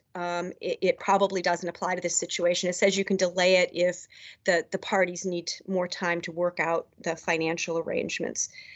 So I believe that when faced with this situation, you will be declaring that the withdrawal of Halifax is effective on July 1 of 2021. The third thing the statute requires you to do is to consider whether the Union School District is viable now that you have declared the member to have left. And as I mentioned before, when there are only 2 members, it is not. So the next thing you will be doing would be to declare that the Unified Union School District itself is dissolved again on July 1 of next year. The fourth thing that you need to do is to declare both of the town school districts to be reconstituted. And that's because the statute says that if you create a pre-K through 12 Unified Union School District, those underlying districts that existed before that merged to become that new Unified Union School District are automatically dissolved. So by force of law, by statute, those districts no longer exist. So if you're going to be declaring that this Unified Union School District is dissolved, you also need to be doing something proactively to recreate the pre-existing town school districts. So that would be the next action you take. The statute doesn't provide any guidance about what the timing of that should be, although it says that you need to dissolve things by next July 1. It doesn't say when you would reconstitute the old districts. And the experience that we have with the creation of union school districts would suggest that probably those new recreated town school districts will need to exist at the same time for some period of time, because they're going to need to get up and running. So, you will be able to choose whatever day you choose, because it's not set out in statute. But my guess is that, for example, you would say beginning on October 1, these town school districts are reconstituted for the sole purpose of doing what they need to do so that they can step into their role on July 1 next year when the Union School District has been dissolved. And then as your final action, all of these various declarations that you make during the course of your state board meeting have to be submitted to the State Board of Ed, to the Secretary of State, to the town clerks of both of the towns, and to the clerk of the Union School District. So, it's fairly cut and dry, unlike the situation where school districts were coming together to form union school districts, where you were a very active participant and asked many questions about what it meant and what it could mean in the future. The dissolution process is much more restrictive about your role in the process. If they're getting divorced, are they planning on marrying somebody else? And if they have the capacity, do we know this? All of the information that I know is that they are not intending to do that. It is that they would like to be their own town school districts again. Operating. Well, prior to merger, they each operated pre-K through 8 and paid tuition for 9 through 12. I know that there has been and I know this mostly from reading newspaper reports, that there has been discussion that one of the towns, I believe it's 6th, 7th, and 8th, is very, very small, and whether or not those students would start to attend school in the other town while they were a unified union school district, they would need to have a separate vote of their electorate to actually close those grades if they become a town school district. So if that smaller town did decide they want to start paying tuition for 6th, 7th, and 8th, there would need to be a separate vote of the electorate. Donna? Yes. Chris, is there a clear roadmap for the mechanics of related to the establishment of the new town school district, such as, a special election, the number of board members to start with, decisions around whether you have 3 members or 5 members? Is that all laid out somewhere in statute, or is... There's nothing specifically for this particular kind of situation where a pre-existing district is being reconstituted. And as I said, there hasn't been experience in this, so we don't even have experience to rely upon. My expectation is that we'll be asked to comb through the statutes and give them guidance, just from other areas of the statute, and I expect that they may also have certain ideas in mind, since it hasn't been that long. It wasn't that long ago that they were a town school district, so they might already have ideas about how many board members they would like to have. One other thing I'll mention is that Will Senning, who is at the Secretary of State's office, he's the chief of the elections division. He's been extremely helpful in all of these activities. He and I have been working together to try to provide them as much guidance from both of our perspectives as possible, and I expect he'll be involved in the future as well. It seems, Donna, it seems to me that for the meeting at which we consider this matter, the central and frankly only question will be that students in the withdrawing town or city will attend a school that is in compliance with the rules adopted by the state board pertaining to education programs. So that will be, we will need to establish that to our satisfaction. I wonder if you have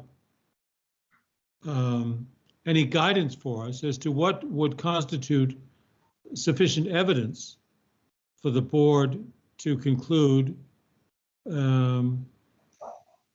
that this test is met.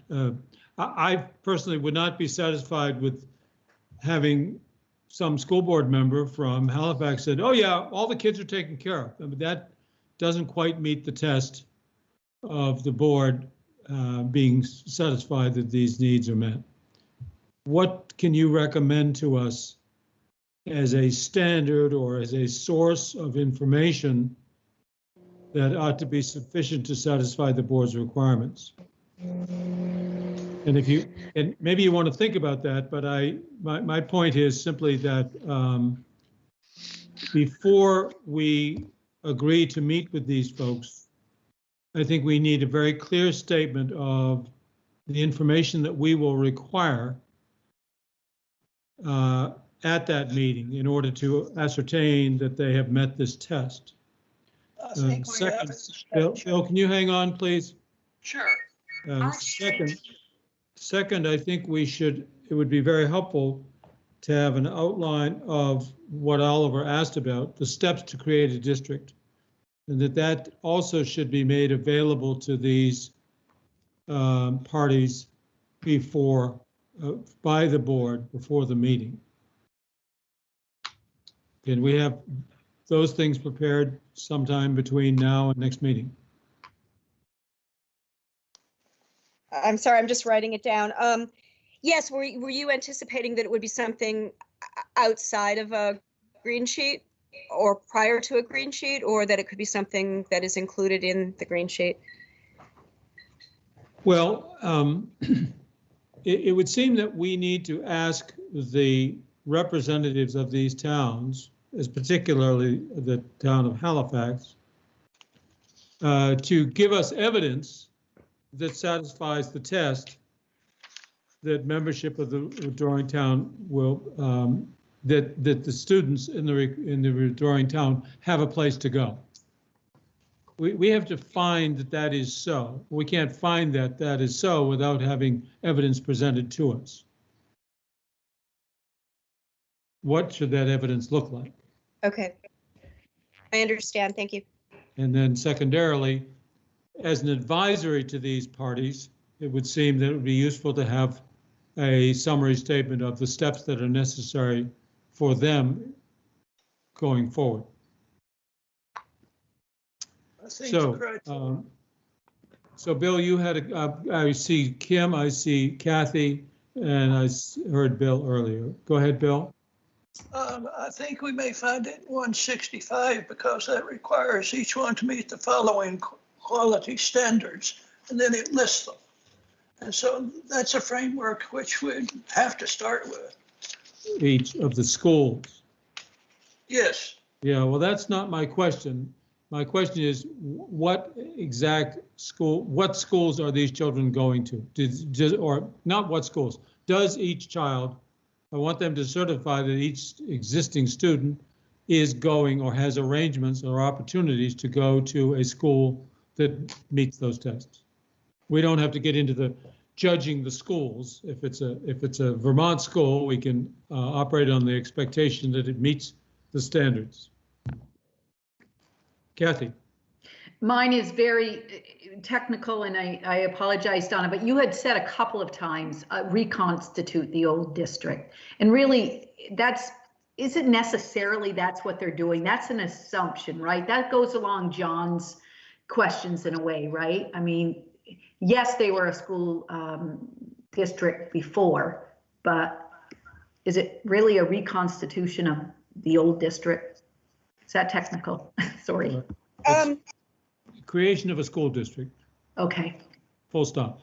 And it will, excuse me, it will be a town school district because they are not going through a process to become anything else. And they were a town school district before. Yep. Kim?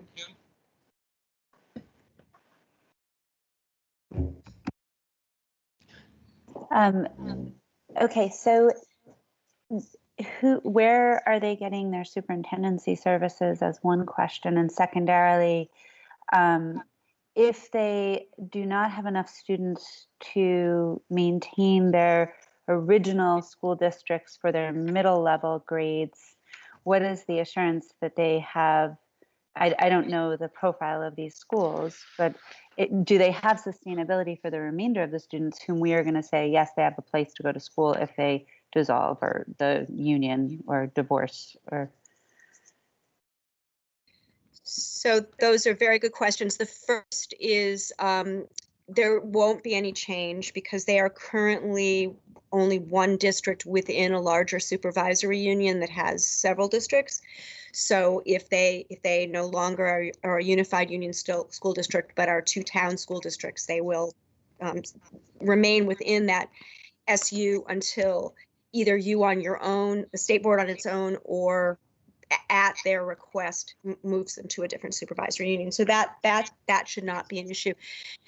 As far as their sustainability, that's a very, very good question, and that might play into what the chair was asking. One of the town school districts, or excuse me, that the school that is currently in operation in one of the towns in this unified union school district is very small. They both are very small. They are pre-K through 8. And one of the ways that as a unified union school district, they were thinking of dealing with the fact that there's a very small peer group for this age group of kids was to have those children attend the school in the other town within the unified union school district.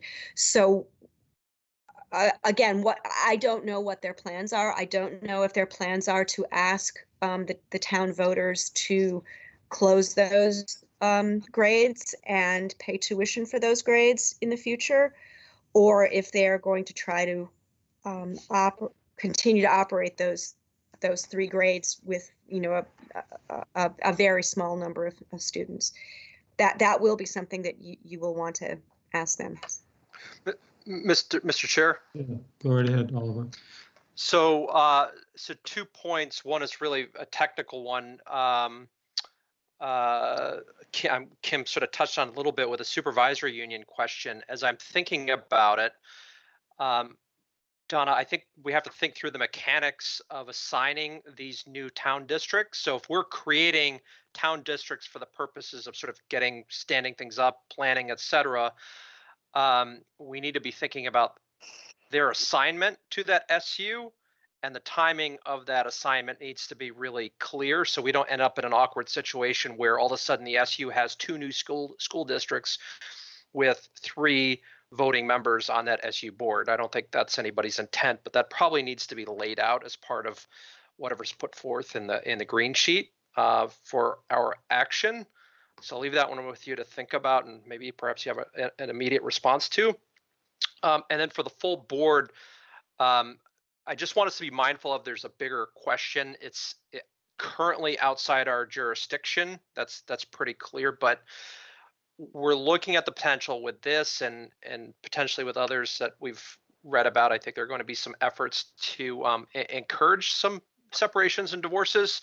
We need to be mindful of the possibility that we may have other situations come before us that essentially sets up a scenario where we're creating more small districts, which is in conflict with the original purpose of Act 46. And that speaks to a broader sort of question that I think it obviously needs to be answered by the legislature, but we should just be mindful of as we move forward.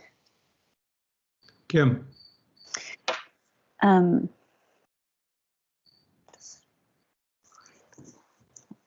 I still muted? No, you're not. You're good. Okay, thanks. It takes forever for it to pop up for me. I apologize. But so it is remarkable to me how little responsibility we have for the resulting equity or inequity of educational opportunities when we dissolve these marriages or then send them on their way. So it sounds as though we have somewhat limited capacity to challenge that, and yet it seems we are then assigning these tiny districts at expense, minimally the expense of an audit to these SUs. So it is really shocking to me that the law provides so little opportunity to enforce the original unifications for the reasons that they were unified. I mean, they provided, and we looked at data and sustainability and educational opportunities for students to include those in the middle schools now that they have no peer group. And that's just peer group. That doesn't say anything about whether or not they're offered language or algebra or any of the other opportunities that could be afforded in a larger peer group, a larger setting.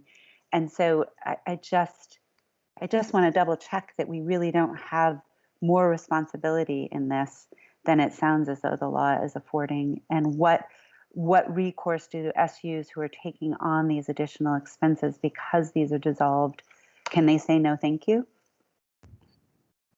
Well, they are now a member of a supervisory union. But that's an extra audit minimally, not to mention the work of an extra board meeting. And we know that these SUs weren't efficient. But I don't think we have to assume that we reassign or assign. Taking no action, they remain part of that SU. Is that true? No, but Kim's point is valid, Mr. Chair, and that is one district now becomes two. So the work of the superintendent is now doubled in terms of board meeting attendance, and also now there's, instead of one audit, there's two. Understood.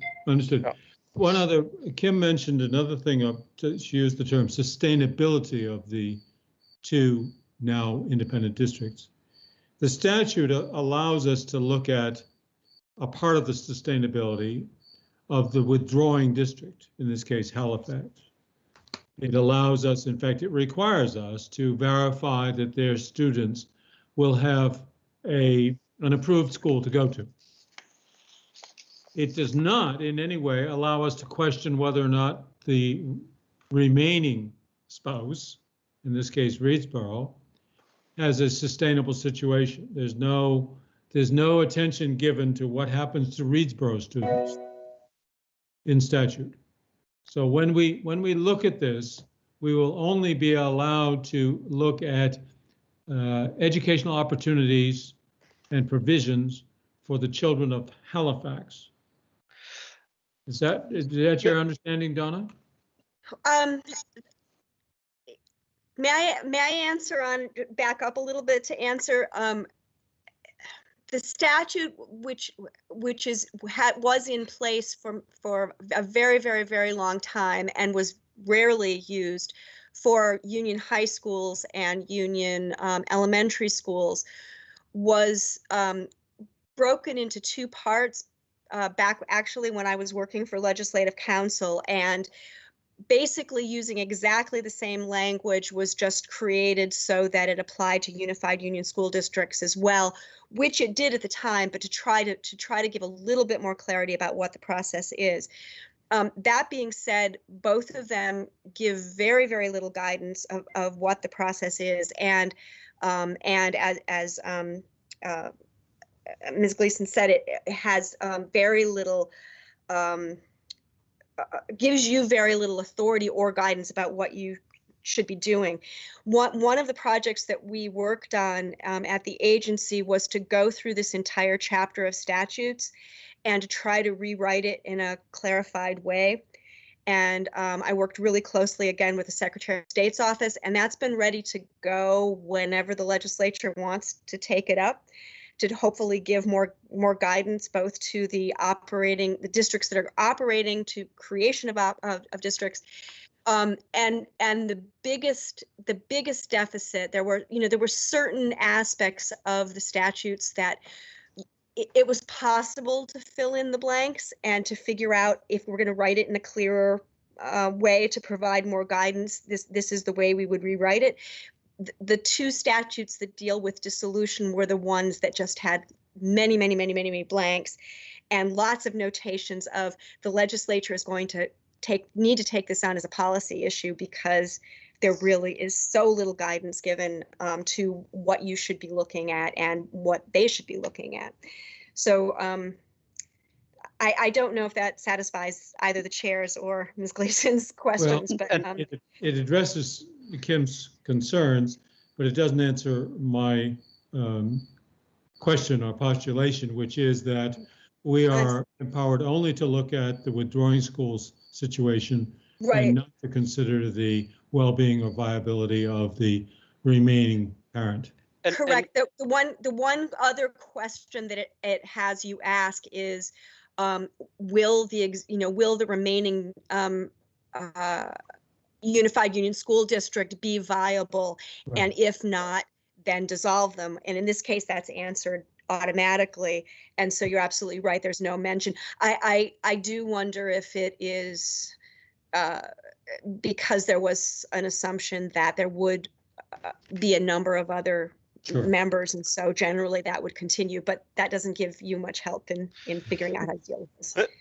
Mr. Chair, I just want to, you made a comment, and I want to go back and pick it apart because I think it's inaccurate, and I want to make sure we're clear on this point. And you use the word sustainability, that we need to look at the sustainability of the withdrawing district. And my reading of the statute is that I borrowed Kim's words. Oh, okay, but that's not not part of our purview. None of it. Exactly. All we can look at is, do those kids have a school to go to? Exactly. Okay. It's a very, very narrow test, and my request of Donna is to give us an idea as to what evidence would meet that test. Hearsay, opinion, or how about some evidence of enrollment availability, or some document from a receiving school that says, yes, we can and will accept these students from the withdrawing town, something like that. We need to, what we want them to present to us as evidence. And then we'll let them know that they need to have that evidence before they come to see us. Can I ask Donna a quick question, please? Peter here. Yes, Peter. Donna, was Stanford part of the union when with the other two? Stanford was one of the voting districts. It voted not to merge, and as a result, just the two districts that voted to merge became the new unified union school district, and Stanford remained on its own. Thank you. But I think we can leave it there. Wait, may I ask a question? Yes, please. Jennifer. And I'm new to this, obviously. Did they originally decide to merge and now they're wanting to dissolve? So this is not an Act 49 merger issue. Because I'm just wondering, what are the implications for towns or school districts that were force merged through Act 49? Good question. You are correct. These two districts, the two pre-existing districts merged to form this district at the same time that Wilmington and Whitingham merged to form Twin Valley. It was what was called a side-by-side merger, and by doing so, it entitled them to certain tax rate reductions as a transitional help, and as well as perpetual annual small schools grants. So they were part of the general Act 46 process, but because it pulled in earlier acts, and that happened to be Act 156 of 2012. And I think that you're absolutely right to be thinking about what might happen with those that the state districts that the state board created. The statutes as currently written, excuse me, my battery is running low, so I'm going to try to speak really quickly and then run upstairs and get my my cord.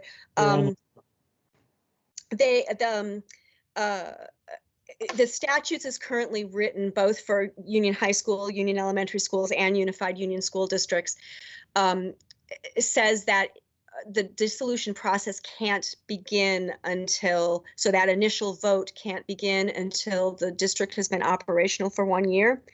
Those districts that the state board created have technically been operational now for 1 year. So that is an issue, and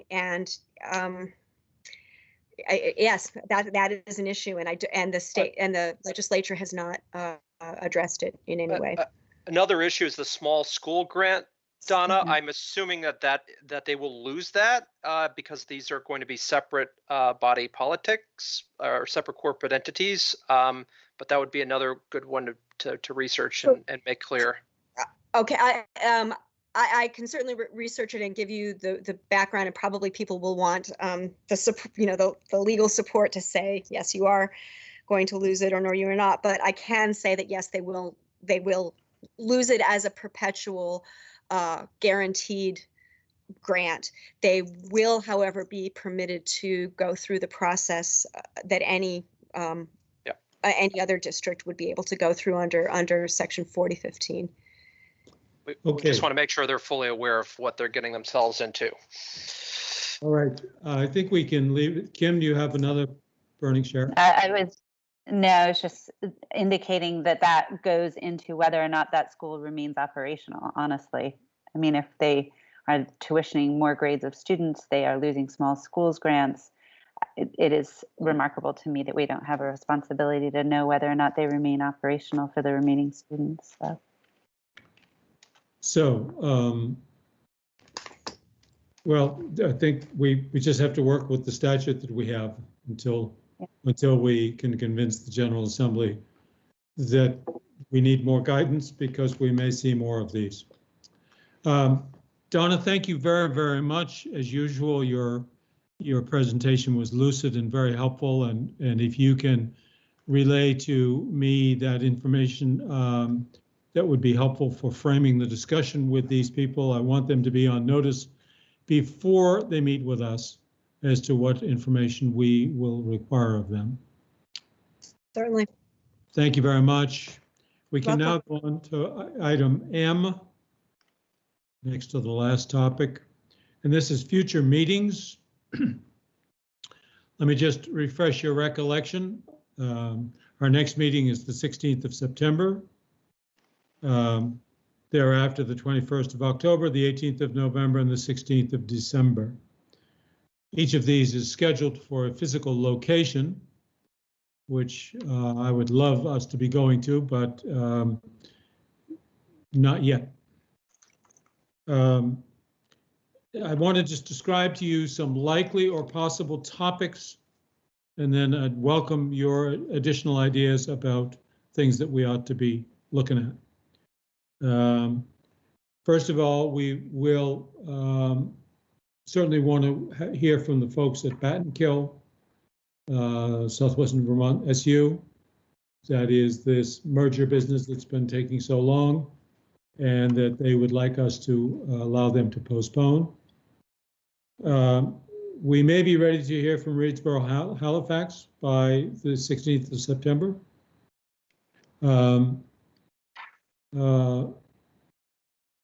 We would like to, talking with Emily Simmons, she would like to brief the board on some of the issues that have been raised during our hearings on 1300 and 2360.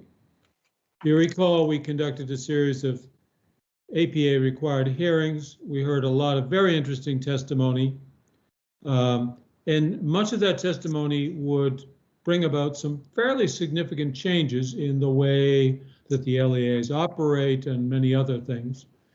And she could, I think, correctly discern that the board was pretty impressed by some of these proposals. So I think Emily wants us to understand, if I understand Emily correctly, she'd like us to understand some of the scope and policy consequences of what we're talking about, what is being proposed to us. And that is, I think, frankly, up for consideration in any final revisions that we might make to 1300 or 2360. So I think it would be very helpful for us to get, we're not close to making any of those decisions. The public comment period does not end until the 31st of December because of the pandemic. But we will need to move rather quickly when the public comment period is over and make any revisions we wish to the draft of the rules. So Emily is, I think, quite wisely suggesting we need to start thinking about some of the implications, cost-wise, staff-wise, otherwise, of some of the proposals that we heard. So that's a conversation, a briefing I would like to make time for quite soon. The whole policing issue has raised for many of us concerns, And it seemed like a worthy time to maybe update ourselves on school safety and the role of school community officers. I'm making no judgment, only to say that it's an issue, it's a topic out there. Some school districts in our state are revisiting that whole question. And so the agency has at least one staff person who's pretty close to this, school safety officer, who we would invite to brief us on community resource officers, how it's worked, what the current state of thinking about them is. Not that it's something we do anything about. I don't believe we have any authority over the matter, but it is a matter of public interest. And sometimes, as we did today at 10 o'clock, we have conversations with people about what's going on in education in Vermont, not because we have authority to do much or anything, but rather because that's our convening role. That's our role where we can bring people together and sponsor public conversations that others will find useful and maybe able to act upon. A related topic or another topic is post-secondary institutions. This is triggered by the Marlborough College matter. And I don't think it's imminent that Marlborough College will be seeking authority. The newly constituted Marlborough College will be seeking authority to operate in Vermont. I think it's a couple, maybe we're told, maybe a year or two off. But it seemed like it would be worthwhile having the board brought up to speed on what the role of the agency is and what the role of the board is. And by the way, the board's role is quite limited in the approval of a post-secondary institution to do business in Vermont. And then we will want to take a look at what it's going to take to get. We want to stay in touch with the rulemaking series 2200 as well as 1300 and 2360. And finally, you heard the secretary speak about, I don't think you used the term outmoded, but rules that are no longer applicable or relevant, or and I have asked Attorney Simmons to give some thought to a briefing for the board about the rules that we have that are outdated. You know the rule is outdated when we refer to the Commissioner of Education. That's your first hint. And there are tons of them like that. And frankly, I think it ought to be an embarrassment to this board that we allow our rules to become so outdated. They're virtually antique. Now we tend to focus on the rules that are most pressing, and we've done a good job with the 1360, the 1300 and 2360. We will do a good job with the 2220. But there are a whole bunch of other rules that aren't screaming for attention, but do need our attention. So one of the conversations we might have is, how do we build into the board's operation a systematic review of rules and a systematic updating of the most significantly out-of-date rules we have? And there's a lot to choose from. Emily could give us an overview of that. And this might be part of our work plan for 2021. Those are just a few of the ideas about things that we ought to be doing in the next month or two. I welcome any other topics that you think we ought to be paying attention to from any of you. Yes, Kim? Is the September meeting a retreat? Is that a 2-day meeting, or are we postponing the retreat?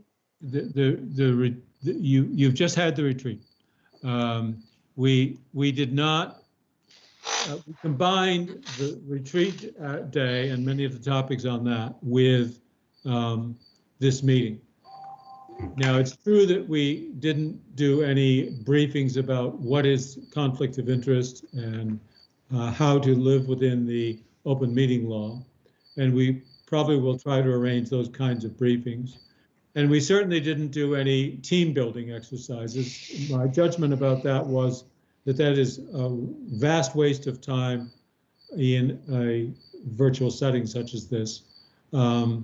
So we made the decision to kind of scrub the retreat, except to retain some of the broad and general informative elements, combine them into this meeting, and some of them get spilled over to the next meeting. So there is, at the moment, no intention to have a, quote, separate retreat.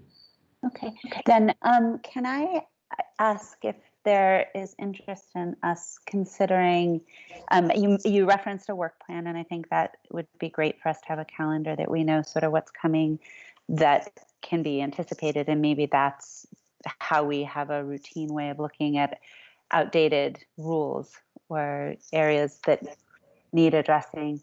But also thinking about, well, certainly getting a broad brush on school resource officers, I'm thinking more broadly about our board learning together on implicit bias and anti-racism training as a policymaking body for the state on education matters. And I know there are many resources out there and many association type boards approaching this, and if that is something that is of interest to the board and you want me to find some resources to put us in touch with, John, I'm happy to do that. Well, that's a good question. What is it you're asking? You mentioned resource officers, which is on the agenda for next month.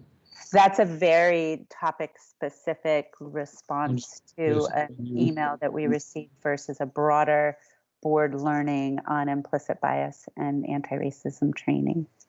So you're talking about training or a workshop of some sort? Yep, for our board. Board members, do you have any thoughts about that?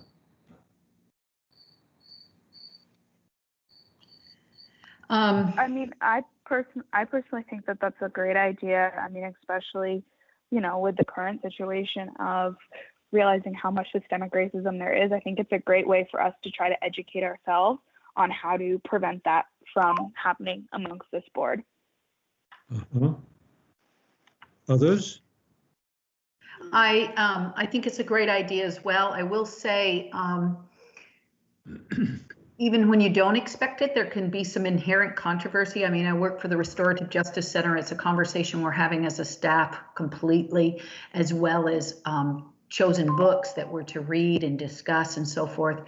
And it gets really difficult to always feel as if you have a speaker or a book or a program that isn't really biased one way or the other. We're having a tough time finding a conversation that isn't doesn't get really political quickly. So that's all I would say. The training is absolutely wonderful. The books that are out there, there are many that we could be reading and discussing. It just sometimes gets a lot ickier than we thought it might, which, right or wrong, right? I'm sorry. I would just note that the agency had made available to many of its employees, and I participated in an implicit bias training that was provided by another entity of state government. Dan, do you happen to remember or know? I said, in fairness to you, I don't think you were a secretary at that time, but there is, there's a, we have forgetting the name of the entity that provided the training, but it was a state-sponsored training for, it was 2-3 hours for state employees. Something like that, I think, is probably reasonably free of political bent. Yeah. It is focused. My experience was that it didn't seem political to me, and anyway. Other thoughts about this? Kim, were you thinking of something like an existing? We use the term implicit bias. That's a term of art that's associated with a certain kind of training. Mm-hmm. Is that what you have in mind? Yeah, I don't know specifically. That is among the resources that I know the VSBA has sent out links to some resources. They, the VSA, VPA, are doing a collaborative training among their staff, and the VSBA board will be doing board learning around implicit bias and anti-racism and equity matters. So I know that there are a few local, as in the state, facilitators who offer this type of training. CQ being one of them. There's a few of them out there, and probably not easy to get on schedules right now, but I'm certainly willing to figure out what the menu of options might be and share that with you, John, and see what amount of time and resources would be necessary. Yes, please do. And if you don't mind, touch base with somebody with better memory and longer institutional memory than Dan at the agency. I'm trying to think who it would be, to find out who did the training for the agency. It was with the CAPS program with the state. Yeah, it's our Department of Human Resources. Okay. So we have a professional training wing. All right, thank you, Suzanne. There's the institutional memory. So maybe you could find out about that program also, among others that you might take into account. Sure. It seemed pretty well targeted to middle management folks. It seemed to be sort of endorsed by the state. And certainly, if anybody was paying attention, there were things to be learned. Well, and I'm sure also our environment currently is quite different. And so if the state had done something currently, I think that'd be helpful to look at. And in addition to just be taking a broader look at this, so we learn together where we come from as we take up these issues in our seats here at the board. So that'd be helpful. Yeah. And then the other thing I just wanted to update folks on is so grateful for Sabina's work in trying to get a student network of voice into our conversations. And I think that will have a great legacy. And I've appreciated the chats I've had and been able to listen in on with the work they're doing. The young woman, Addie, who had emailed all of us about work on curriculum and anti-racist changes to curriculum statewide and getting student voice into those conversations. She also has been collaborating with Sabina and working from that larger group of students interested in that topic. And she continues to do that. And I think she will have the opportunity to connect with Susanna Davis, who is the governor's appointee, a director of equity. And I'm going to get her title wrong. So, but I think that they are just hoping to have authentic student voice in these conversations as local communities are looking and school districts are looking at changes to their curriculum, and they're trying to share best practices on what's happening in each of their own schools. So I hope that these folks were in close touch with the ethnic studies group that we. She had been and hadn't heard back. But certainly has reached out. Would you push that, please? Because that's the locus of where we are going to be getting guidance on curriculum to reflect ethnic studies, and so that seems to me to be the place to be going and getting student voice into their work. I checked that list, and there is, I think, one student on that working group, and I had the opportunity to just listen in on the group that Addie had convened, and they were really allies in the anti-racism work happening in schools, and they were sharing some of their ideas for things they might be able to do. I know she's reached out through principals and superintendents and is looking to sort of grow those who are interested in this topic to even share what they're doing that's working well and those things that they might think to share and do in their own districts. So she's approaching it from a lot of different angles, and I'm grateful for any time we can get student voice into the body of work that is happening around education. We're lucky. So I will certainly ask her to follow up with that group, and I'm just lending support where I think that I can make them, help them have connections that will get them to where they're going. So. Good, thank you.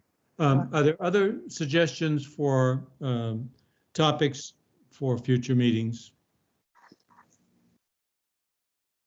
Well, I'm sorry? one thing, Mr. Chairman, is I think we're going to be quite busy with what is on the plate. And I'm just worried where we would find time. I mean, Well, today we just broached a new issue of assessment, evaluation, school evaluation, and so forth. And that's an important issue. And that needs to be somewhere on the agenda. All right. All right, any other comments?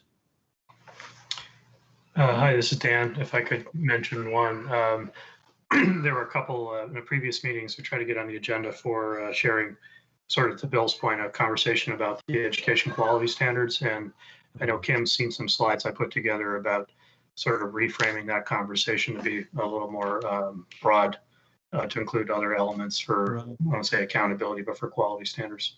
So Right, I think that, on that. yeah, we haven't seen it. Never got to, right. Yeah. But if the boards, I mean, I think it's to Bill's point, it's intimidating to think about the amount of work in front of you as a board. But this issue of the quality standards, I think, is the core essential piece of a lot of the regulatory framework, and it's worthy, I think, of our time to take a look at. Yeah. The other one I put on your radar is remote learning. I think this is uncharted territory. I mean, a lot of we've seen the regulations we've employed, including waiver of attendance, calendar days, and so forth, are running into sort of this modern trend that's emerging. It's been enabled essentially through COVID. So it'd be worthwhile just to monitor that and anticipate perhaps new regulation to ensure the equality and equity as that rolls out. I would hope that the Vermont Virtual Learning Collaborative is front and center on this whole discussion, are they? Yeah, absolutely. We've expanded their platform, and it includes professional development, and we'll have good metrics coming out of that. So I think we have the data captured. You know, we'll be able to capture the data on the trends, but I don't think our regulations. I don't think we have regulations on this topic, and it's probably one we want to monitor as we go forward. Sure. Okay. All right. I hear some school children in the background. Maybe that's a signal to us that it's time for recess or adjournment. Are you ready to adjourn? Is there a motion to adjourn? I move to adjourn. It's been moved to adjourn. Is there a second? Second. Unanimous second. Thank you all for this meeting. We don't have to vote. We covered a lot of ground. We moved at a pretty fast pace. Thank you all for this. Angelita and Jennifer, we're very happy to have you with us. I should think this was a little bit like, as they say, drinking from a fire hose, taking on an awful lot of information, some of which must have seemed somewhat strange. But we're very happy to have you with us. You put us at full strength, which is just terrific. So thank you all. We'll see you on the 16th of September, and I'm happy to hear from any of you at any time along the way. Thanks so much. Thank you. Bye-bye. Thanks, everyone. Bye-bye.